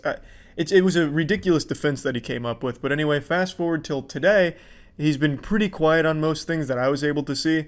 And then he comes and does a bizarre interview about where he is now and talking about the day of reckoning. Sooner or later, the tape's going to come out in public, and people are going to go, "Wow, that's what he said." And so that's what he said. And they're going, "They made this out of that." They know what they did. They know it was a setup. John Schnatter looks like a Borderlands character. His fucking hair looks cel-shaded. He is the wettest human being I have ever seen. In every commercial, every interview, every picture, he just looks like he's sweating profusely. It's as if he's eaten so much pizza, his skin is starting to become the consistency of pizza, all greasy and shit. But anyway, his side of the story is he was set up by the people closest to him so that way they could take more of the company and take it away from him, which makes a lot more sense than his original defense of the aliens forced him to be racist. But even still, he has no proof behind this claims of setup, and he even says there that once the tape comes to light, you'll hear what he actually said. But he also confirmed that he said the N-word, so you're still going to hear the N-word. I don't know. He doesn't really have a solid defense. When it finally gets out what they did and what was said, I think my phone's going to ring off the hook going, "Wow, we made a huge mistake here." John, you naive boomer. It's 2019. No one says sorry for anything, and they for damn sure will not be admitting a mistake. I've probably had over 40 pizzas, 40, in the last 30 days. They don't make the pizza the way that I used to make it, the way we used to make it. It just doesn't taste the same. I want you to stop for a moment and just take in how absurd that statement is. That's like one of those SAT math problems that you know could never possibly exist. That shit like, Sally has 10,000 apples and Julie wants half of those in her fridge. What do? Use the algorithmic Pythagorean theorem. It's absurd. 40 pizzas in 30 days. Let's assume he's going on the traditional American diet of 3 meals a day. That means that he was consuming roughly 3.5 pieces of pizza per meal every day for a full month. John, you either can't do math, you're lying, or you have the strongest fucking metabolism of all time. Because this man's heart should have just stopped halfway through this diet. This shit makes the Super Size Me documentary movie look like child's play. That is an absurd number, John. No fucking way you had 40 pizzas in 30 days. It's not possible. The human body wasn't built to handle that kind of magnitude, and especially not Papa John's pizzas. And if the recipe truly does taste different, it's probably because John isn't there. The secret ingredient is probably the moisture from his fucking hair just dripping into the fucking cauldron that they make the pizza in. It's crazy. I don't think he actually had that much pizza, but I could be totally wrong. I would just say, stay tuned. The day of reckoning will come. The record will be straight. Why not set the record straight now? I mean, what is it about the record that's not straight? Stay tuned. How soon will that happen? Stay tuned. Sooner than later. It's like a badly done Joker monologue. It comes across very weird. It sounds like he's calling himself the Antichrist even, you know, the Day of Reckoning, and then this weird giggling stuff. I don't know. It's a very weird interview. Now, growing up, Papa John's was like the only pizza that I actually liked, and even to this day, it's still my favorite pizza. I'm not a huge fan of most pizzas. I can already hear the comment section going off. You never tried New York pizza, have you, Charlie? What the fuck? Yeah, you like Papa John's? That's ridiculous. Oh my God. I just don't like it. I've had a lot of New York pizza when I was in New York. I'm not a huge fan. You know, we have to accept people are going to like different things. I liked Papa John's. I still like Papa John's. It doesn't taste very different to me today. I don't know what John's tasting. Maybe when he eats it now, he tastes a little bit of hate in there. And that's totally understandable, because if I got fired from my massive multi-million-dollar pizza chain, I would never want to eat that pizza again. Anytime I take a bite of that pizza, it tastes like asshole. So I get why he thinks it tastes different, but it really doesn't. It's probably exactly the same. But anyway, growing up, my dad used to tell me stories about John, because John used to do business in the area my dad was in, and he was so confident in his pizza and really wanted it to succeed, he used to drive around in his car and pass out free boxes of pizza to everyone in my dad's area. So I always had a very positive impression of John, just from the stories my dad used to tell about him. He was apparently a great guy around the area. And even in this interview, he talks about some of the community outreach shit he does. I don't know what the fuck has happened. His reputation has certainly been tainted. Maybe he is truly innocent, which seems unlikely in this case, but I guess you never really know. But man, he's made some big old fuck-ups, and that's for goddamn sure. But anyway, I just wanted to talk about this bizarre interview that he came out of nowhere to do. Have you seen the Scintbird CEO? She does a podcast with her eyes closed to talk to spirits and said Hitler wasn't bad. What? The Scintbird CEO does this. Wait, I know Scintbird. Yeah, wait, you're right. The Scintbird CEO claims to be a spiritual medium. Or, sorry, not a spiritual medium, a spiritual guru. The co-founder of the Netflix for Fragrance, Mariah Nuraslamova, has been moonlighting as a spiritual influencer. Comments on extraterrestrials, The Matrix, and Hitler have recently attracted negative attention. Your teeth are not randomly crooked, there is a spiritual meaning. Every little aspect of the tooth is a map, right? This sounds beautifully unhinged. You see they found a cave on the moon? Oh, we got moon troglodytes now? That's pretty cool. This is I can't find the clips anywhere else right now, so right now, completely reliant on the YouTubers here to bless me with this info. I want to see these readings. Version of the Matrix will be the default one. The 5th version of the Matrix is actively being incubated, and according to Maria, it's showing really good signs and is looking promising. Now there is a new version of the Matrix that's being currently incubated. The 5th version of the Matrix. Matrix 5? That one is showing signs of really good promise, so... Maria mentions having a direct... Wait a minute, I need to go to our website. There's a Matrix 5 dropping? This is Maria. She is the CEO of Scintbird, which I think many of you have probably seen through YouTube sponsors. They were pretty big on influencer marketing, from what I recall. So when you are inviting black into your body, you're not inviting demons, God forbid. You're not inviting evil into your body. You are inviting this moldable substance that contains all life inside, that contains all light inside, that contains the entire spectrum of everything. Okay, so she's about to cast a hollow purple. I don't really care about that. Where did she do, like, the spiritual readings, like where she talks about Hitler and everything? I don't need to know about her curse technique. I mean, I'm in the presence of an architect of the Great Architects Council of Light, but sadly that is big. The case. That is that big. automatically crushed while listening to her guided meditation for an ultimate womb detox. And whoa, an ultimate womb detox? Whoa, hey, hold on, I can use that. Hello, my darlings, and welcome to Our Sacred Universe, a podcast where we meditate together. I'm ready. Today, I wanted to offer you a womb healing practice. Thank you. Our womb space is where we deposit a lot of our hurt, a lot of our pain, a lot of our suffering. But a womb space, or if you will, our sacral space, I have something that everyone has. I have nipples, Greg. Can you milk me? If you haven't checked out my book yet, no, hold on. I don't need the hashtag ads here. Just give me my womb needs a little bit of assistance here. Keep breathing in and out. Imagine I just have a full body orgasm from this. Your breath to ground and center yourself. Invite the healing vibrations of the universe to enter the sacred space of your womb. See, like, we skip a step. How do I invite the healing vibrations of the universe to fuck my womb or whatever? Like, what do I do? Like, how do I send out the distress signal? That's where these guided meditations always fall apart for me. Like, they make it sound like it's so easy that I can just call upon healing vibrations. Like, I'm not a shaman. Like, can you call it for me? Thanks for membership, Oz. Book a reservation. Yeah, what availability do the healing vibrations have in the universe? I imagine they're probably pretty booked up. Why are you detoxing your womb? It sounded helpful.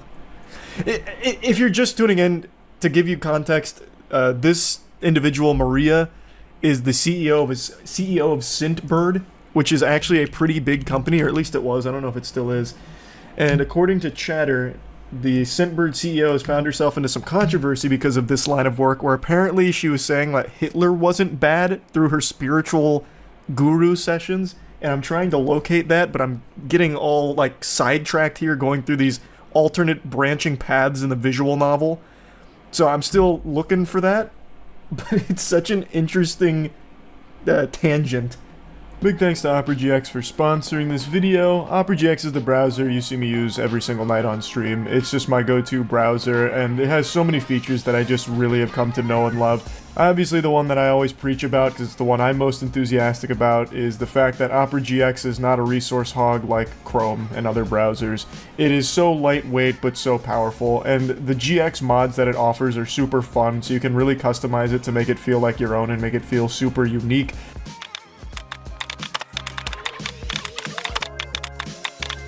There's just so many things you can change and tinker around with. There's so many different ways of integrating extensions that you're already used to in other browsers to seamlessly transition them into Opera. They have the GX store. They just have so many features. The hot tabs killer, forcing things to go from flashbang into forced dark mode, so you don't have to go to a new website and then just get blinded by a bright light. It's just the best browser, in my opinion. So, big thanks to OperaGX for sponsoring this. You can download Opera right now for free by clicking the link in the description. The dark truth about coffee, it is a toxin that darkens your aura? What? Coffee is bad for your aura? It also darkens our aura as it does. As it does so, as it works with our body. So it's almost like when coffee gets into your aura, it creates these little anchors or these little dots of itself. It's almost like it gives an energetic imprint into your body. What? And though that energetic imprint is kind of what causes an addiction, because it's going. The energetic imprint is what causes an addiction, and it darkens our aura through that. How the fuck does it touch my aura? When you evolve. Okay. Over time, what ends up happening to your soul is you accumulate more and more light in your body. So you grow and expand, and you grow and expand by accumulating more light and kind of releasing darkness, if that makes sense. Over here, it makes so much sense, a lot of actually. things in your life are dependent on how much light you can hold within your body, especially if you're on spiritual path. For people that are able to hold on a lot of light in their auric fields, their spiritual gifts open up. Their abundance channels open up. My their abundance talents open channels? Up. Essentially, like their higher selves come through, and then the body is considered clean. So your higher self is willing to inhabit more of your physical body. What is happening? And therefore, you will always have connected. You become a channel. That's a lot to process. She's blowing the lid wide open on what it means to be alive. Your higher self gave you this name for a reason. I mean, it's my dad's name. Is that the reason my higher self gave it to me? These are so interesting. I'm never gonna find the video where she's apparently talking about Hitler. I'm just gonna keep going down these wacky fucking titles. Why did my higher self name me Charles? Hello, my darlings. I feel like it's because it's Welcome my back to dad's name. This is Maria. The topic for today is Maria.com. All right, the mystery of the name. This is kind of a fun topic. It's not a mystery. That is It's what just we're not a diving mystery into. for like most people. I don't think it would be vowels and the consonants in the name, through the letters in the name, connects you to certain aspects of universal flow, universal energy, if you will. Huh? And because you're so attached, in a good way, to your name, you have a claim over those energies. Okay, I claim all of the energies of C-H-A-R-L-E and S. No one else can have them. That's my domain now, and I'm kicking everyone else out. Eliminate pain and heal a specific organ or part of your body. Teaching you how to use the Force. Are you a star seed? Yes. One thing that did come up, though, is called the Karma of Atlantis. It's time to release it. Here's how you can do it right now. Like, raise Atlantis myself? I can do that? Favorite YouTubers have promoted a brand that normally wouldn't show up on my scam/problematic radar scanner. Scentbird. Scentbird Yeah, I told you it was a big thing. Told you that. That at least outwardly, because the CEO of Scentbird, Maria Nerizlamova, stinks. Our bodies choose to miscarry children. Oh. It's not an accident that happens, it's a choice. If people were to align with their life purpose, we would see a lot less cancer on planet Earth. You could heal yourself from any disease. I don't care if it's cancer. I don't care if it's AIDS. It could be whatever. But you could heal yourself in the span of under 7 days. We're going to talk about the spiritual reasons for being overweight. Like, look at Hitler, who's one of the poster children for, like, being an evil person. Do you know how many millions of souls benefited from learning from the experience that he has created? So is he evil? Not really. I don't think so. Wow, Maria. Those spiritual sessions are sending you down the loony path. A lot of hidden agendas by the powers that be. And those hidden agendas remain hidden because there is not enough heart space energy in humanity to be able to bring them to light. The heart energy is always the energy of light. The heart energy is always the energy that essentially you emanate your energy from the heart. The heart is one of those energies that if your heart is activated internally, you can heal your whole body in the matter. I will say, if your heart isn't activated, you're probably not watching this video in the first place. You are dead. Most likely. Bearing some, like, very fringe cases. That is the power of the heart. It changes your internal ecosystem and it changes your external ecosystem. It just does. It is meant to. It is. Well, who knew? Who knew? It's like breathing techniques from Demon Slayer, but for your heart. It can do anything. It's just like a bunch of gobbledygook. This is like, there's nothing that binds these statements together. It's just like a random assortment of words that have no real meaning. This is the problem when I'm looking through pages like this. I get so distracted by so many cool titles. She has one here called Babies Control How Long Their Birth Is. Like, this is unhinged. God damn it. That's why certain births take so long, is in the state of resistance. If the baby's in a state of fear, if the baby doesn't want to access their masculine energies, the birth process is going to take longer. That's why someone... Wait, what? The baby doesn't want to tap into its masculine energies, so it doesn't want to be birthed? What the fuck? The baby comes out like scoops of, like, creatine.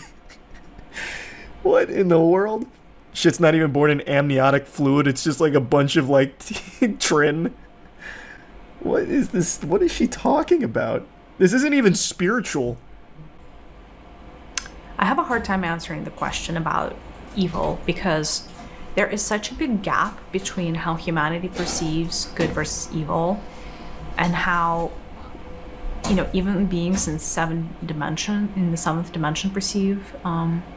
The seventh dimension. Who's in the seventh dimension? Higher self perceives. Glorbus? Like How source who are you communicating with in the seventh fucking dimension?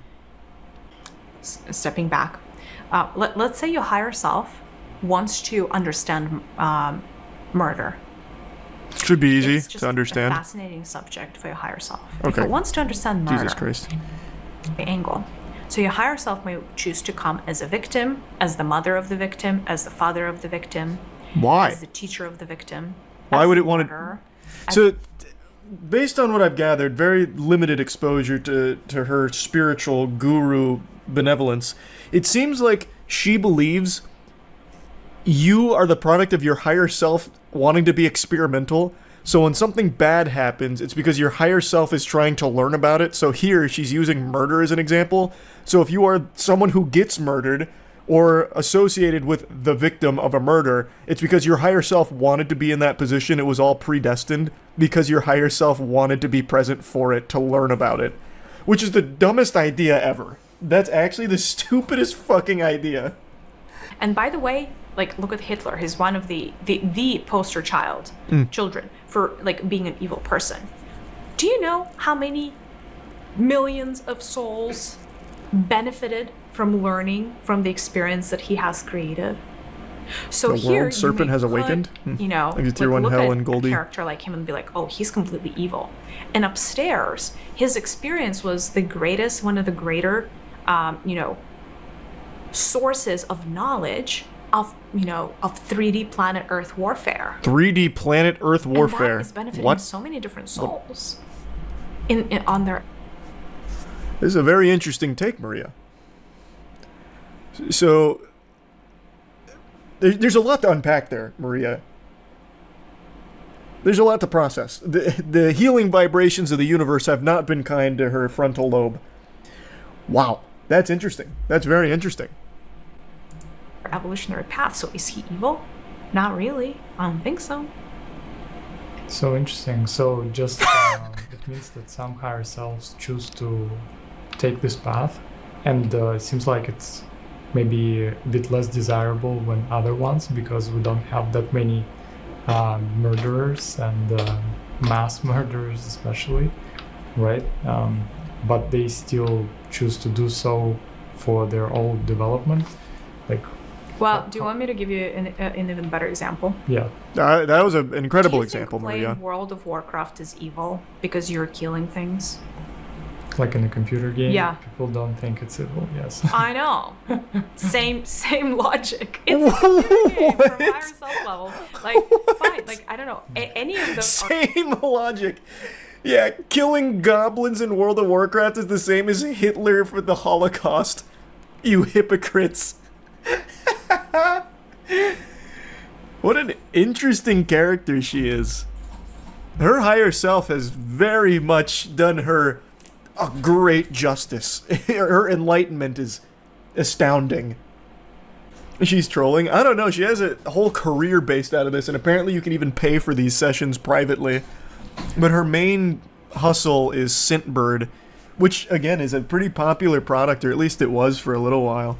She's the CEO of it. Or at least was. RPG games, I think RPG is what they're called, right?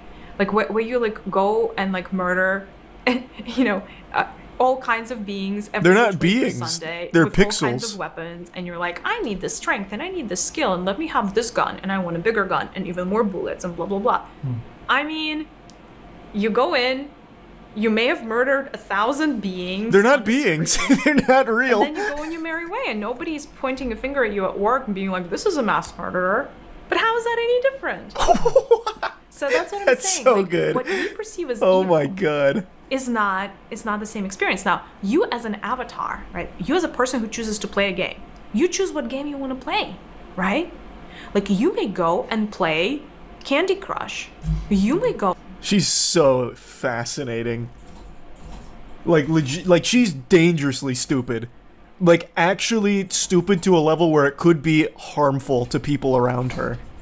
Like, there's nothing wrong with being, like, harmlessly dumb, but when you start to cross the threshold, the event horizon that she's to the point where, like, she is actually probably a threat to the safety of those around her. Yeah, like, even her co-host is laughing at that. Alright, we don't have to continue down this rabbit hole. I'll stop. This kind of shit, though, is always just so interesting to me. The co-host is her husband, who is also co-founder and CPO of Scentbird. That must be a great relationship. Honey, I'm gonna have a cup of coffee. And Maria comes out, no! Slaps the coffee mug out of his hands. It's gonna darken your aura! This whole Andy Byron affair with Kristen Cabot is probably the most gripping cheating scandal this nation has seen since Tiger Woods boinked like 2 million women. It is crazy how big this story has become. It's up there with, like, Bill Clinton catching the Blowjoptimus Prime from Monica Lewinsky in the Oval Office. I'm assuming all of you know the Cliff Notes. I already made a video, like, when it happened, but I am so enthralled in this story. I'm, like, parasocially following it now at this point. Yeah. Oh, look at these two. All right, come on. You're okay? Oh, what? Either they're having an affair or they're just very shy. I'm not quite sure. You couldn't have had a more suspicious reaction to being briefly put on the Jumbotron. Andy Byron acts like a fucking Oblivion NPC that just got hit with 10 arrows. He just quickly, like, went limp. And Kristen turned around in shame and then fled. It was very clear that something was awry. The Coldplay singer even calls attention to it like they might be having an affair or they're just very shy. And it was an affair. That is Andy Byron and the chief people officer at his company on a romantic evening at a Coldplay concert. And it turns out that this wasn't just some squeaky clean date. It wasn't just these two attending a hootenanny in good fun and good spirits. No, this was sin. Turns out, big spoilers, Andy Byron was married, will likely not be married going forward now that his wife has found out. He may also not have a job going forward either now that the whole world has found out that he's been doing the old bedroom ham sandwich with his HR head, the empress of chief people officering. Both Andy and Kristen have both been placed on leave at the company, Astronomer. Astronomer has taken action against them since this is all blown up here. At least they'll have more time to spend with each other.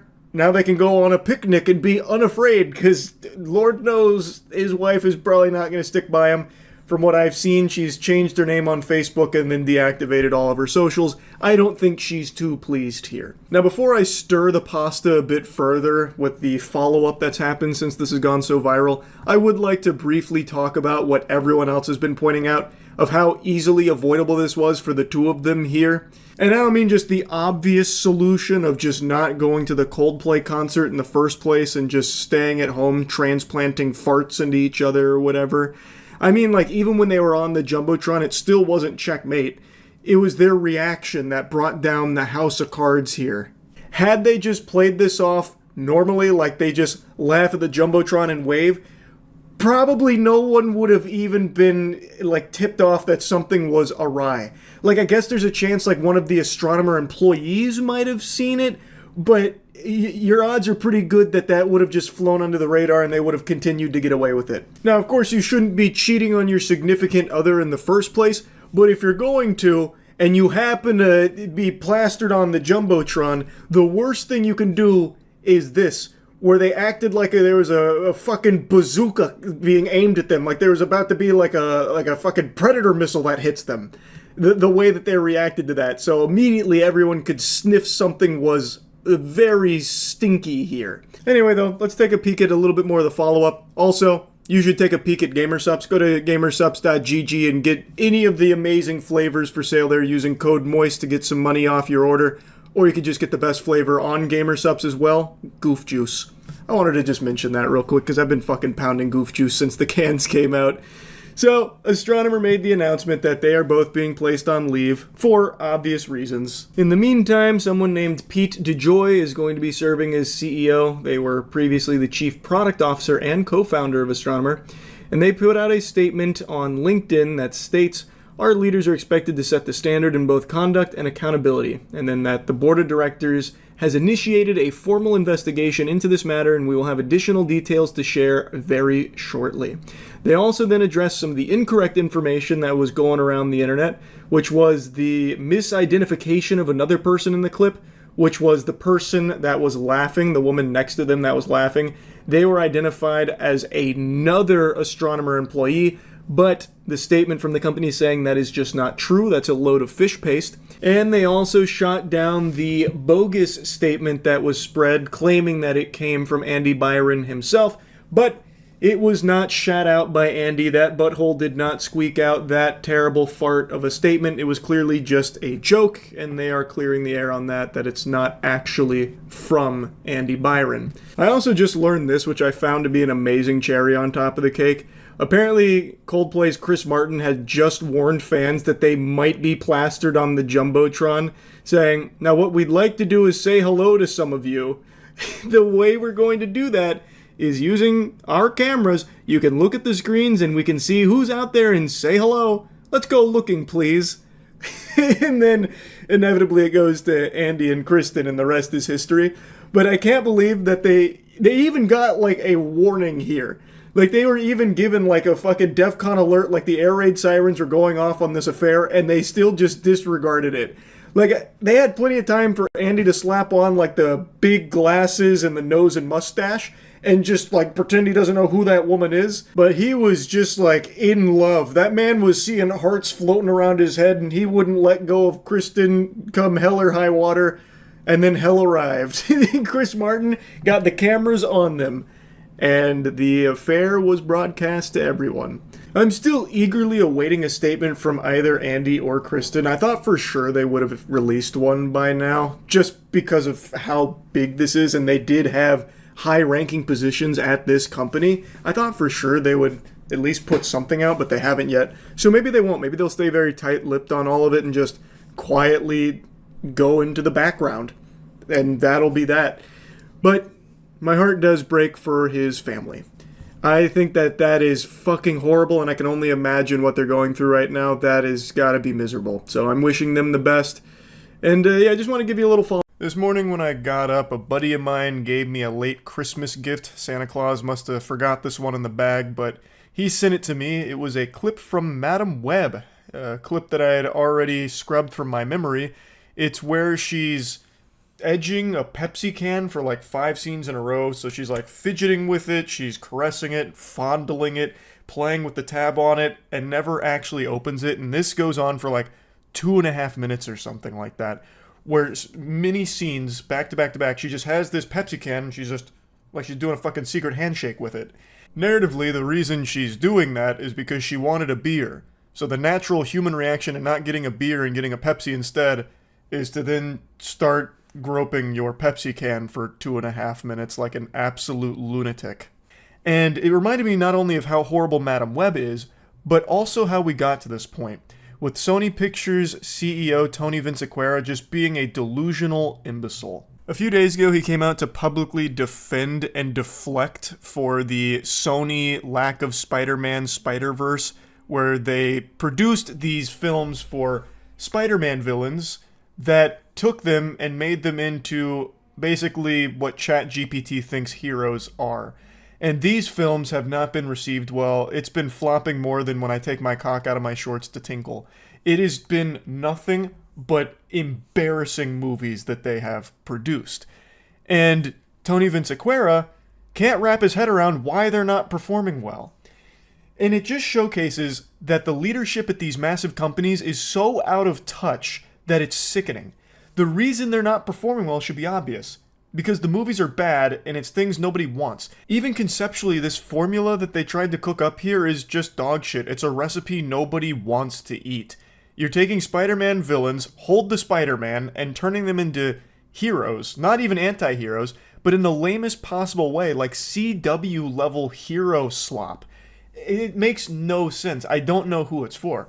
Out of all of the Sony lack of Spider-Man Spider-Verse, the only ones that have at least done decently in the box office are the Venom films. And it's not like they're amazing movies, but they're significantly more entertaining than the others that they've pumped out. The Morbius, the Craven, the Madam Web, you know, all that.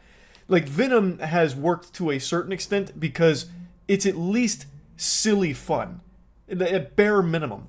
The others are a tedious chore to sit through.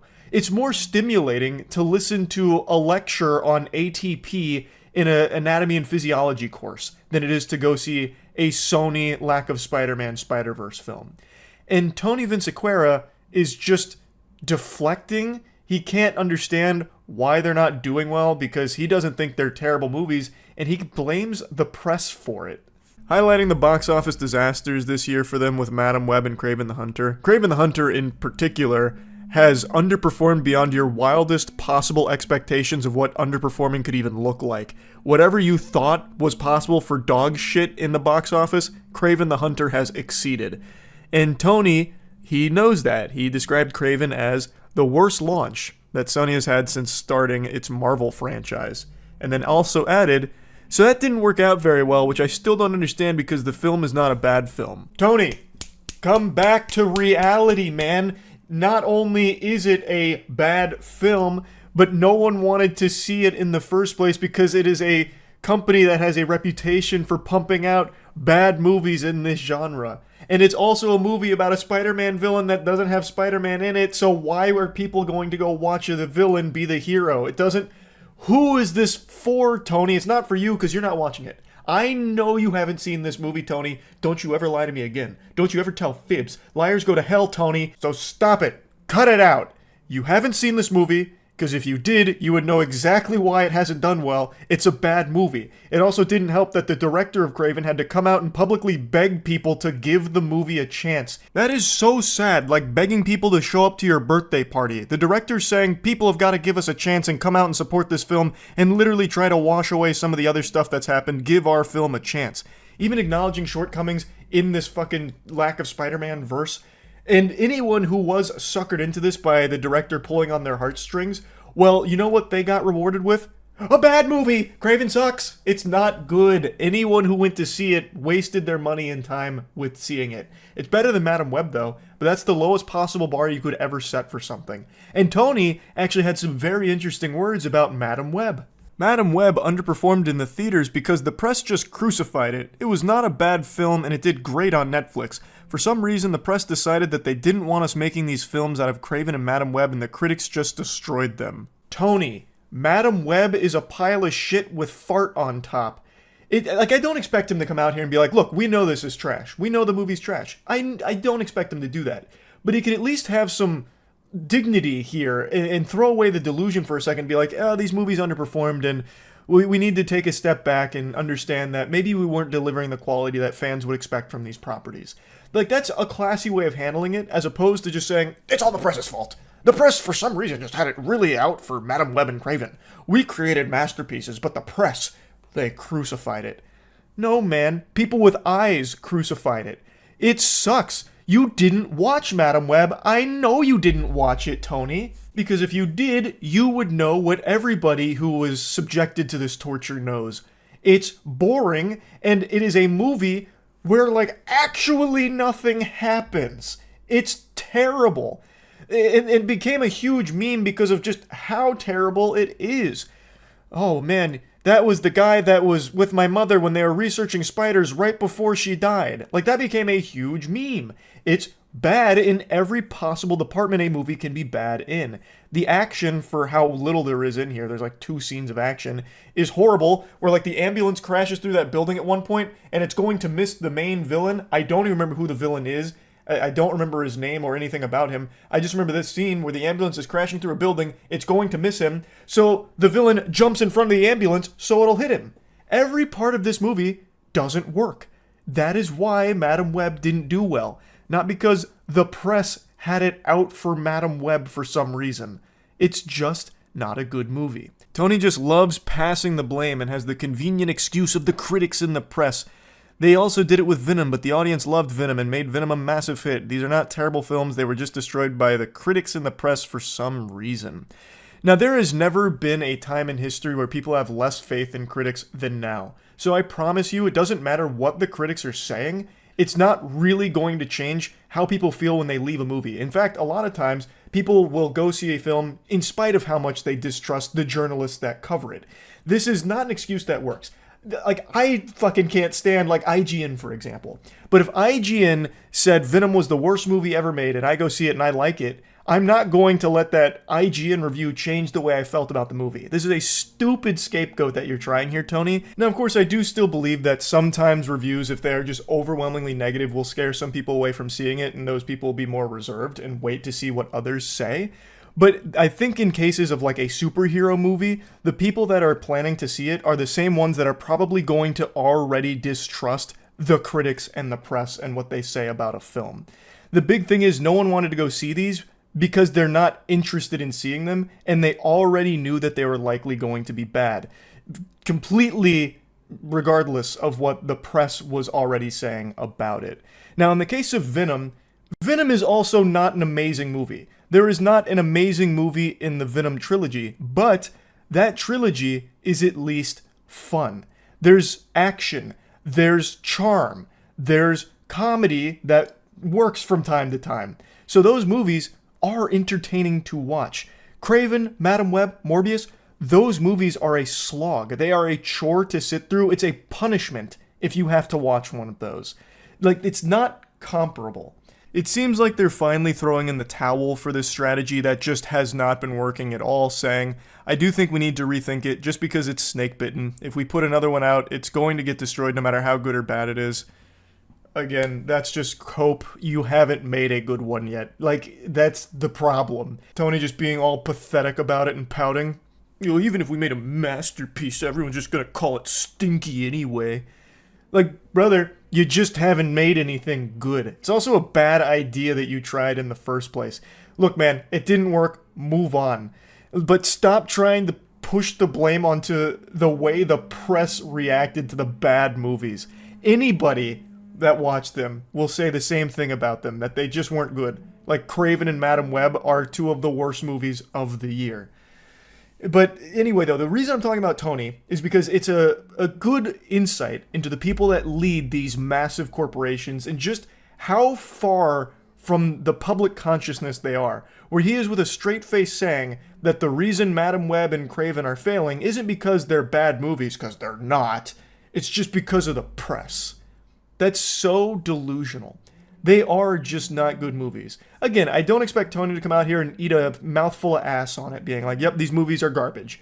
I just expect him to just be more honest about it and say, like, hey, looks like you guys weren't responding super positively to these films, so we're going to re-strategize this approach to this universe.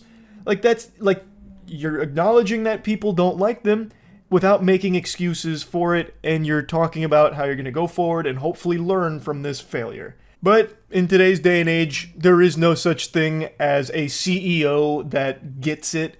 It's just like Ubisoft here, constantly doing the same shit and wondering why it's failing without ever taking a moment to see the root cause of what's causing the failure. That's exactly the street Tony is walking right now. The Ubisoft path. But with terrible, no Spider-Man movies that he's pumping out.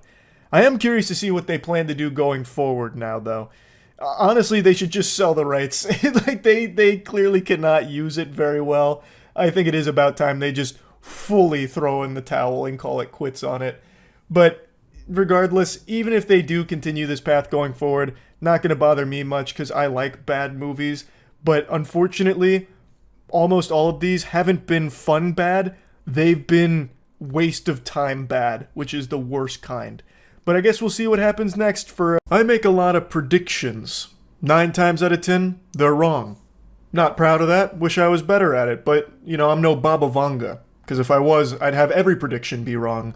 So, I'll take the occasional victory. And one thing that I predicted and have been proven right about time and time again over the years is that once you reach a certain level of status in any given industry, it is impossible to fail. You only fail upwards. Not exactly a prediction, more so just a hard truth where once you're an elite member of an industry, you can't get knocked down at all. It's impossible. It's like fucking Derek Zoolander, but instead of being unable to turn left, you're unable to go down. You're unable to like look downwards. You can only continue to fail going up the ladder. It's incomprehensible. It is a phenomenon that defies all logic. Why would someone who is bad at their job, a terrible leader that leads companies into financial ruin, just draining them of ham, like constantly just hemorrhaging money, bleeding out, why would that person continue to land new jobs in equal or higher power than their previous one?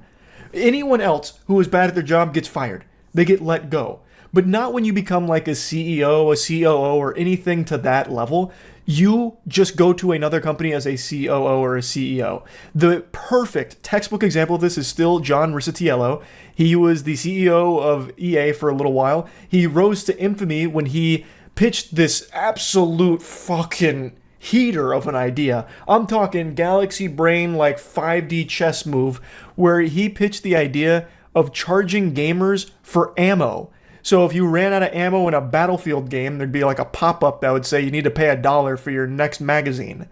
Like, that was his idea. Like, I don't think he was ever fully going to go through with that, but that was the example he gave on how you can constantly be like milking the titty of everyone who buys an EA product. He was too greedy for even EA, so he was let go, and then landed a job at Unity. He became CEO of Unity, and I know you remember how disastrous that was, because he nearly drove that company into the fucking ground. He nearly banished it to the Shadow Realm with how horrible his leadership was there. And there's plenty of examples of this. I still think he's the best. But why I'm talking about it today is because Disney just announced that it's looking at candidates for the CEO position since Bob is leaving again. And one of the people they're considering is the EA CEO, Andrew. They're looking at Andrew at EA. What in tarnation? Why on God's green earth would you be putting your peepers on Andrew Goober Wilson for the CEO position of Disney? EA has been one of the most consistently hated companies in the world for over a decade now. If Umbrella Corporation was a real entity, it would probably have a better reputation than EA currently does. It is a company that no one likes, except for shareholders. So Andrew Wilson has done a good job at EA for shareholders and nobody else. And you know what Disney really needs right now? Is a good reputation with anyone that's not a fucking shareholder, because people are getting really tired of what Disney's been shitting out. They have been pooping out slop, and a lot of people are tired of the stink. They're tired of smelling the shit. So Disney, I don't think, is needing an Andrew Wilson, cartoon villain here that's going to... Andrew Wilson, the reason why I said he's good for shareholders is because the EA price under him has raised pretty significantly. But I feel like Disney right now, what they really need is some slam dunks in products and properties that people really start to like again, because they are missing that entirely. Star Wars, for example. Holy Lord, what a fart in the wind. Most people don't care about Star Wars at all anymore. Most people roll their eyes when it comes to Star Wars. Like, look at Outlaws. That was an open world Star Wars game. Of course, it did have Ubisoft on there, so it was already doomed for mediocrity out the gate. But nobody was hyped for Star Wars Outlaws. Like, there was a time when Star Wars was a guaranteed home run. Now, most of them are flopping. At least from what I can tell, like the Acolyte, that was what, $230 million budget, and it raked in, according to the most recent financial reports that I can find online, $46 million. So it lost like a total of $180 million. Like, come on, let's put on our thinking caps right now. It's not an issue of, oh my God, we need to start figuring out ways to nickel and dime the remaining customers we have. The solution is, how do we start making quality products again that people actually want to watch or purchase or get engaged in? Like, grow up. Like, God, Jesus. Andrew Wilson is not the solution to that problem. Andrew Wilson is not the one that people are going to be like excited for at the helm of Disney. People don't like him because people don't like EA. Now, to give credit where credit is due, I vaguely recall Andrew Wilson pushing back against some investor-led horrible ideas in a bad direction for some of the titles over the last decade or so. I'm foggy on the details, but I do remember reading about it a while back that he did actually make some decisions that I think it was something about like allowing the developers a little more creative freedom under the EA umbrella. I don't remember all the details, but it's not like he's been nothing but mustache twirling evilness. But first and foremost, Andrew Wilson's priority is not good games. Never has been. It's been figuring out the live service model, because I believe it's 71% of EA revenue comes from live service games. So it's always been trying to figure out the way to maximally monetize every single person who sits down to play an EA game. And there have been some good games that have come out over the years, and even live service games like Apex Legends from them. But overall, and Apex Legends is unfortunately getting run into the ground in recent times. But overall, Andrew Wilson is not a CEO that I think anyone thinks of and looks at as someone who actually cares about delivering quality products. It's about delivering big returns to the investors first and foremost, and that's about it.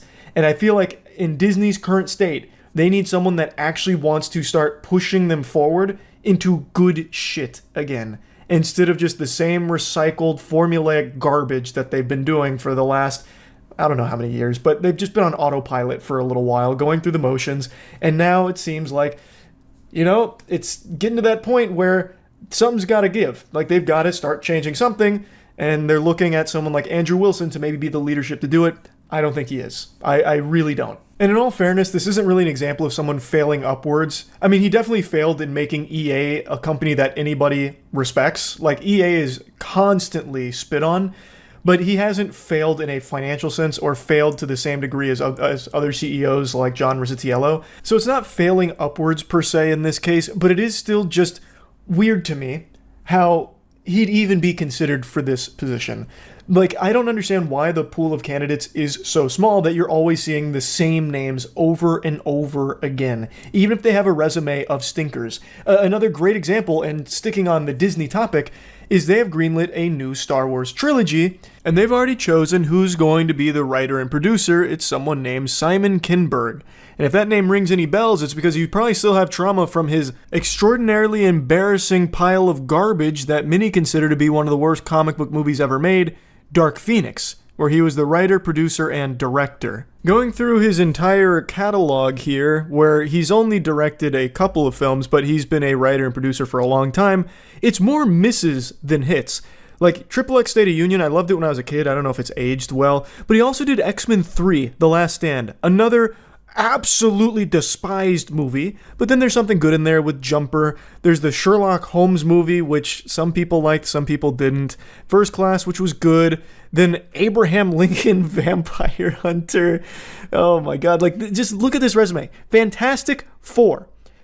The Fantastic Four. Again, one of the comic book movies that people to date still believe is one of the worst ones. In fact, among like the top 5 worst comic book movies ever made, Fantastic Four and Dark Phoenix are on every single list. This is the Fantastic Four film from 2015 that had the number 4 in the name, not the like old one with Jessica Alba. And he was not only a writer and producer on both of them, but even directed one of them too. Like, his resume isn't very good. Like, the good movies that he's a part of, he's usually a producer on, not a writer-producer on. Was this really the best possible writer-producer they could find for a new trilogy of Star Wars films? I don't think so. I don't understand how someone that has a resume like that, with so many super stinkers like Dark Phoenix and Fantastic Four and a couple of others on there, get chosen to make something like this, the new Star Wars trilogy. Like, it's not like those movies that he'd written and produced were just received terribly by the audience. They were turbo box office bombs that lost the studios millions upon millions of dollars. Now, I do understand that he helped co-create Star Wars Rebels, which does have a positive reception from what I can tell. I've never watched Rebels, but I do know the name. But even still, if you look at his resume, I don't think this was necessarily the best possible choice to spearhead a new Star Wars trilogy operation. That doesn't really get me salivating thinking, oh, this could be like a good Star Wars new trilogy. Like, I just don't have that impression because I'm familiar with a lot of his work and most of it's trash. It just really seems like if you somehow break through to that level where you're a writer-producer on a Hollywood project, it doesn't matter what you do from that point forward because you will always still somehow be able to find work of equal or greater level. And I just don't get it, because it's not like by merit or anything. It doesn't seem like, from what I can tell, Simon was the one that was like pitching Disney on this and they just really liked the direction, so they said, okay. It seems like it was Disney that chose Simon to write and produce for them. So like it's not like he did anything extraordinary, that he has a great idea and a great script and everything that Disney just had to buy.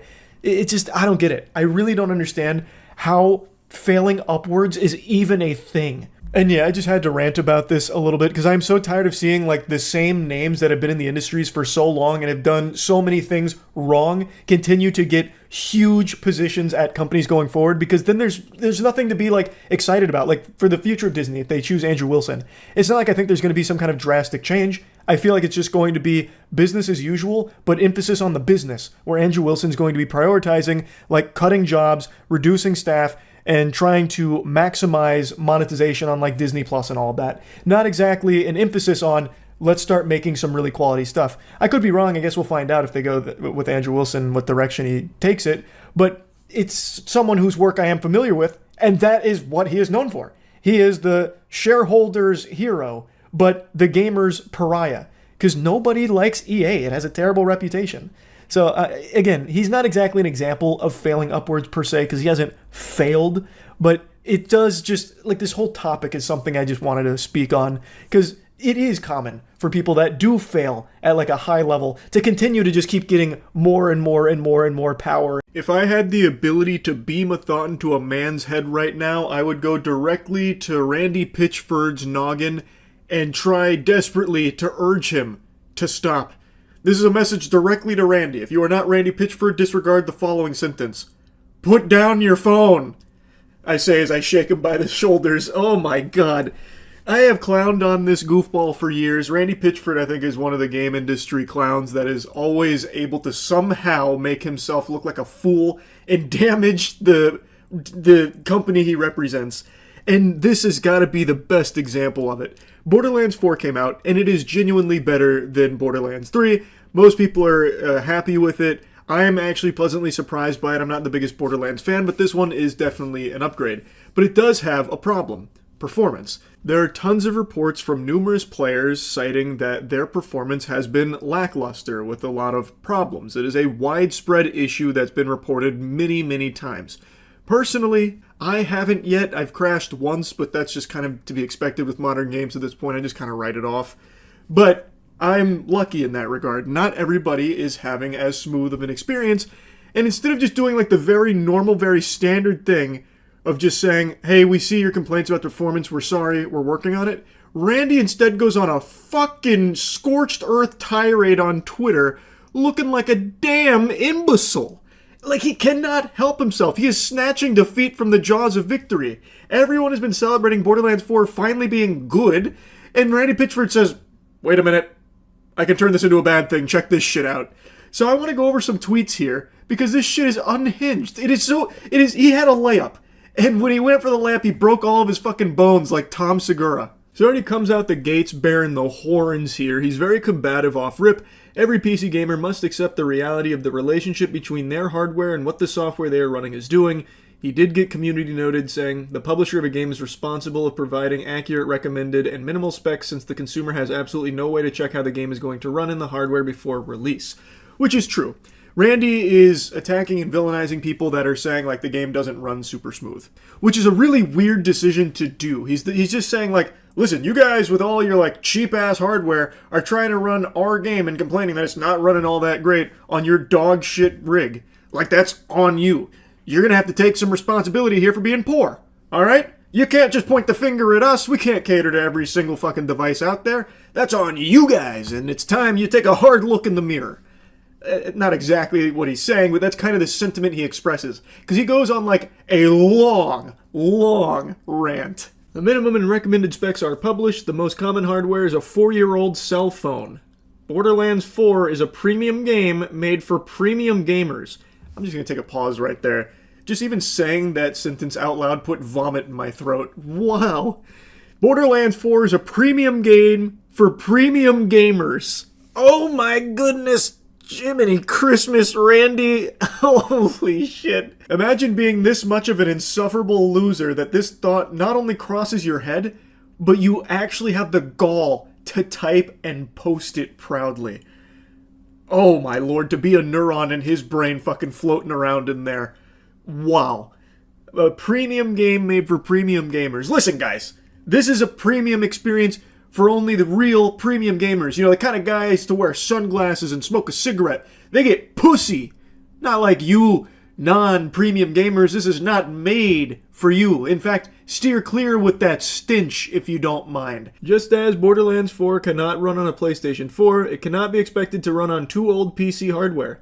Unlike on PlayStation and Xbox, we cannot prevent a PC player with suboptimal hardware for the game to try and play it, so some try and get mad, and some have actual issues we need to fix, and some need to learn how their PCs work at the high end for this specific game in 2025 and use the tools available to them to find the right balance between frame rate, resolution, and graphics features. This is not a game made to run on 10-year-old PCs. This game uses the full capabilities of modern bus, CPU, and GPU. If you're trying to drive a monster truck with a leaf blower's motor, you're going to be disappointed. If you discover your system can't run the game well by accident or wishful thinking and/or don't want to try to mess with settings to make things good enough for you, please use the refund feature on Steam rather than have a subpar experience. And don't let the door hit you on the way out, you not premium pile of dog shit. Have fun enjoying life with no one to love you, non-premium little swine you. Randy out here with the venom. Now he got dunked on for this pretty hardcore, because, shocker, it's not just people with old hardware that are reporting issues. It's people with even top-of-the-line equipment that are having performance problems with Borderlands 4. It is like an actual real notable issue. So people were quick to point this out, saying like, brother, I've got a rocket ship and I still can't run the monster truck here. It's not a problem on my hardware's end. And they're right. In most cases, well, I won't say in most cases because I don't know every case. In a lot of cases, it is not the person's equipment that is causing the issues. There clearly is something that is, with Borderlands 4 here, not optimized. And it is causing some issues for a lot of players. I don't know why Randy refuses to just accept that, being like, hey guys, look, looks like we do need to fix things. He even like tiptoes around a little bit of like almost taking some responsibility there, where he's like, there are some things we need to fix. You could have just stopped it there. You know, you didn't have to keep typing. Like there wasn't there wasn't any pressure to keep going and yapping. No one ordered the yappy meal here, Randy. You could have just stopped saying like, yeah, there's some things we need to fix. Like I don't know why he comes out here and is like, everyone's trying to overclock their fucking TI-84 calculators where they're trying to play Borderlands 4 and blaming us. Randy's rage starts to bubble over and he gets very sassy with this one. Code your own engine and show us how it's done, please. We will be your customer when you pull it off. The people doing it now are clearly dumb and don't know what they're doing, and all the support and recommendations and code and architecture from the world's greatest hardware companies and tech companies working with the world's greatest real-time graphics engine coders don't know what you seem to know. /sarcasm. Legitimately, all Randy had to do was just be AFK. Like, if he just didn't have a Twitter account, Borderlands 4 would still be getting, you know, glazed to high heavens here with, like, the little asterisks about performance issues. And that would be that. And I'm sure those performance issues will get fixed in due time. I'm pretty confident. But Randy, he felt like they were poking the bear, and he had to let the demon out. The bear came out of hibernation, so now Randy's baring his fangs on Twitter. He had the easiest assignment of do nothing and profit. And he just couldn't help but put his dick in his mouth. He just couldn't stop himself from doing it. Now he's looking like a real bumbling oaf. I don't know what he expected from this. Like, he's not even making good points either. He's just rambling and being a douchebag to people that, like, actually really like his games. Like, he's not even attacking people that aren't fans. Like, these are the actual avid consumers of Borderlands that he is now being combative with. And I'm only showing you a handful of tweets, but it's just a never-ending flood of nonsense from him. He is just driveling out all kinds of bile. I know a lot of you are dead set on playing at 4K with ultra max settings and using 2 or 3-year-old hardware. You do you, but Borderlands 4 and Unreal Engine 5 are doing a lot, and for me, that trade-off for frames isn't worth it. I play at 1440p with settings super high, and I'm super happy with that trade-off. The game looks amazing at 1440p. If you're not 4K stubborn and just want to have a great fun time with higher perf, please consider running at 1440p resolution.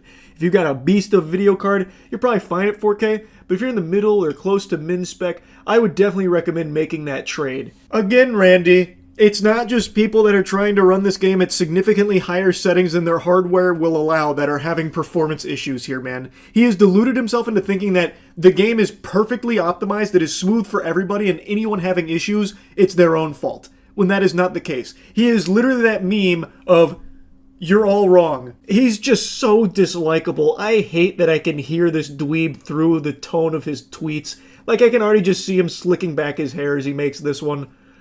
Fun fact, customer service reports for Borderlands 4 at roughly 1% or so of installs. Using that simple rounded ratio, more than half of the tickets, approximately 55% of customers, are users reporting difficulty with their shift accounts, lost emails, access, etc. The next highest ticket is about FOV controls on console. Working on it. Next, 0.055% of customers are reporting issues with Twitch drops, and 0.04% of customers are PC performance related, with CS flagging 0.009% as valid, and 0.037% have experienced success with education settings coaching. That is less than 1% of 1%, 0.01%, of customers using CS tickets for valid performance issues, which is less than 1/5 of the users using CS to get help with Twitch drops.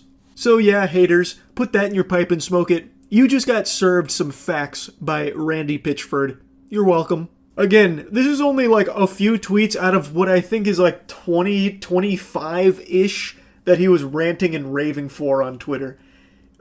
Fucking baffling, man. Again, I don't know how he does it. I know he loves magic tricks. He himself is quite the magic man. He is able to turn good press and praise into vitriol and trash. I am still just stunned that he walked this path. He had the easiest assignment ever. Just don't say anything. Like, if you are so compelled to want to make a statement, just say you hear the complaints and you're working on it. That's all.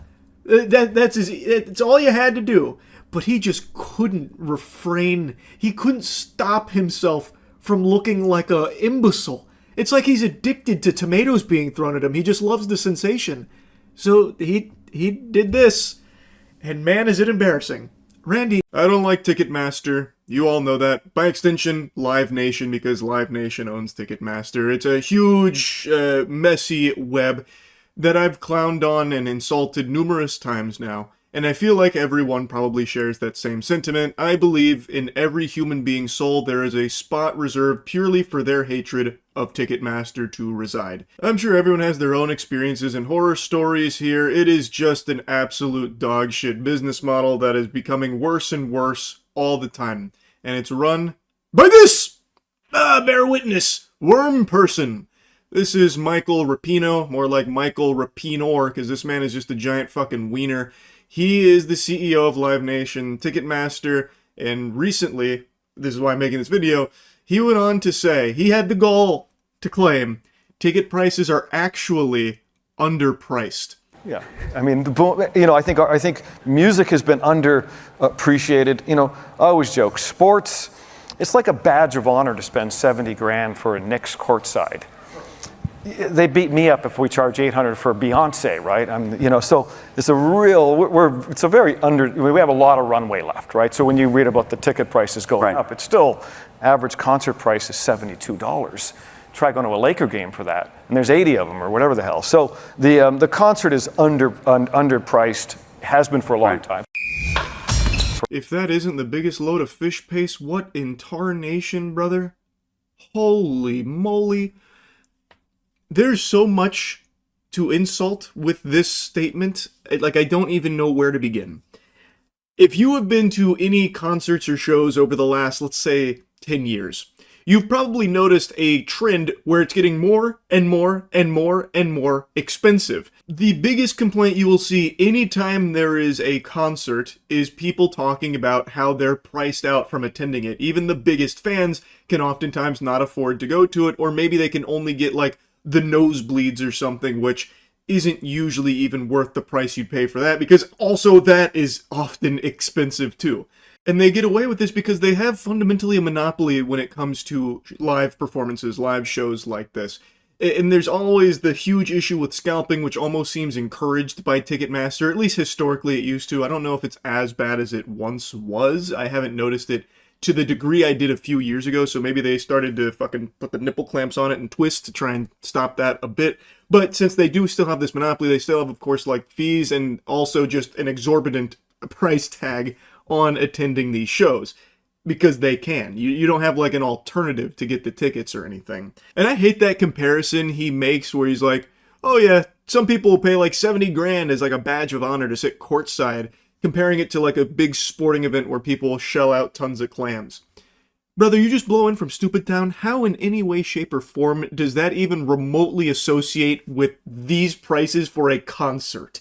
It's so night and day, I don't even think it's worth digging into like the actual meat and potatoes of the statement. It's just a false equivalence. And he tries to use it as a way to justify that there is still so much room to charge more for their tickets. And I think that is just sickening. So I've been to 2 shows recently. I went to a Deftones concert a couple months ago. Unfortunately, I did somewhat brown my trousers a bit there. There was a couple tiddlywinks of fecal matter, which I made a video talking about it. It was pretty embarrassing, pretty shameful. Fucking shit myself a little bit as a 30-year-old man. Not that I blame Michael Rapino for that. I know he didn't put poop in my butt. That's on me. That was my responsibility. Like, I get it. But anyway, I'm getting a little sidetracked. I'm starting to like pseudo-trauma dump on you here for no reason. Deftones concert was amazing. And then recently I saw a My Chemical Romance show here in Tampa. Also amazing. But you know what both of these had in common besides being extremely entertaining? Extremely expensive. And Ticketmaster gets to basically charge the moon for it if they want to. And they do want to, make no mistake. And it looks like they want to charge even more for it. They want the fucking whole kit and caboodle here. They want your entire piggy bank just to see your favorite artist perform once. And I understand concerts aren't like a necessity. No one needs to buy tickets to a concert. But you can see this trend that when Ticketmaster Live Nation kind of took over and got this like monopoly, they have been jacking up prices non-stop. And it's just spiraling out of control where it prices out tons and tons of normal people that no longer can afford to go see their favorite artist perform because they'd have to decide between spending the money for a couple of tickets to that event or like, you could also just spend that money on, like, a fucking week-long vacation in a lot of cases because it is that fucking expensive. So it's just, I also think it's bad for the artist, too, because then you're not performing to as many occupied seats. You're not performing to as many actual fans anymore. Like, I just think the whole model sucks now. And you can see a huge change when Ticketmaster Live Nation took over. Tickets were far more affordable, and I get everything's gotten more expensive. I understand that.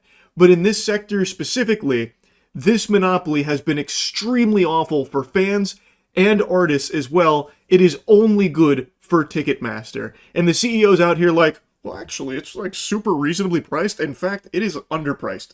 I need to be making more money. Meanwhile, last year he took home like $32 million, like himself in total compensation. Like, I wonder why he thinks it's underpriced and why they should be charging more. What's the incentive there? Man, that's so interesting. I wonder why he would have that perspective. Any sensible, sane person will tell you the same thing. Ticket prices suck. And Ticketmaster super fucking sucks. So I definitely don't agree with Michael Rapino's assessment here that there's a lot of runway for more ticket price increases. He says that people beat him up for charging $800 to Beyonce. Well, what he doesn't mention there is that $800 to see Beyonce is to see her through like a fucking glory hole on like the 39th floor of the stadium she performs at. Like, you do not get good value even when you do spend a lot of money going to these concerts because everything is so fucking expensive. So I think his take on this is complete trash. Complete trash. But he does say something during this event that I think is an important thing to mention in regards to how important shows are to the artists. Well, the live show is, the artist is going to make 98% of their money from the show. The record label, all the other ways they made money is irrelevant now. The show is where they're making their money. Now, in this section, he is actually correct. He did pin the tail on the donkey here. Record labels take the lion's share of what an artist makes, or what a band, group, whatever makes. I have heard some, what I believe to be, or should be, criminal contracts in the record industry where they will take sometimes like 90% of like streaming revenue, record sales, merch sales, that kind of thing. And thus the band needs to survive off just tours alone because that's where they make their actual money. The record label makes the rest through them on other things. They only see like a small percentage of it. It's fucking terrible. The music industry itself is so unbelievably corrupt. Ticketmaster is just a small component of that. But he is right. The actual shows, that is the most important part to the money that an artist brings in, which I believe is also contributing to the increase in ticket prices. Not always solely Ticketmaster, but there are cases where groups or artists have knowingly increased their prices as well, and like even agreed to like the surge pricing type shit, the like dynamic pricing model, because streaming revenue, record sales, merch sales, all of that stuff, the record label has got its filthy fucking paws in a big way. Thus, they need the tours to, you know, bring in their actual chunk of change. Like, it, again, the system itself in the music industry is super fucked. Also, streaming revenue is not a ton for music. I feel like most of you have probably heard artists talking about how much like a song of theirs makes through like Spotify or something. And it's not overly incredible from the numbers I've been made aware of. And I guess from my own personal experience, I'm in a band, The Gentle Men. We are working on more music. Across our 2 albums, we maybe have like 100 million streams across all the songs. And we even did do like physical sales. And in total, I believe what we've brought in over the last 6 years is like 120, 140K, somewhere in that general ballpark. So you divide that between 2 people over the course of 6 years, it's not, you know, the biggest bag of money you'll ever see in your life. You know, you're not talking Scrooge McDuck levels of wealth coming from like music streaming sales. At least not until you're in like the, I guess, hundreds of millions as opposed to just like the 100 million club. Again, I can only speak from my own personal experience and at least the other numbers I've become aware of and what artists have made from those. And we've never toured or anything. If we did, that would probably be where the bulk of the money would come from, because there's not a ton of people buying physical albums anymore. And streaming revenue through listening, through like just song streams, isn't like incredible per stream either.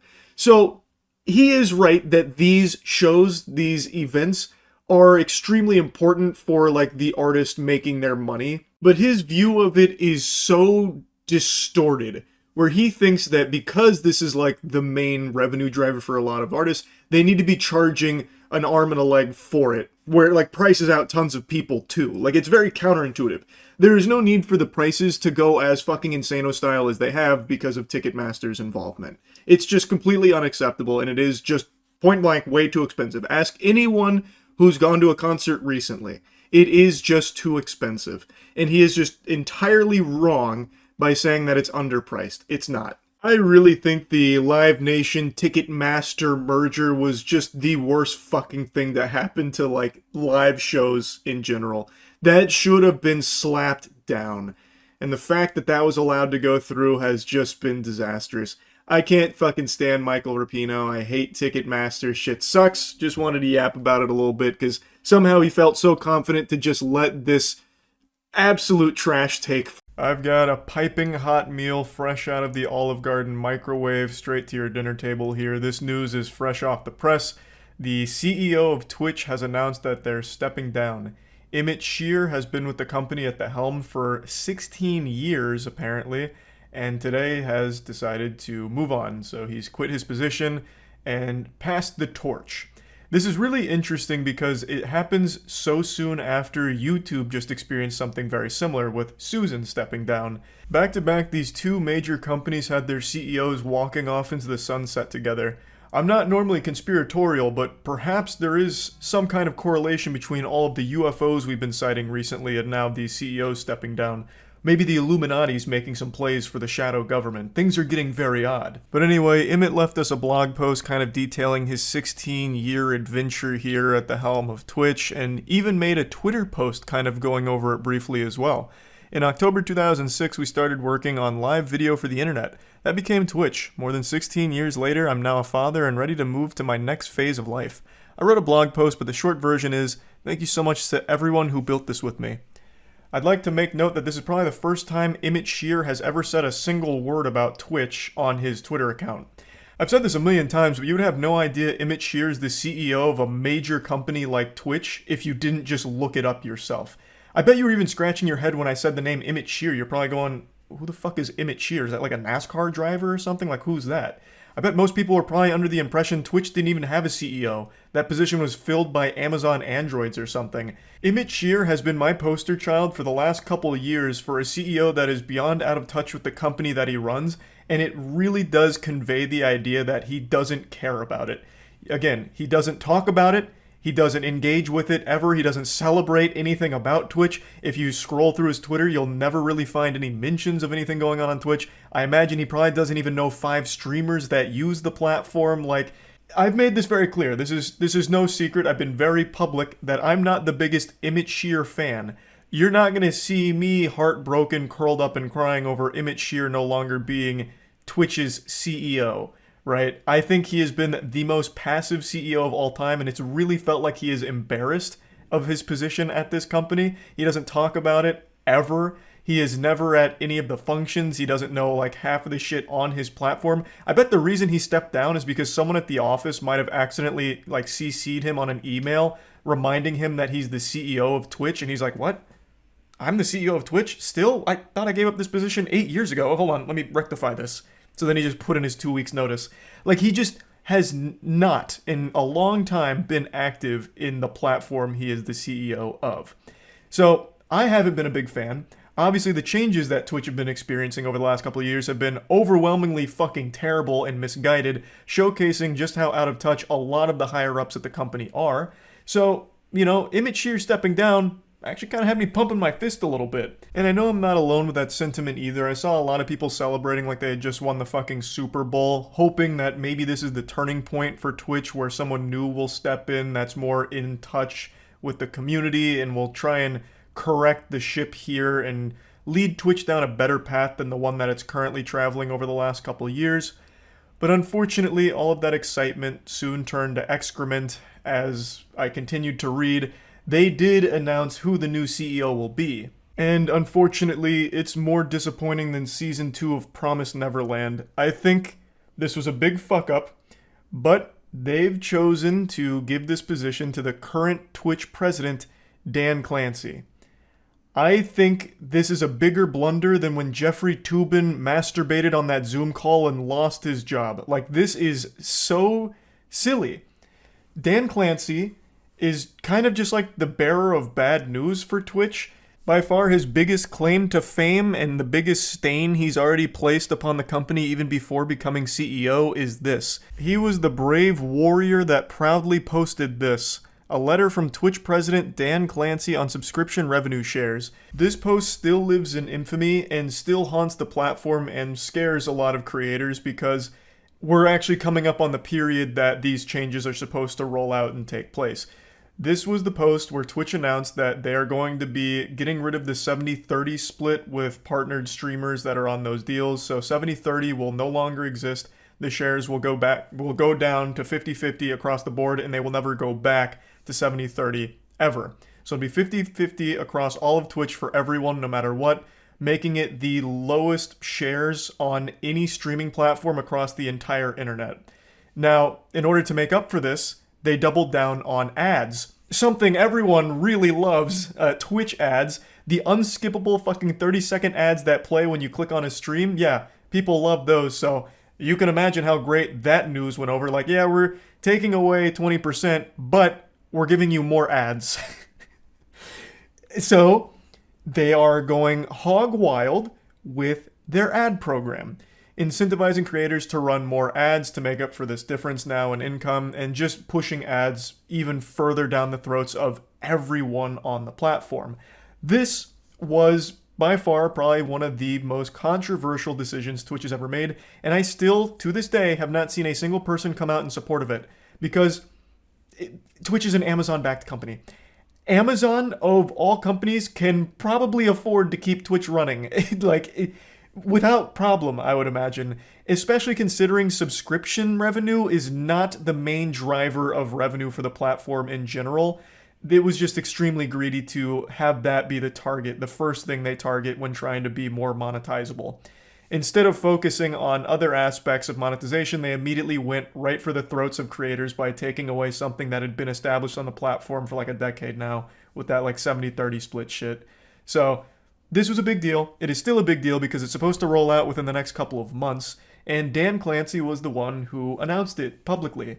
I don't know if he was the one that suggested the idea. I don't know how involved he was with the decision-making process with this idea, though as Twitch president, and from everything I've read, it seems like he's very hands-on with these kind of decisions and these policies. So I would wager a guess that he was very on board with this. Now, even aside from just this decision, people have talked about him over the last 8 or so months, kind of speaking to his character.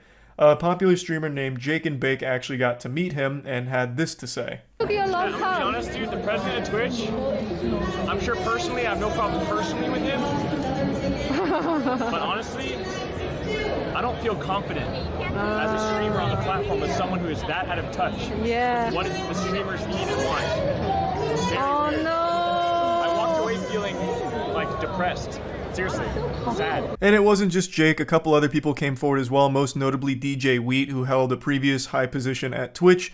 DJ Wheat said, Dan once told the company he relates with creators because he was involved in drama and theater clubs in high school.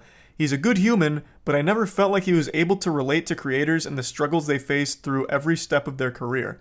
Wow, gamers, he's just like us. He did drama and theater in high school. Woohoo! Yippee! That's my boy! It's crazy. Like, he didn't even bother to try and pretend to be like a gamer or anything, or like ever played games, at least according to this story and a couple other things I read. He focuses on like drama and theater as being like his relatability quirks. Amazing. Yeah. It doesn't seem great. In fact, I would argue this is a recipe for disaster. Dan is almost 20 years older than Emmett Shear. He's 59, and he doesn't have a Twitter account or much social media at all. Not that I necessarily think that in and of itself is a bad thing. I usually applaud people who don't have a Twitter account, because going on Twitter is like willingly sticking a cactus into your eye. But in a case like this where Dan is the CEO of Twitch, I feel like having a social media presence is extremely important, because where else are you going to be able to see the community's feedback on new features or changes? I don't think there's very many users on Twitch that are going to the support line in order to leave reviews or give you insight on how they feel about certain things. Most people are going to talk about all of this on Twitter or other social media platforms. So if you're completely absent from there, how are you going to see it? And I feel like being able to see these responses is integral to running the company in a healthy way and delivering features people want or making changes people want to see. At least that's just my perspective on it. Maybe I'm way off the mark and they have other means for Dan to get this kind of information from the community that I'm just not really thinking about. So either way though, I'm not super optimistic with Dan Clancy as the new Twitch CEO. I would, however, love to be proven wrong and Dan Clancy comes in here like an absolute rock star and knocks it out of the park. It's probably worth mentioning I have actually met him before. In fact, Matt and I have both met him. When we went up to Texas for a week to do like some wacky content, he was at one of the functions we were attending and introduced himself. And I don't really have a whole lot to say about it. Like, he was nice and seemed passionate about Twitch. The only thing that he really like asked me was if I play games. And I was like, yeah, I play games. And he was just like, that's cool. That was really kind of like the extent of our interaction. It was just really small talk things about like, yeah, Twitch is a place for gaming. You play games. Awesome. So I can kind of just vaguely speak to his character of like, he seemed very passionate about the platform, but I don't know anything else really about him. He seemed nice, I guess, but just being nice doesn't make you a good leader of the platform. So hopefully, like, maybe he has good intentions and has good ideas on ways to make Twitch better, because it needs some drastic improvement with the directions it's been heading. So I guess we'll see how all of that goes. Piotr Zarek. I'm saying the name out loud immediately at the start of this video so that way I don't forget how to pronounce his name. I'm sure I'm going to fumble it later on, but at the very least you can say I got it right once. Anyway, he has made such a colossal fool of himself that he has torched not only his reputation, but that of his company as well. Piotr Zarek, Piotr Zarek, it's crazy how quickly I already forgot how to say his name, Goober, is a Polish CEO and multi-millionaire. He is the CEO of a company called Drogbrook. And I think I pronounced that incorrectly as well, because I made that sound like a Warhammer 40k weapon. And right now he's like one of the most hated people on the planet for a clip that just went insano style.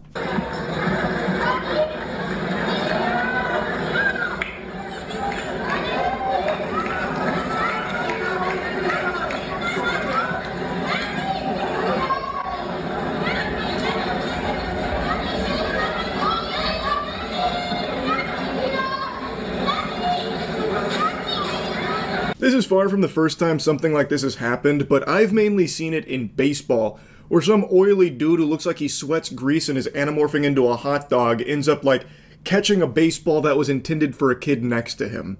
And in those cases, they typically try and cope by saying, "Oh, I thought it was for me, I wasn't sure, we were all trying to catch the ball," something like that.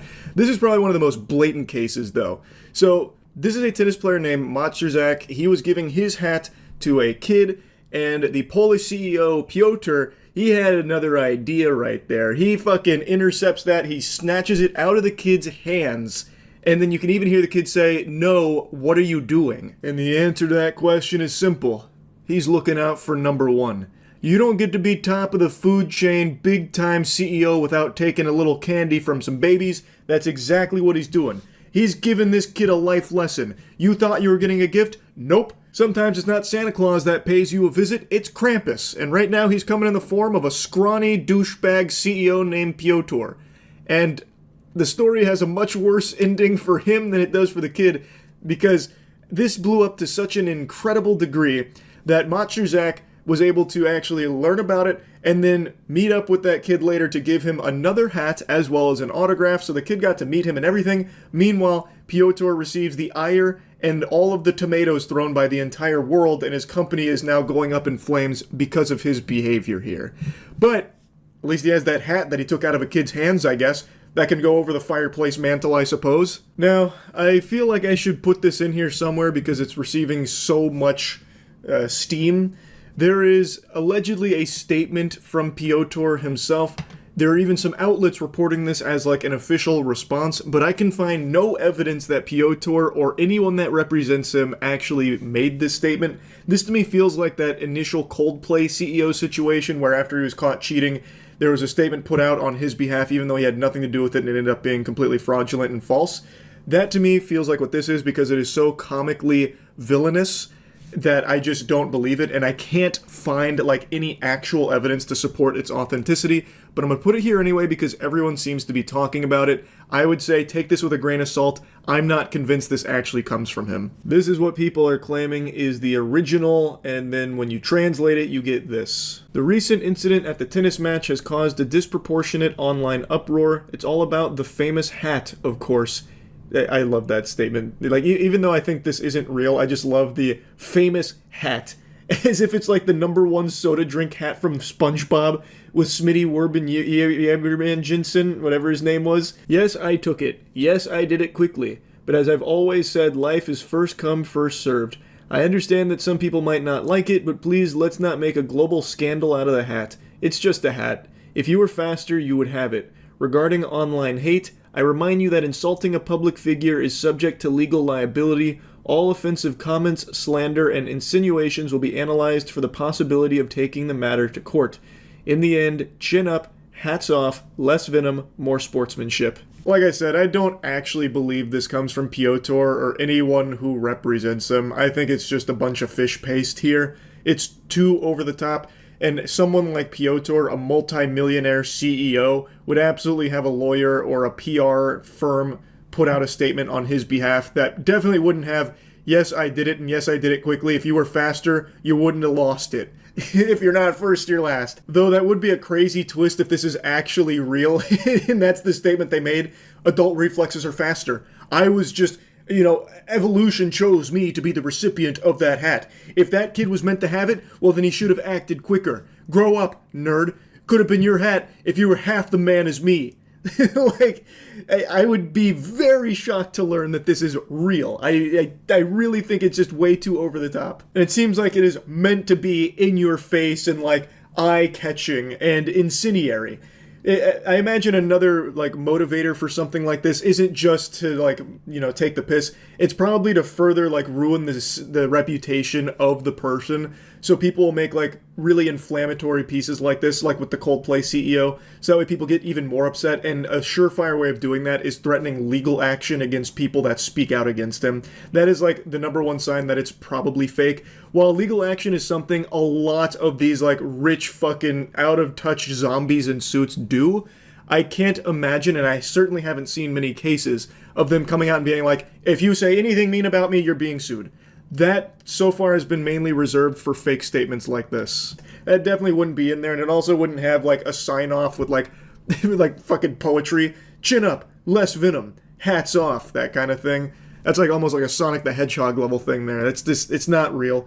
I don't think this is legitimate. There's also another statement, apparently from a law firm in Poland who is representing Piotr, who is making legal threats about people that are insulting him and slandering him online, which I can find no evidence to being true. I haven't seen that law firm make any statements about the, actual case here that they're representing Piotr in or anything of the sort.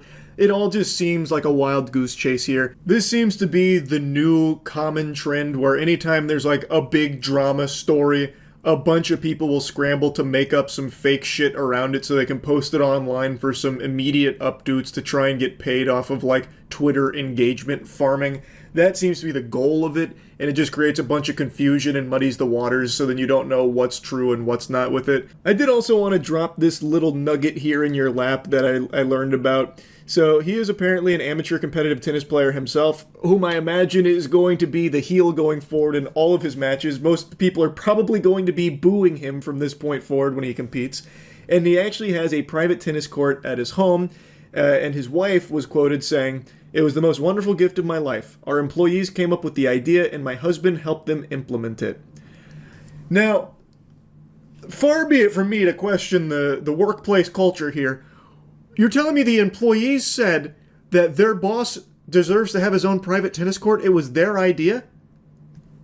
Really? I don't... Does that happen in Polish companies? Do the employees love their bosses so much that they get together and say, we want our boss to have his own private tennis court? Can we do that? Come on, guys, let's band together and let's try and pitch this idea to our boss that he should have his own private tennis court in his home. What do we say, huh? What do you say about that? He's a superstar. We love him. I'm just trying to imagine that perspective over here in America in the corporate world. Like, Bill Gates does an interview. It's like, yeah, I wasn't convinced that I needed a 4 billion mile yacht, but, well, all my Microsoft employees said, Bill, you deserve it. So I said, okay, I guess for you guys, I'll go ahead and try and find a way to get that made. I don't know, it just feels so weird to me, that statement. I mean, maybe the employees really do love him and they all banded together to try and help him with the private tennis court as like a good idea. I don't know. He doesn't really seem like a guy that's easy to love. He's literally taking a fucking hat meant for a kid at a tennis court in front of everybody. No shame at all. Even when the kid's like talking directly to him, he just ignores the kid, pretending he can't hear him. He doesn't seem like really a great guy that a lot of people would cheer for and be behind, but I guess maybe this is just one of his lower moments. Maybe he didn't even see the kid there. Maybe he thought the hat was meant for him. And the resistance from the kid, maybe he thought the kid was trying to steal the hat from him. Who knows? Maybe there's a perfectly reasonable explanation. I'm kidding. Obviously there's not. There's no way to justify blatantly just taking this hat from the kid. I don't know. AI. You expected me to be in the chair, but sometimes you have to expect the unexpected. The only thing you can expect is when there's some AI dog shit going on. I can't resist the urge to make fun of it. I'm in my artsy era of video making right now. That was like an A24 level intro, getting experimental. I just figured since Quentin Tarantino's lost his marbles, lost his mind, and has gone on these unhinged rants attacking beloved actors like Paul Dano and Matthew Lillard over nothing, it's up to me to pick up the mantle of delivering some creative cinematography, so I'm dipping my toes in there. Toes that Quentin Tarantino I'm not allowing to suckle on. Anyway, speaking about sucking feet, the YouTube CEO just released a statement that sucked a lot of ass, where he's defending the AI usage across the board on the platform, and even goes as far as to say that it's going to be an invaluable tool for people that lacked the skills and equipment to create videos. It will give them the ability to do so. Basically, go to YouTube Shorts and look at all of the incredible stuff that the skillless have been able to do with AI. We've been blessed, thank God. It's a topic most people have been complaining about, especially when it comes to short-form content, because all you get fed is AI gobbledygook, like actual nonsense trash because it's the easiest thing to just fart out onto the platform. It's infinite content, and when you just scroll, most of the videos you get are AI these days. And the most viewed videos, like if you, instead of just anecdotal evidence about like most videos you get, provably some of the most viewed videos, if you go by views, are AI-generated shorts.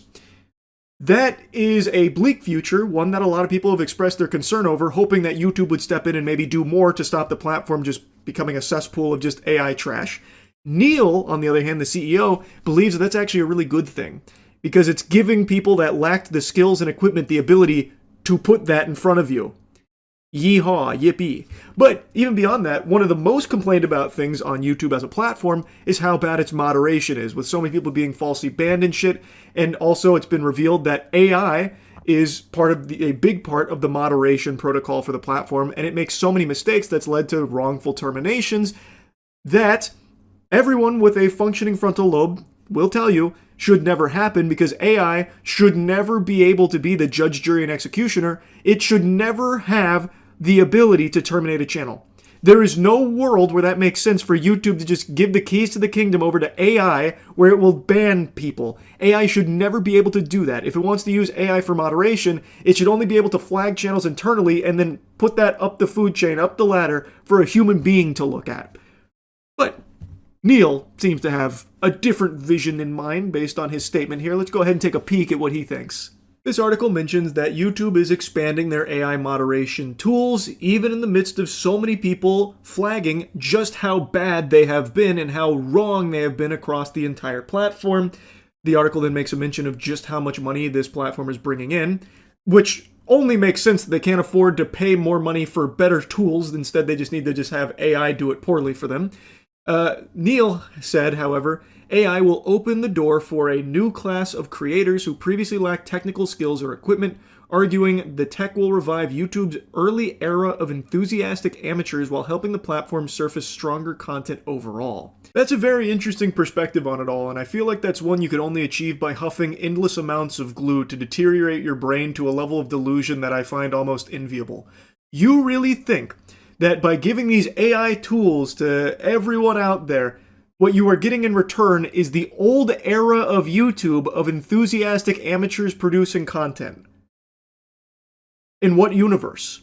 It's the antithesis of that. It is the antithesis of creativity. The old era of YouTube that people look back on so fondly, the golden age, that was people just filming something in their bedroom, talking at a camera, or doing something silly, or making a skit, something like that, for the fun of creation, for the fun of being creative and just putting it out there. There was no career in it back then. It was truly just for the love of the game, the love of the sport. And somehow, he believes that these AI tools will reignite that passion, that drive.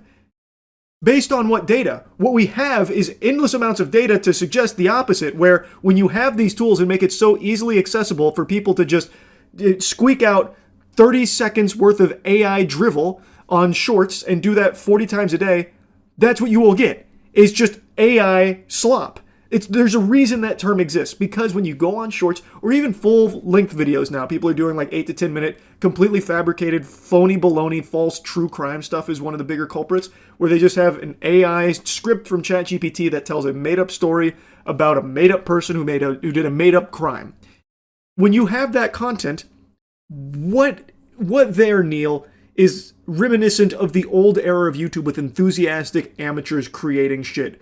We haven't seen anything positive on YouTube as a result of these AI tools Neil speaks so highly of. They're a fucking scourge right now. Half the time, you don't even know if what you're watching is real or fake because there is so much of this content on there.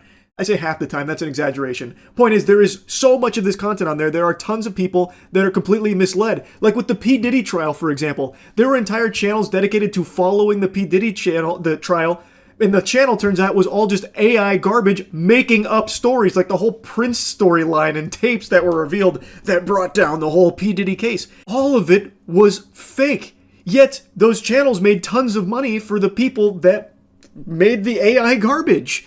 And tons of people took it as the truth. A lot of people believed it. It became a big story that needed to be like formally debunked. That's a bad thing, Neil. I don't know where you are seeing any positive usage of skillless creators using AI tools to bring good content to the platform. Like, I don't know where that's coming from. It is just truly an exploitative tool for people to make a ton of quick cash off of by just making infinite videos instantly. Like, that's what we are seeing, and it's not good. Most people are complaining about it, rightfully so, but Neil is defending it tooth and nail.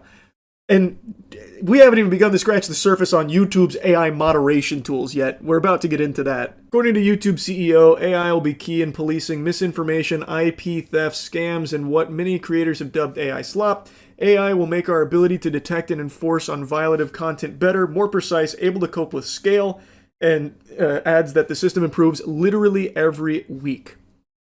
Is that so, Neil? It improves every week? Because I just read a story today about a channel that got terminated because another channel re-uploaded their video and YouTube's AI moderation tools took down the original creator's channel thinking that he had re-uploaded that other channel's video even though he was the creator of it, and you let the re-uploader walk away. You punish the real person, not the imposter. The AI tools are getting better every week, huh?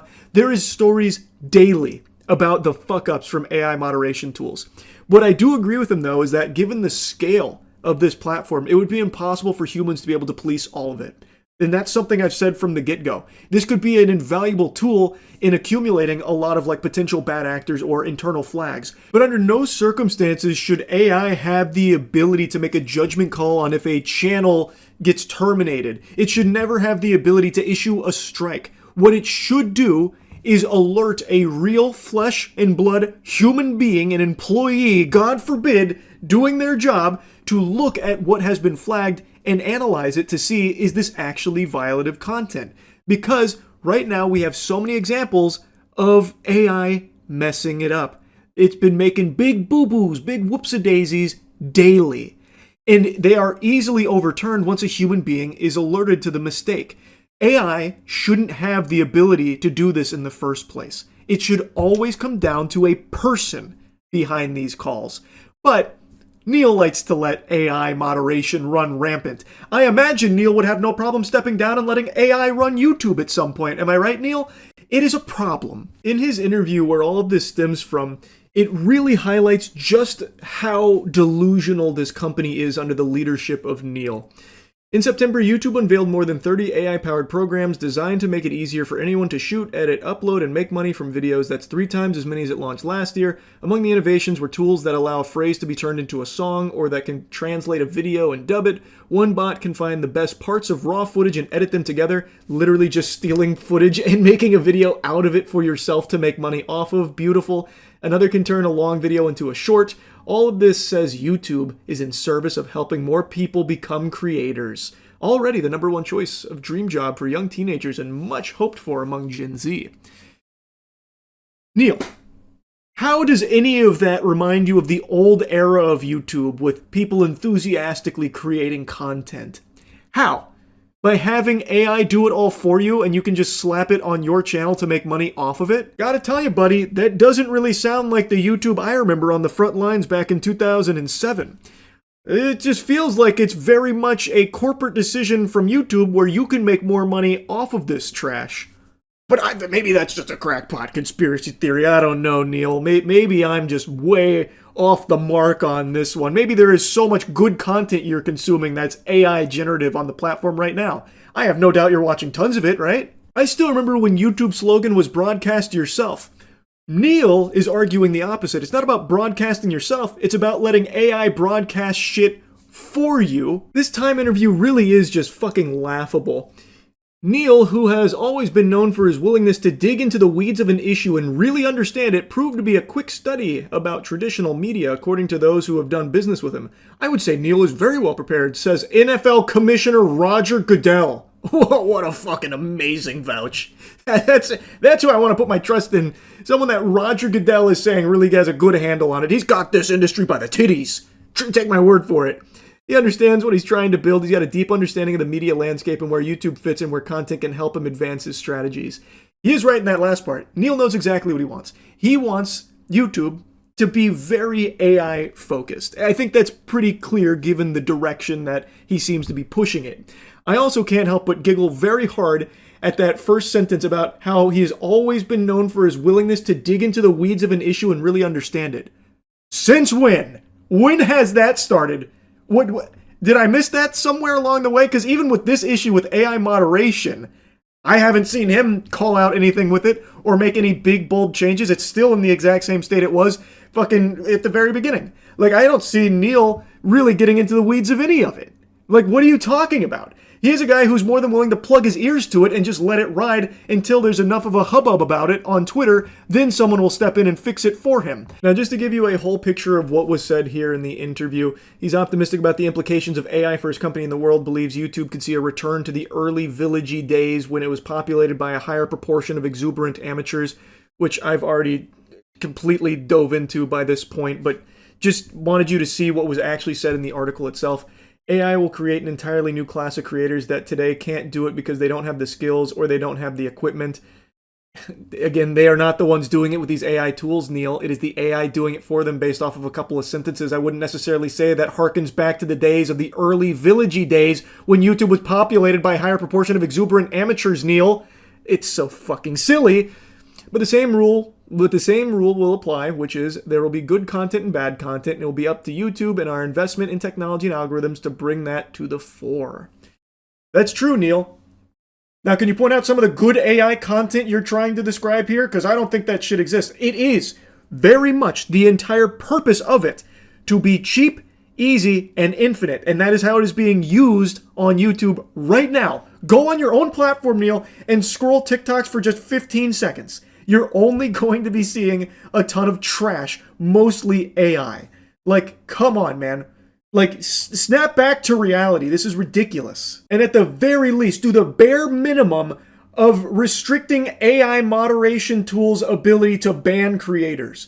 That shouldn't be allowed. That should just straight up be illegal. Like, I really think that should be a fucking crime to have YouTube knowingly allowing AI, which has a very provable track record of being wrong and making mistakes, be the one to take away entire people's livelihoods like that without any human oversight. That should not be allowed under any fucking circumstances. That needs to be fixed right now, Neil. Maybe instead of doing Time Magazine interviews, that should be like on the top layer of your priorities, I would hope.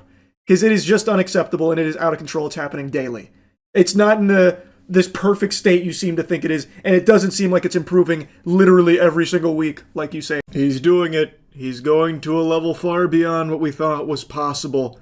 Randy Pitchford is goober maxing right now. He's the CEO of Gearbox, the studio behind Borderlands, and his take on Borderlands 4 potential prices leaving a sour taste in a lot of people's mouths. Someone said, Randy, this game better not be $80, don't take that risk. Randy responded by saying, A, not my call. B, if you're a real fan, you'll find a way to make it happen. My local game store had Starflight for Sega Genesis for $80 in 1991 when I was just out of high school working minimum wage at an ice cream parlor in Pismo Beach, and I found a way to make it happen. Pismo? More like piss mode. Randy's going freaky style on this guy right now for no reason. He's like telling an old war story here, starting to sound like Lou Pickles from Rugrats. I had to walk 15 miles uphill in the snow with only $80 in my fist so I could play Starflight on the Sega fucking Genesis. Who are you? If you were a real fan of Borderlands, you wouldn't be poor in the first place. If you were a real fan of Borderlands, you would spend $80 on this game, no questions asked. Now, obviously, this has ruffled a lot of feathers. In classic Randy fashion, he is the worst thing for his games. They really need to keep this guy in cryo sleep. It is brutal anytime Randy gets the stage, like a little bit of limelight here, he somehow finds a way to deflate everything about what he's talking about. Now, there's also a video clip that came out today where he once again mentions the price. Worth noting, it's not confirmed that Borderlands 4 is going to be $80, but even still, his attitude here about like, well, if it is, real fans would find a way to put that in their budget. Make room for Borderlands 4 in their life, that is, if they are a real fan and actually have money. Everyone knows Borderlands fans have to have money, otherwise you're not a real fan. So it should be a non-issue if we do decide to make it $80. Like, that's the way it's perceived with what he's saying here. It's just super douchey and it's really tone deaf. because right now a lot of people are really upset with the pricing of these games going forward, with Nintendo and Microsoft announcing the $80 price tag, looking like it's going to be the norm. Randy, I got a tough one for you here. Oh, you got a spicy one for me? I don't know the answer. I don't know. Why is it always me that has to do the spicy ones? All right. What will the game's price be? That's an interesting one. I don't know this. Really now? I'll tell you the truth. I don't know. He says he doesn't know what the price will be. There's a lot of factors that go into it, and he starts to explain what it looks like from their perspective of everything that's going into it and how the budget is significantly higher, this and that. So as of right now, he can't give like a solid answer on exactly what the set price is going to be. We've got a competitive marketplace where people want to, or the people that make those choices want to sell as many units as possible, and they want to be careful about people that are price sensitive. So there's some folks that don't want to see prices go up, even the ones deciding what the prices are.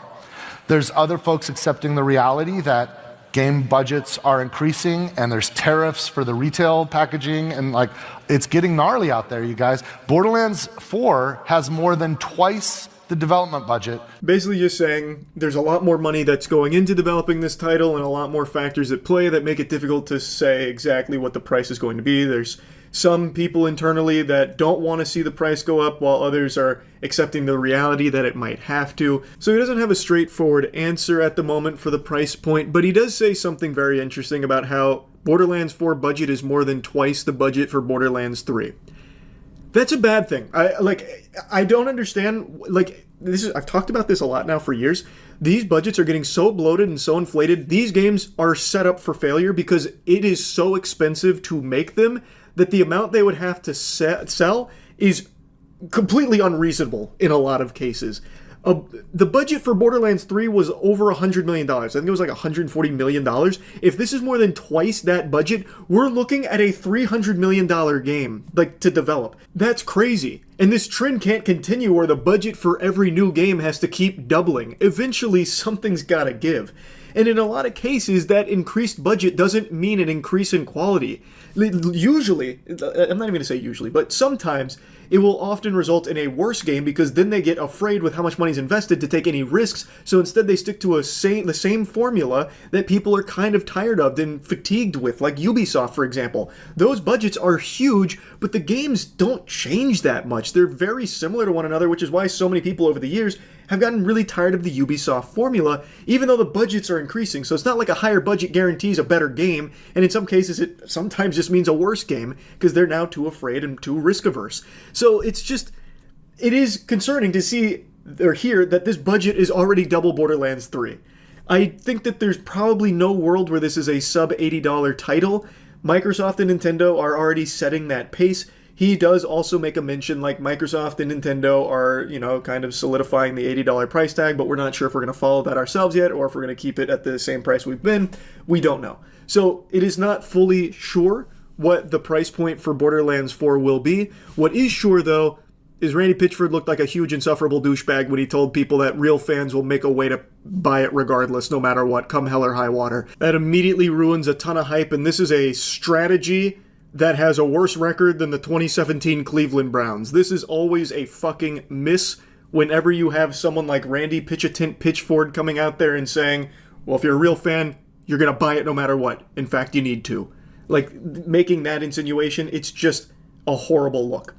So, obviously people have been pretty upset with him, but I want to be clear, I've been making fun of this guy for years. But for a long time, actually. It seems like a lot of people don't remember that a while back he had left a USB stick of porn at the medieval times. So he brought a USB stick of porn to the medieval times and somehow it just got left behind, and then when it was recovered, there's cam girl squirting porn on it, and then Randy went on a podcast to defend it, saying that he downloaded this squirting porn because he knew it had to be a magic trick and he was studying how she was getting so much fluid out of her pussy. Cam girl pornography. Have you ever watched? Do you know what cam girl pornography is? Is that the interactive one? And this one is just I can't quite make sense of what the little thumbnail image is, so I'm looking into it, and it's a woman who is masturbating, and when she has some experience that appears as if she's having an orgasm, a huge amount of fluid comes out of her vagina. She has some kind of an explosive orgasm. Hey, Jay. This is not a sex worker. This is a fucking magician. And so I purchased one of her videos. I wanted to watch this. You wanted to work out the method. I wanted to work out the method, but it was late, so I copied it over to this memory stick. Why? Why would anyone ever do that? Like, this whole story is already peculiar and weird, but that last little nugget is such a head scratcher.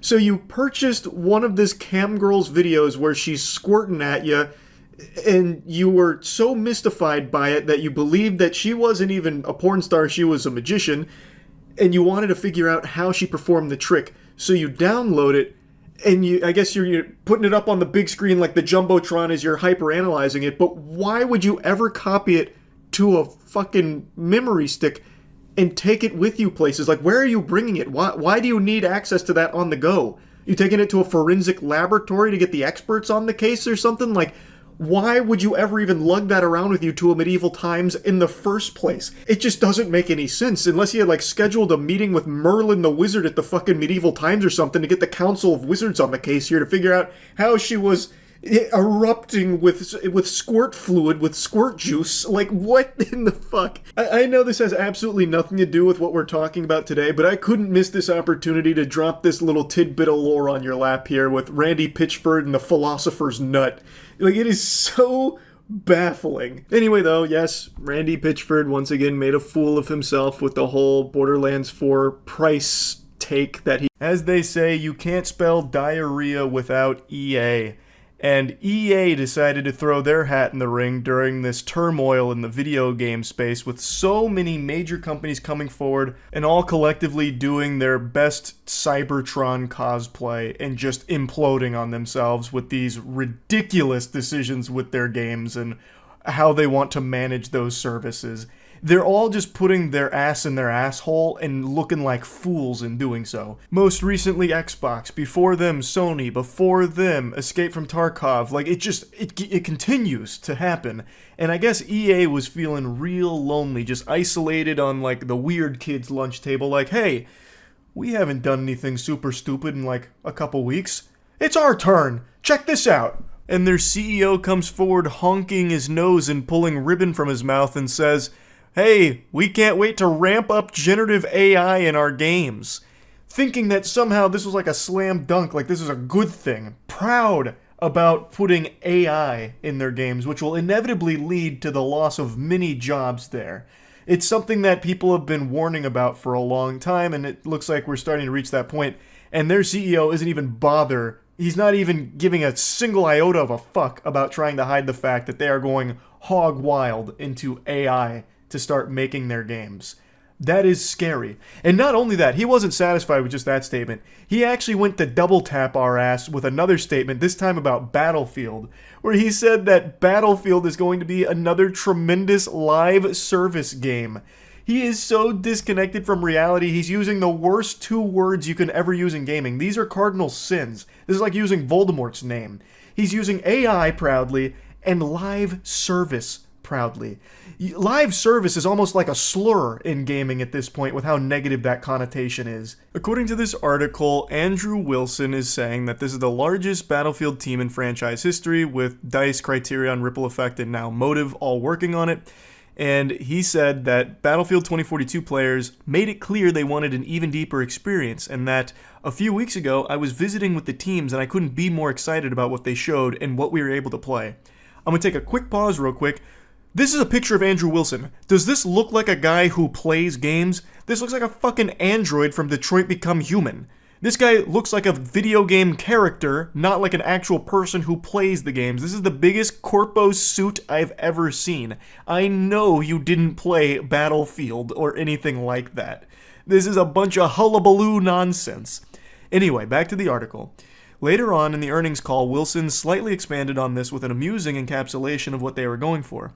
I've just spent a whole bunch of time with the collective Battlefield team, playing with their building, and it is going to be another tremendous live service. Another? Where was the first one? You don't have a tremendous live service. Battlefield 2042 was a joke at launch. And it is still one of my more shameful moist meters because I was very generous with it, assuming that it was going to be fixed quickly. It didn't get fixed for a long time. I know it's in a much better state now, but that doesn't forgive the extremely long period of time where it was just fundamentally broken and barren. It was a fucking tragedy and a stain on the Battlefield legacy. You don't have a tremendous live service record to pull from here, Andrew. So I don't know why you're saying another as if you just can't stop making hits out here like the Beatles. It's ridiculous. It's a fucking ridiculous statement. And no one likes live service games right now because they are so bad most of the time with their monetization and also just how long it takes for anything to actually get added to them. The only live service game that's been crushing it in recent memory is Helldivers 2. But anyway, I won't fixate too much on this Andrew Wilson statement about Battlefield. Instead, I want to focus on the generative AI statement, because that one is extraordinarily alarming for the entire video game industry. He apparently wants it as quickly as possible, so it's coming. Brace yourself. And if you work in the industry, my heart is breaking for you. EA is not even being shy about it.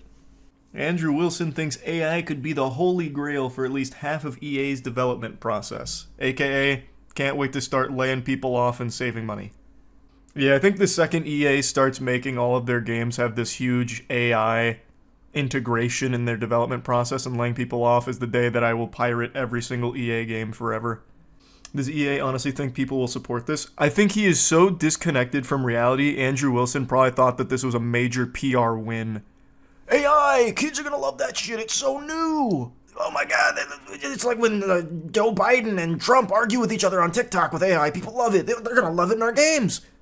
So despite the games industry's mixed feelings about generative AI, EA CEO Andrew Wilson is anxious to apply it wherever he can. In a call with investors on Tuesday, Wilson said he's working to implement generative AI as quickly as possible throughout the development process. He thinks the technology could unlock EA's holy grail, which is to build bigger, more innovative, more creative, more fun games more quickly. And at half the cost because you're getting rid of all of your actual workers on it.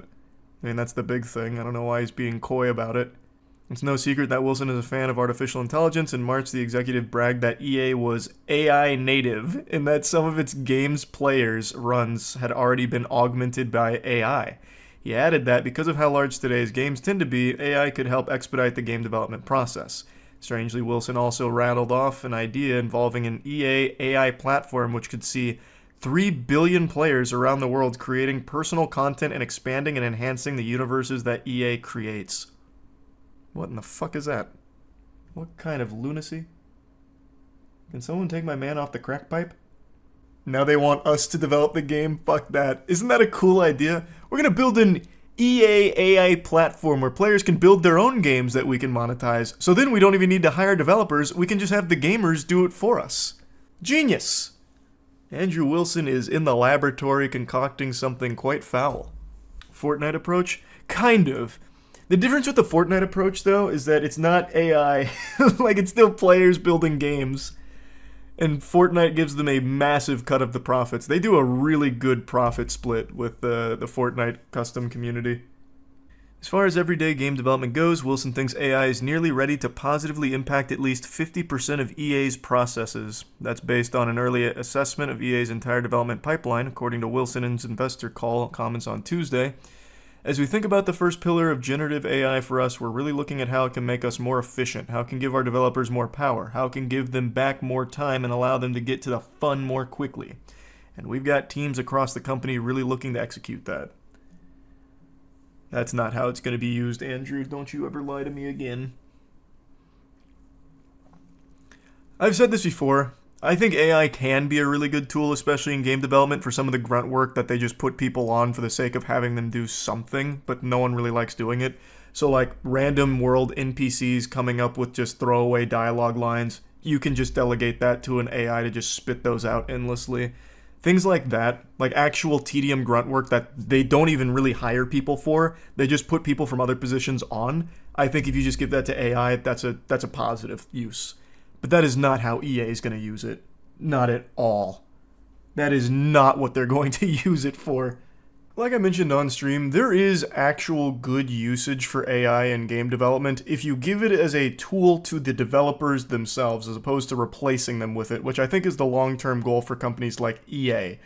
I think a developer can use AI to help ease the burden of some of the more tedious processes, like I mentioned with like throwaway dialogue and NPCs, or lip syncing. So I didn't know this until Stream mentioned it, but apparently Final Fantasy VII Rebirth used AI to help with lip syncing. That is another positive use I can see for it, because at that point it is a tool being used by the developers to help in their art.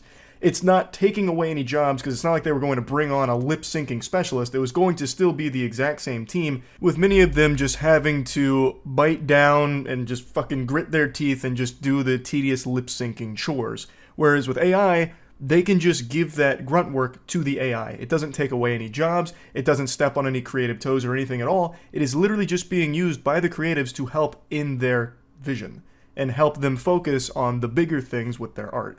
I think that is another good use of AI, but I don't see a company like EA using AI for these purposes. EA is a company that would be putting nicotine in your controllers if it was able to make you more hooked on their products and spend more in their games with their monetization models. They are not a company that is going to be using AI to just help their employees. It's going to be used to try and phase them out over time so they can save money on those salaries. 100%. That is the goal with it. They'll be able to churn out more games faster with less work behind them, like less salaried work behind them, and I think to them, that's the holy grail that Andrew Wilson is referring to. So it's just a really grim future for games once they start integrating AI into it, and EA isn't being shy at all. He is coming out and saying they can't wait to ramp up their AI. And that shit sucks. That is just classic EA garbage right there. And I just had to talk about this. It's another big video games industry misfire here. Like, I don't understand how so many of these companies keep doing this all so quickly back to back to back to back to back. I'm curious to... Have you ever heard the expression, saying goodbye is the hardest part? Well, it doesn't apply in this case. Saying goodbye is the easiest part, and also the happiest. Because today we say goodbye to John Riccitiello. He's not dead, but his reputation and career might be. And it should be. He should never work in the video game space again. He is a plague that infects it with the greediest, most outlandish ideas ever, and fundamentally ruins any type of goodwill the companies could ever muster. He has a worse reputation than E. coli. John Riccitiello sucks. Point blank. No reason to beat around the bush. I made a video talking about the Unity situation a couple weeks ago. I never gave the update in a separate video, but I'll just go ahead and give it now. I've talked about it on stream. Basically, the big drama that led to all this is Unity published some changes to how they're going to be doing business going forward. Is extremely fucking greedy, extremely ridiculous. There was a ton of backlash, and a lot of developers were making the switch to competing game engines and just abandoning Unity because they could no longer trust them, obviously. So, Unity did what the electric slide taught them to do. One hop this time and take it back now. So, they walked back most of their changes and put forth a more reasonable proposal, a more reasonable policy change where it would no longer be retroactively enforced, meaning any games that were made with the Unity engine prior to this new agreement are not subject to the new terms, the way it should be and should always be, as well as increasing the threshold that you need to reach to be subject to the changes and the fees and all that. Basically, they made a much more reasonable change. However, I don't think that exonerates them of the crime of cringe and greed. That was still an unforgivable sin that most people are still sore about because they did that out of nowhere and had no problems doing it either. No hesitation. They just dropped that shit and said, toodles. And that was that until the backlash was simply too much. And then they reluctantly had to change it. Now, John Riccitiello isn't solely responsible for that policy change, that greedy direction Unity tried to go. There were a lot of moving parts there. Once again, I mentioned Upper Echelon made a video covering it, and I still think his video on the situation is extremely informative, so if you want to know more about the inner workings that led to something like that, I highly recommend checking that out. But John Riccitiello is still the CEO, or was the CEO of Unity at the time, thus a leadership position for the company, the face of it. So, with the decision this detrimental, this apocalyptic, the doomsday that was brought forth from Unity, someone needed to shoulder most of the blame, and naturally that's going to fall on your CEO because that's kind of the face of your company. So John Riccitiello rightfully caught a ton of shit for that, and it seems today the decision to step down has been finalized, so he is no longer the CEO of Unity, which means he has done something unthinkable, something I wouldn't have ever imagined possible. He is a creature that was too greedy for EA, and now also too greedy for Unity. That's fucking mind-boggling. Almost impressive. Congratulations to John for making history here. For those that don't know, John, the money's gone Riccitiello, was previously with EA before Unity. And while there, he kicked around some pretty abominable ideas, such as charging per reload. His example was, we need to strike while the iron's hot, and when someone's in the middle of a game and they're shooting against an enemy, they run out of bullets and they need to reload, we charge them $1 for that reload, and they won't be price sensitive at that point because they're going to want to finish off the kill. I'm paraphrasing it, but I'm boiling down the point in a nutshell. Fucking charging per reload, he was listing as a gold standard example of great microtransactions. He also famously called developers fucking idiots if they didn't focus on microtransactions in their games. He's just an awful guy. He is the worst thing for gamers, because he is someone that just wants to exploit the industry for selfish gain. But I'm not here to just keep talking about his past. Let's talk about John's future. Hopefully there is none in the video game space. I hope this is truly his last rodeo here with Unity. Why would you hire someone that keeps failing? His greed is insatiable, and it fucking sinks companies. Well, it doesn't sink them, like Unity and EA haven't gone anywhere, but it ruins reputations. Why would you want him in a powerful position at your company? It's incomprehensible, but I already know he keeps failing upwards. He shouldn't have been working in the video game space after his bout with EA. He should have never even made it to Unity, but he did. So, I have a sneaking suspicion John will continue to fail upwards, and he'll probably land a CEO position at fucking Ubisoft next. Like, he will likely be in another position in the video game space and finding more and more creative, degenerate ways to squeeze money out of the consumers, and that's just the cycle's going to continue. That's my prediction, but I hope I'm wrong.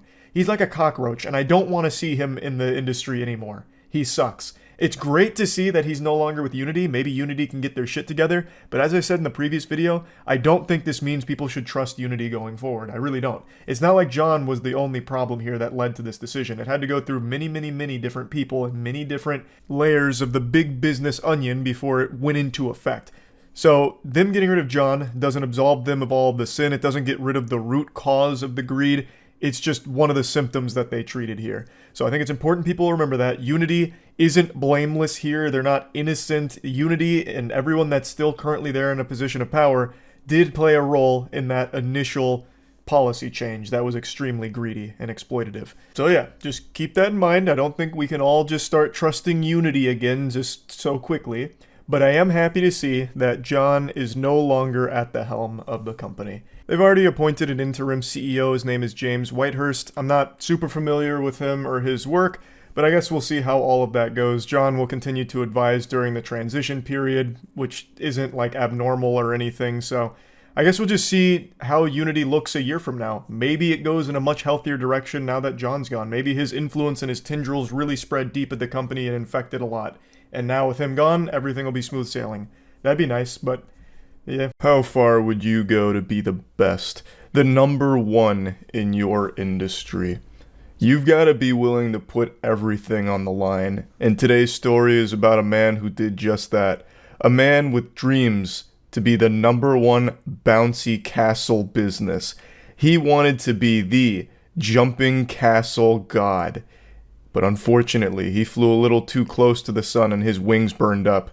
Well, not really his wings. He just burned up every business that also sold jumping castles. He committed a series of arson attacks on rival bouncy castle businesses. His name is James Balcom, and he looks like a silly character you'd make with the Dark Souls character creator. He's currently serving an 11-year sentence for all of this, and I just found the whole story so wild. I legitimately feel bad for all of the rival businesses because a few of them lost their entire business to his arson attacks.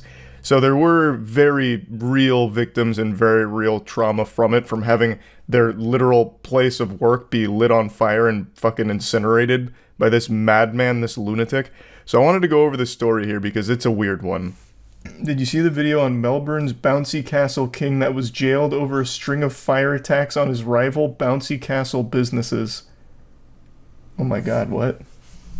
Anderson threw a Molotov cocktail through a smashed window at a business, causing a huge blaze that engulfed the factory and destroyed 110 jumping castles. And it looks like he's going to jail. And it looks like he's done quite a few of these. This is very interesting. This happened last month. You've been holding out on me? Why didn't you tell me about this? Jumping castle operator jailed over arson attacks on Melbourne rivals. James Balcom set on destroying rival businesses that if one fire caused minor damage, he commissioned another. Wow. He desired to be the #1 in Melbourne's jumping castle game, and it's seen him jailed for up to 11 years over a series of arson attacks. What a crazy thing to commit your life to, being the #1 jumping castle guy. The whole bouncing castle cartel. It's so weird. It seems like most often the most unhinged business people are the ones in like the children's entertainment center or sphere. Like the bouncy castle guys running like an arson unit to take out competitors. Surprised this isn't from Florida. Fucking true. Amen. I am almost disappointed it's not from Florida, if I'm being honest. The County Court of Victoria heard that Balcom, whose company Awesome Party Hire was ranked #1 on Google after he commissioned the attacks on rival businesses, was arrested after he ordered that his own shed be torched. Galaxy Brain covering his tracks. No, I'm not the one behind the arson attacks. Look, someone lit my empty shed on fire last night. We have to put a stop to fucking Firefly ASAP. Please, God, anyone, the Human Torch has gone loose. He's rogue. Only way to stay on top. I would argue the only way to stay on top is to legitimately be the best jumping castle business as opposed to the only one that's not lit on fire. For example, let's say I'm in the market for getting some bouncy castles and I really want high quality product. I'm checking Google and Awesome Party Hire's #1.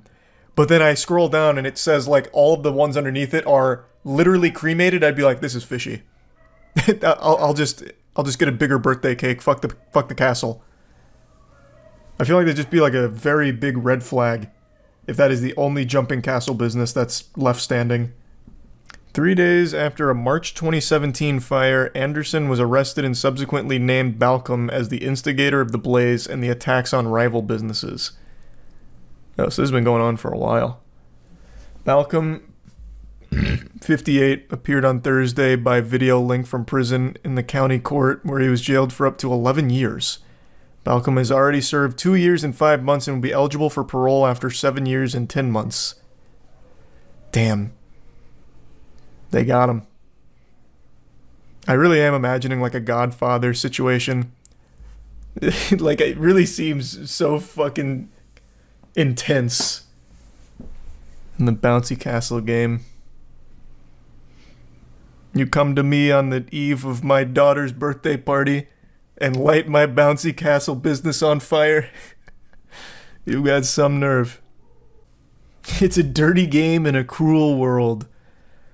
Yeah.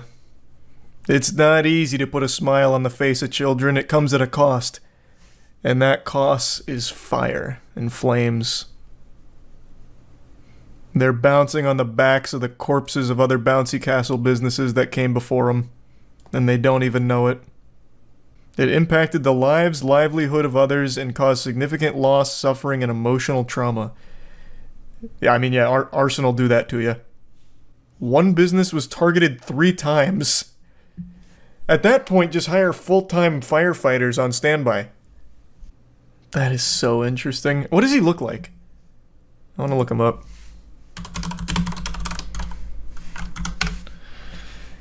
Oh, wow. This... I imagine you also got an image in your head of some, like, lunatic-looking guy. I'm just going to tell you right now, he looks exactly like the image you have in your head. This looks like an AI-generated arsonist. What the fuck?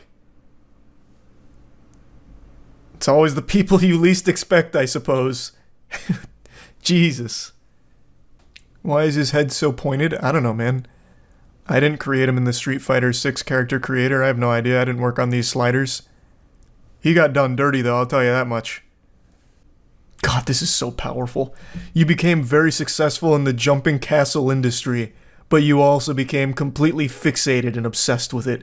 It consumed your every waking moment, Court Judge Stuart Bales told Balcom. You became the Dark Knight. You fell right into the Joker's palms. You're better than this, James. Gotham deserved more.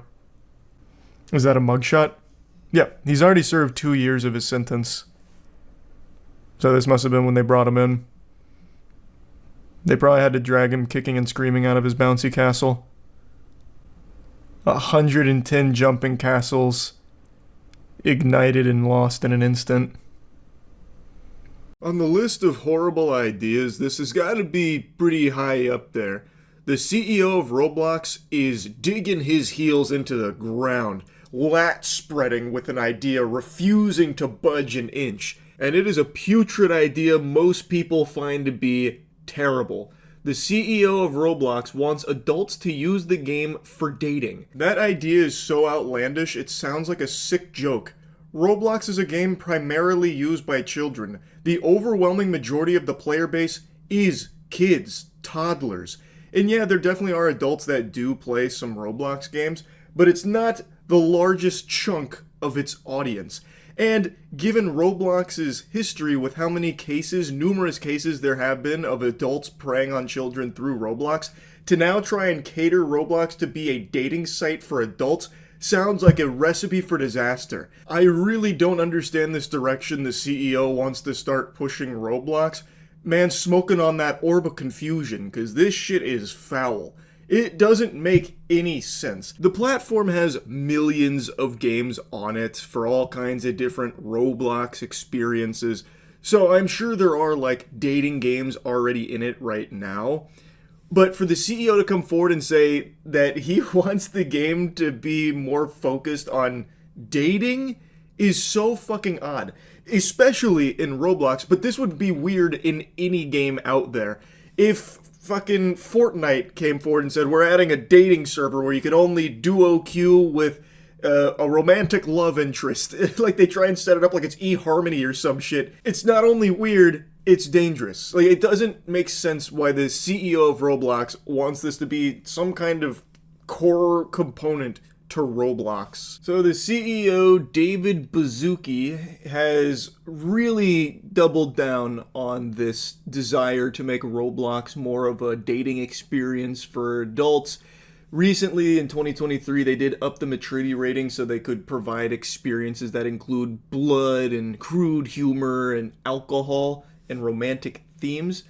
But in order to access that, the users have to prove their age, so they're required to share identification documents to prove it. But as mentioned in this article, there's not a whole lot to stop an underage user from just using their parents' ID. It's just not the best system. It's very easy for a kid to get around that if they just use their parents' ID, and then could end up in a romantic Chuck E. Cheese with a candlelit dinner with Jared Fogle. Anyway, though, the CEO still wants to provide a cozy space for relationships to bloom through movie screenings, concerts, and mixers, all hosted in the virtual space. Adults can get to know one another on a more intimate level. To Baszucki, it's a solution to a modern problem, a loneliness epidemic, as he called it. I'm so tired of people thinking that the loneliness epidemic is something that can be fixed by adding even more things that isolate people. It's the most ass-backwards approach to this ever. Is there a loneliness epidemic, a problem with tons of people being more and more lonely? You bet your sweet bippy there is. You're in denial if you're trying to argue otherwise. People are more isolated from one another than ever because all of their experiences come through the computer screen now. Very few people are getting the normal socialization that a lot of us growing up took for granted. How the fuck is also getting all of your dating experiences through the Roblox movie theater and pizza joint somehow helping with that loneliness epidemic? It is only exacerbating that issue of keeping you locked indoors away from other human beings. This is not a solution to the problem, it is another symptom of it and only makes the problem worse. This is not the direction to go if you're trying to tackle the loneliness epidemic. Also, Roblox is probably the worst place to do something like this. Again, this platform has had a history of a lot of predators using it, and also some of them not even being like taken down by Roblox themselves. So Roblox doesn't have a great track record when it comes to protecting kids on it. So I am not very confident that somehow Roblox dating is going to be, you know, all buttoned up where it's 100% always only adults going on dates in the first place. I feel like this is going to be a really, really messy, terrible thing that parents should be a little concerned with. It really is a fucking baffling decision, because Roblox is a gaming platform first and foremost, and it is primarily targeted towards kids, very young players. But with this decision and this fixation on this bad direction, the CEO wants it to also be viewed as a dating platform for adults. If you are a parent and your kid wants to play Roblox, but you're now hearing that it's mainly starting to be a platform for adults finding love, a dating platform for adults, you're hearing about adults that are hooking up because they met through Roblox, well, you're not going to want your kid on there, and you shouldn't. That's not a suitable place for them anymore if a lot of adults are now being conditioned to view Roblox as a place where they might go find a potential partner. That's not a good situation at all. Even if the CEO doesn't completely change the identity of Roblox to a dating site, even if it does maintain the gaming identity where it is primarily focused on games, it's still not a platform that is suitable for kids anymore if it is gaming with also a huge emphasis on adults dating. Those two should not be on the same platform ever. It's fucking weird. Thousands of adults will meet for the first time in Roblox dating experiences and subsequently form real-life relationships, he said in 2024. I think a lot of people who are too afraid to go on a real-life date might find it easier to have a virtual date to start, and then if they connect, move to the physical world. Oh, brother, this guy stinks. What are you talking about, man? If there are adults that want to connect and meet a potential partner, there are tons of platforms that offer that right now. It doesn't need to be Roblox. It shouldn't be Roblox. This is a gaming platform that has a majority user base of kids. It is weird to try and now make it also cater to adults to find love. I know it's been a pretty big meme about this, but it does really feel like it is some kind of CIA operation to catch pedophiles here with this Roblox dating experience that's trying to be offered. I think of Roblox as a platform to help loneliness and help bring connection. Can we do this in a way that is more civil and higher quality than any other company could? No. No, you can't. Roblox has failed numerous times in protecting kids from predators that are already on Roblox, even before offering the dating experience component. And also the article even mentions a recent one, which again is just one of many cases where Roblox has been used by pedophiles to do terrible things. And I can only imagine that that gets worse with Roblox trying to make this pivot into dating experiences, making it more of a focus. This is just a horrible idea no matter how you try and spin it. I don't know why he really keeps trying to sell this idea that it's to try and combat the loneliness epidemic. Once again, this only makes it worse. I really think one of the primary motivators for why he wants this so badly in Roblox is because he wants even more users in the ecosystem. Roblox is a behemoth that brings in unimaginable money, but it is mainly from kids. So I think he's trying to find ways to get more adults invested in the platform so they can make even more money. It's not only a bad idea, How the fuck is it going, everyone? I'll go ahead and acknowledge the elephant in the room. That Lubriderm lotion right there is not for masturbating. I use it for my hands. I just forgot to take it back to the bathroom, and I just now noticed it when I started up the recording.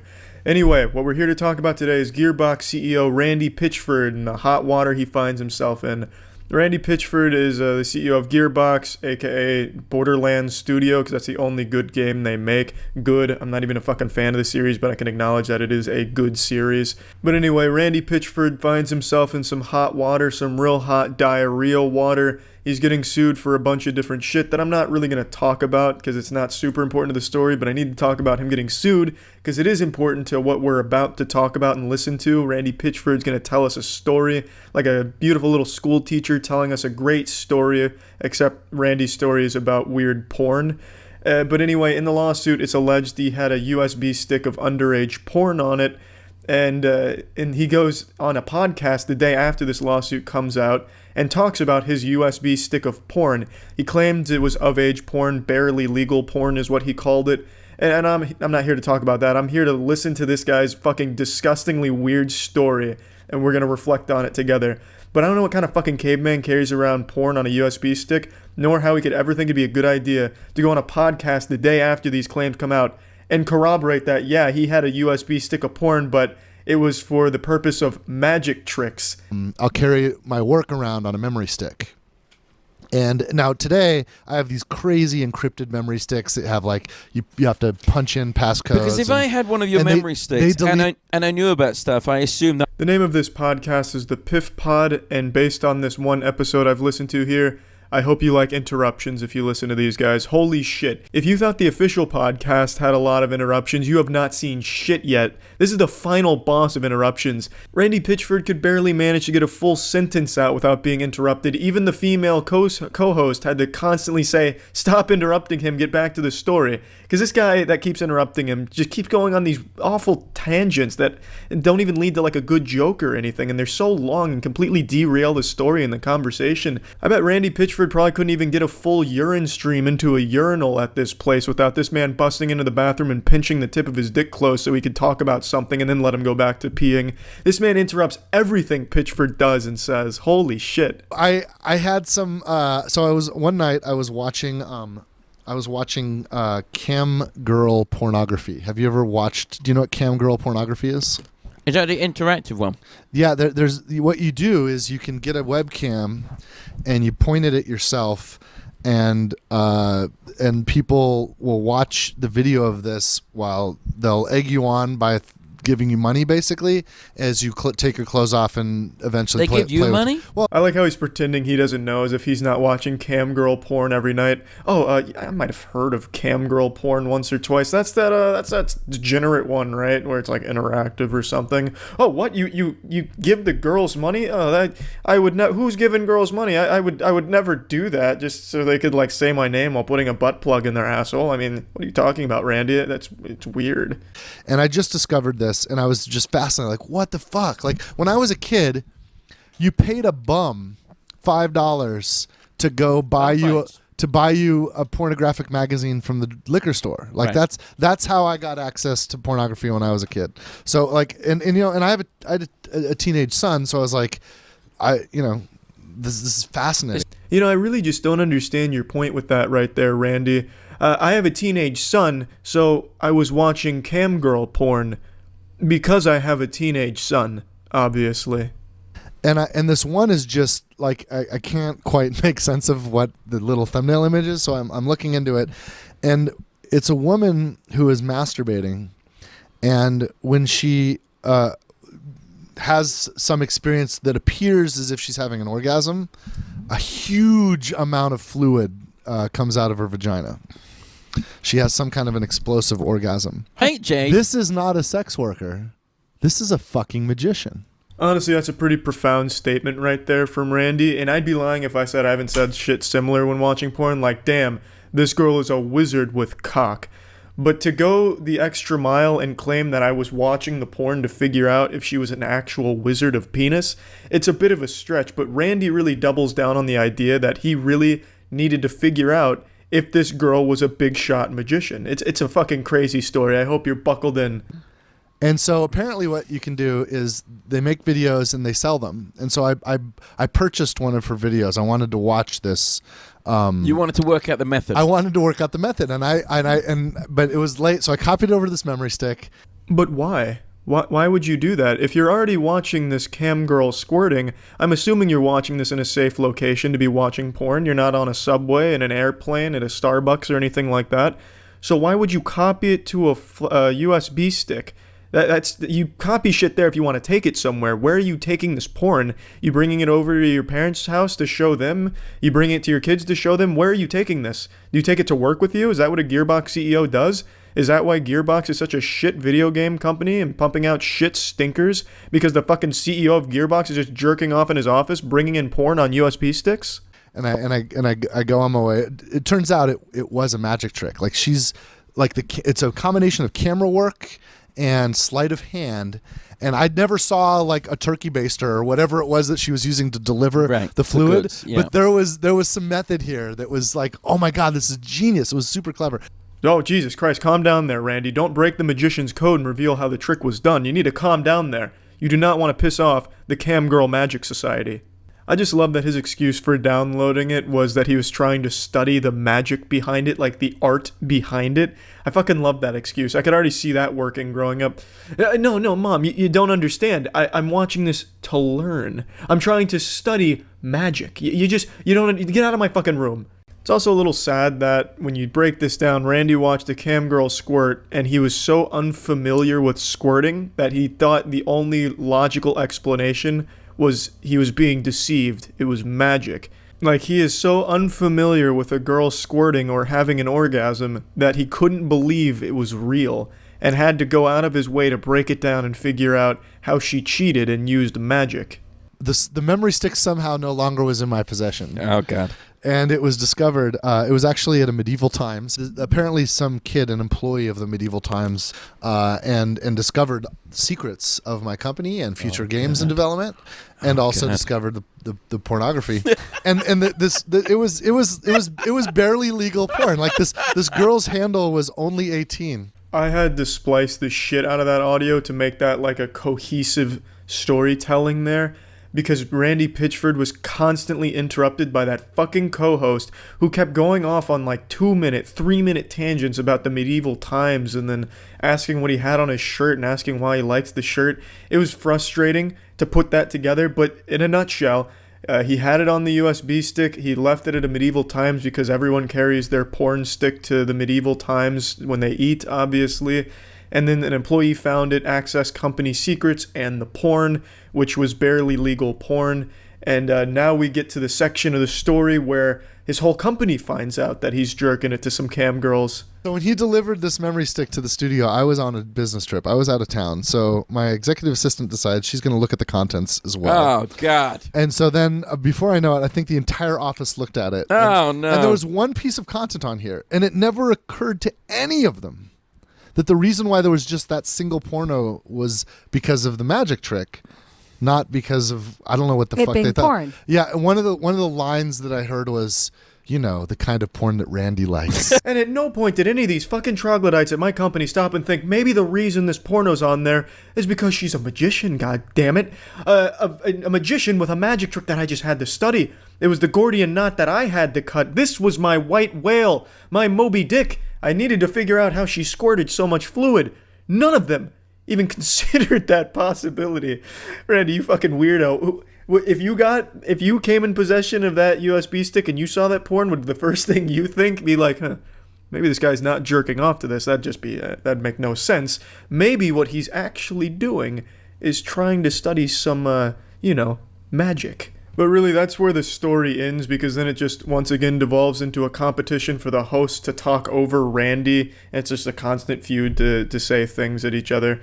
But anyway, what a fucking story, Randy. That's wild. Randy Pitchford, more like Randy Pitch a Tent, because this man is carrying porn around all the time, apparently. Fucking crazy. Wild tale, and now all of you out there have a good excuse. If your significant other finds your porn or something, just say, hey, look, I was just trying to learn the method, you know what I mean? Like, I'm onto a big breakthrough here in my magic career. I think it's foolproof. That shit is fucking watertight, bulletproof, and that is an insane fucking story right there. Again, I just wanted to focus on the story you told on this podcast. I don't want to talk about the lawsuit or any of the claims going around there, because I don't know the whole story there. All I know is the whole story from this weird fucking USB stick porn adventure from Randy.